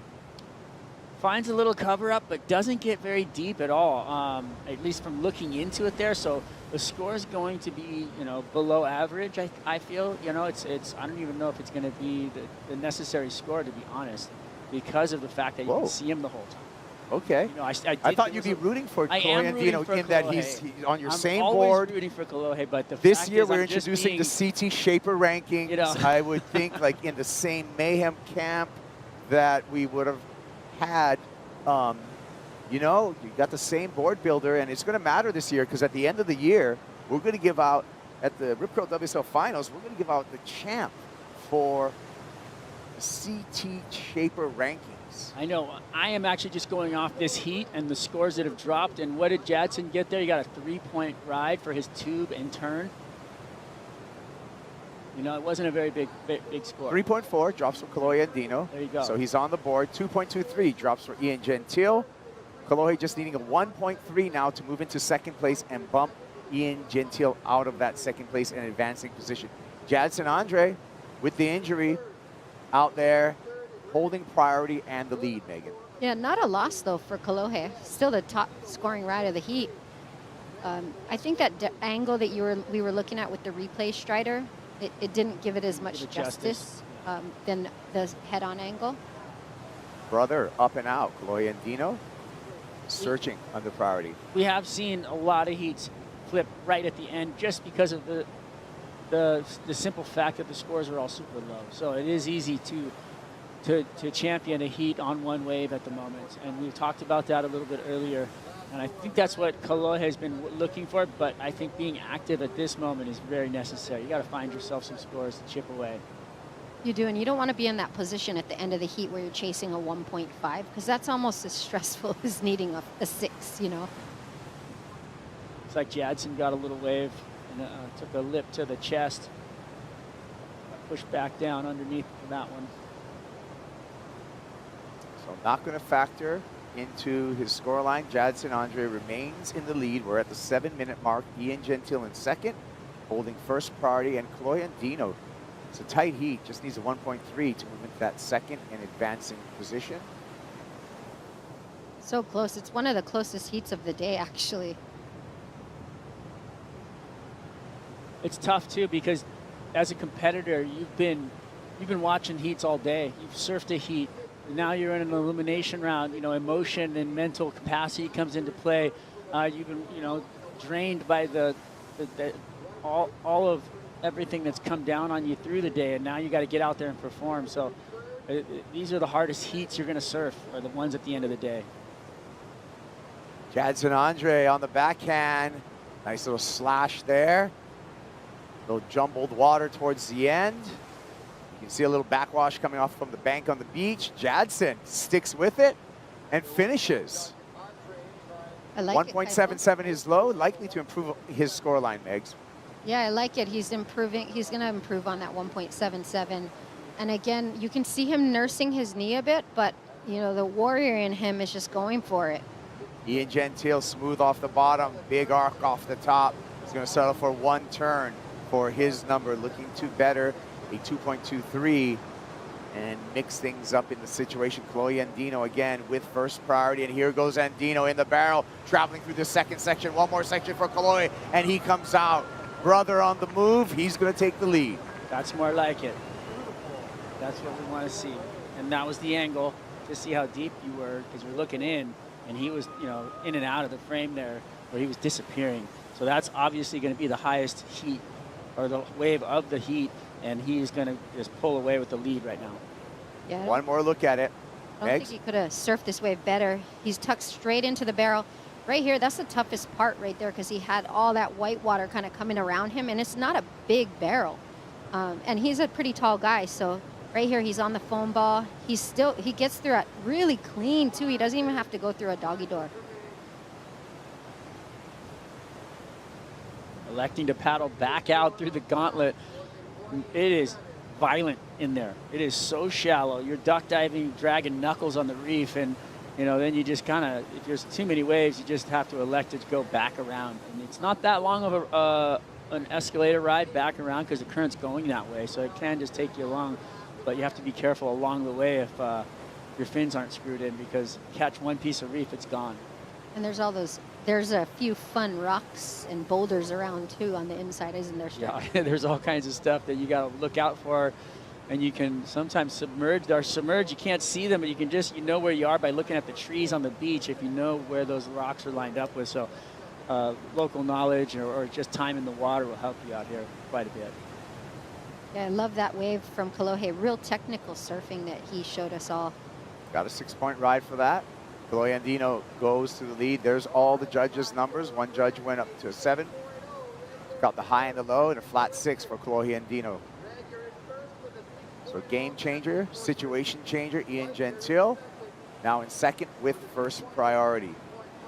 Waves coming through here. This is the final heat of the day, but we're not done. We got more for you after the conclusion of this heat. We're going to wrap up all of today's happenings in the 8:05 post-show following this heat 4 of the elimination round. Jadson down to third place. Whoa. That was quick. It's a harsh reality of how quickly these heats change from, you know, top to bottom. It was interesting, that exchange, just to see what is on the judges' minds too. That last wave of Jadson, you know, 3 not super exciting turns, and then you saw Ian's one big rounded carve. So, you know, obviously those explosive big turns rather than the checks to the beach. As we pay attention to the numbers right now, Jadson Andre just needs a 2.3 to move into second place over Ian Gentile. Just needs a 2.3 on this ride. A little caught up there. It's going to stick with it. This is a surfer who is a surfing strategy, and you can just, I mean, the physical restrictions right now for Jadson Andre, and you got to give him the heart, but doesn't need a big number to get into advancing position. I think to Megan's point there, that wave wasn't going to give it to him. It didn't have enough wall or critical section, and that's what the judges are looking for. You know, and that's why Ian got a higher score for one turn. It's just it was a more critical turn in a section of consequence, and that's what is going to give you the higher score. And Strider, he might not be able to put that pressure on his knee right now to even do that big critical turn. Here's Jaddy. He loaded up. I mean, if there was a section there that was really critical and solid, he could have, you know, talked about having the opportunity for the score on this wave, but unfortunately, that wave wasn't going to give him what he needed. Ian Gentile wants to hang on to advancing position. Good start here for the Maui boy. One more time up in the lip. Bottom drops out, no problem. Rapid fire down the line, final section, and that's going to do it for Ian Gentile, and he's looking good to advance into the round of 32 with that performance. Wow, that was a nice series of turns there. I love how he surfed that wave. He's definitely going to back up his score line with that. Yeah, beautiful surfing.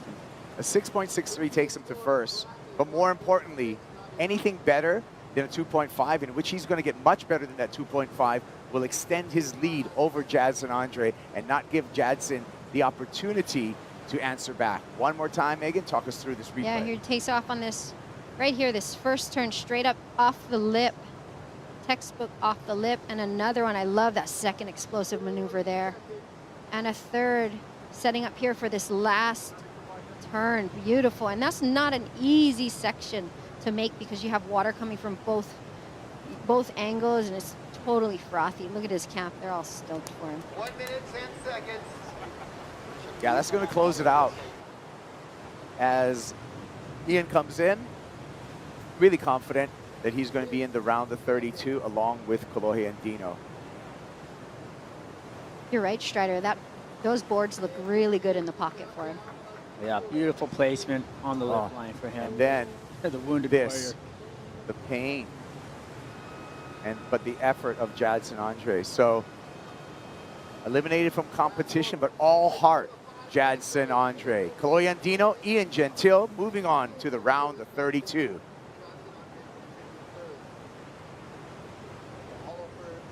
That was Brent Gilman down there helping him out to get up the beach, and there's your Gentile rookie coming up with a near death here, but makes it through. 8:05 post, Joe, coming up right after this. Joe, Ross, and Laura will be joining you to wrap up all of today's action.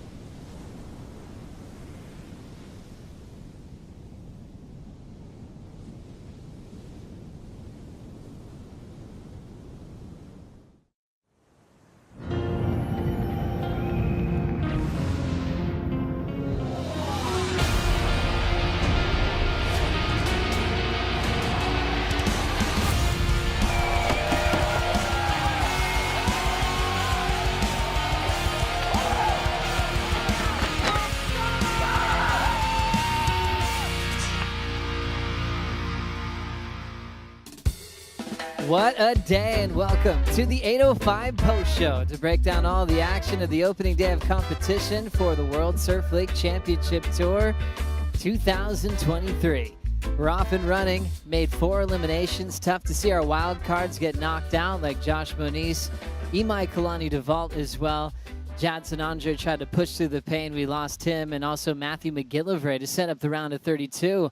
Joe Turpel, Ross Williams, and Laura Enever to talk things through this 805 Post Show. First of all, Ross, for the waves we had today, we did have some highlighted moments from airs and even finding good barrels in the rough. Yeah, Yago had a beautiful air. It was a bit of a skitsy day at Pipeline, which is normal. We saw that sort of mediocre forecast for the day where we weren't quite knowing what to expect, and that's what it was today. You really had to be crafty and manufacture your own scores today. Laura, really cool to see the rookie class step up as well. All the rookies into the round of 32. Totally. We didn't lose any of them today. So, being a rookie coming into this event, I remember last year the women rookies actually started off with a bang here. And so, to be able to, get past that elimination round is incredible. Sad to lose Josh Moniz, Imai, Matt McGillivray, and obviously Jadson as well, who that was such a bummer that he had that injury. A lot of heats to look over, but one we're looking forward to is seeing the return to Kelly Slater to his throne here at Pipeline. The undisputed best surfer ever to grace these waters, calling his win last year his 56th of his career, the best of his life. How did he look today, Ross? He looked good, and Kelly is one of the best in the world at finding good scores. When Pipeline and backdoor is not obvious in delivering, Kelly is second to none. He just knows how to find those backup scores, and he did a really good job today, finding the left, finding the right. But even Kelly, when he came in, he's like, yeah, it was pretty challenging out there. Yeah, and he knows the reef better than anyone. Like you said, I feel like he's looking at these waves that maybe other people would not be looking at. But Kyle Belly, he actually took him out in that heat, and they were on. They actually, you could tell from the get-go that they were muscling each other. They've had a few heats out here together, and yeah, it was good to see Kelly and listen to his interview. It was amazing. Well, I was watching that moment with you, Ross, and we're kind of going, is there a call going to be made? Right. Is that a block on these guys? Kaio and Kelly were just all over each other. And so I went upstairs. I talked to head judge Pratamo Arendt, and he's like, there's a lot of times these guys are trying to sell a block. They want us to call a block on a nothing wave. So you look at a wave that doesn't offer scoring potential, but they want to get the block on a wave that no one really wants. And so they're watching it closely. It comes down to positioning. In that one, it was an easy no call for any interference at the start of that heat. Well, good job, Joe, going up there and asking that. And we were talking about that. Like, Kelly's pretty smooth. He did kind of have that little shuffle to the left at the end, where he sold it a little bit. But you can't fool Pratamo, can you? That's right. So I love that. Let the heat finish. Kaio got the win. Kelly does advance on into the round of 32. We had a couple of lay days. Let's bring up the Surfline forecast to see what we can expect even tomorrow if we'll get some competition underway. Ross, your thoughts here? Tomorrow actually looks really fun to me. Today was a little funky because it was a brand new swell, and it was behaving that way. There were some double ups. The reef was drained out, but tomorrow should be settled in. It could be a classic fun small day at backdoor and pipe where, they're going to be, I think the scores will be higher. Looking forward to that. So you can see the next 4 days, clean winds. Also for throughout the rest of this afternoon, so the free surf's already happening.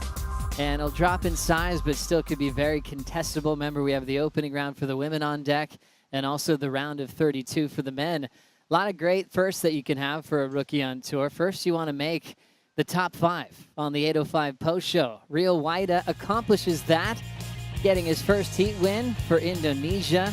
And he looked very sharp today, very quick, Laura. This was so cool. In his post-heat interview, he talked about the nerves and, being a rookie, heading out to pipe for your first ever CT event. He's been on the road for 4 months, he said, but he literally shredded and he found the waves, he did the job, and he didn't look like the nerves were affecting him at all. Well done for Rio. Moving on to the next one, as he will be dangerous in the round of 32. Coming in number 4, Felipe Toledo, defending his world title. Heat number 1 out of the way, got the win this morning, Ross. Yeah, we were kind of interested to see what kind of energy level he'd bring to this heat. And Felipe, as he always does, he looked great. He just seemed to get back to business. And we're going to see a lot of that during this event, and people trying to get their competitive chops back. Zeke Lau earns a spot at number 3 on the top 5 buzzer beater, 717, Laura. That's so cool. There's nothing better than a buzzer beater, and Zeke just getting the job done. His friends and family on the beach. He's up here and he wants redemption. He wants to make the cut this year, and he wants to stay on tour and do some absolute damage. And I love the way he finished this wave. Nothing better than being able to just hook that end section over that shallow reef and buzzer beater. Solid one for Zeke Lau, also entering the top 5 at number 2. Sakurema's finest, Joao Chionka, on a meaty one this morning. Yeah, that was the score of the contest so far, 8.5, I believe, and that was a proper barrel right there, well overhead, and Joao doing what he does, rising to the occasion when waves get juicy. He answers. 8.5, you're right, best score of the day. Number 1, stealing the top 5 on the 805 post show. Medina is back. Laura, how about his first wave in the jersey? Yeah, Medina is back. He wasn't in the red, he was in the blue, and he was against John Florence, and they were out there pushing the limits together. You could just tell as soon as they both got in the lineup, it was like, this rivalry's back, it's on, let's go. And yeah, he made some magic. He can completely take over pipe and backdoor and make it look like a beach break, creating moments for himself. He's one of the best surfers in the world without priority, just to create those exciting moments. The world title race is officially on. It is, and it's fun because, you know, again, we were talking a little bit how John and Gabriel are friends, but they do have a very healthy rivalry, super competitive. We even saw Gabriel sit on John, even though they were in first and second, just to hold John off from getting first. Maybe Gabriel thinking, hey, this is important to get the #1 seed as they are reseeding with those wins. But just fun. We're back in it, aren't we? Back into the competitive juices. So stoked. Laura, we had the women on hold for a part of the day. We haven't seen the opening round yet. Do you think Moana Jones-Wong can defend her title from last year? I mean, this isn't going to be the pipeline that we saw last year, but I know that Moana is, you know, she's surfed out here in all conditions. She's been working on her backdoor barrel riding, and yeah, I mean, she can still do it. I think it's, you know, this forecast is going to open up a lot of opportunity for all the other women. I know Carissa Moore, she's been surfing in all sorts of conditions up here, and she's looking really dangerous. And yeah, I'm actually just really excited to get it kicked off, and I feel like tomorrow's the day. So many great stories to look forward to. Tomorrow morning, we'll make a call at 7:45 local time. Enjoy WorldSurfLeague.com and also the one-on-one interview with Carissa Moore. We'll see you bright and early.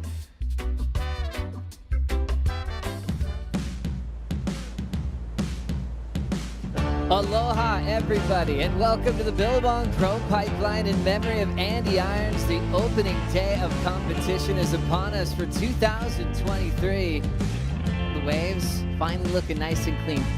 Joao Chionka at backdoor. He's in the barrel, gets one pump, still going. He's traveling. Oh, wow! Joao Chionka. Preaching a lie, you promised to bud.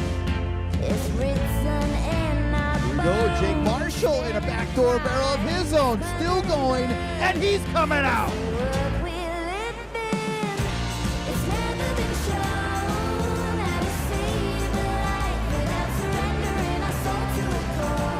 Up and riding in the black, Seth, Minichon, Moniz, and Seth navigating quite nicely.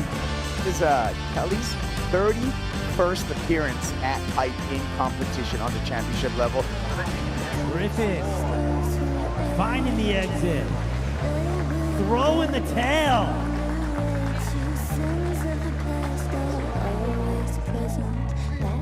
Oh, look at this little wave dropping in. Jordy Smith coming out. And you see the battle already between Gabe Medina and John Florence. Grabbing rail, Gabriel Medina in the barrel at back, still going. Where is he? Is he coming out? Yes, he is.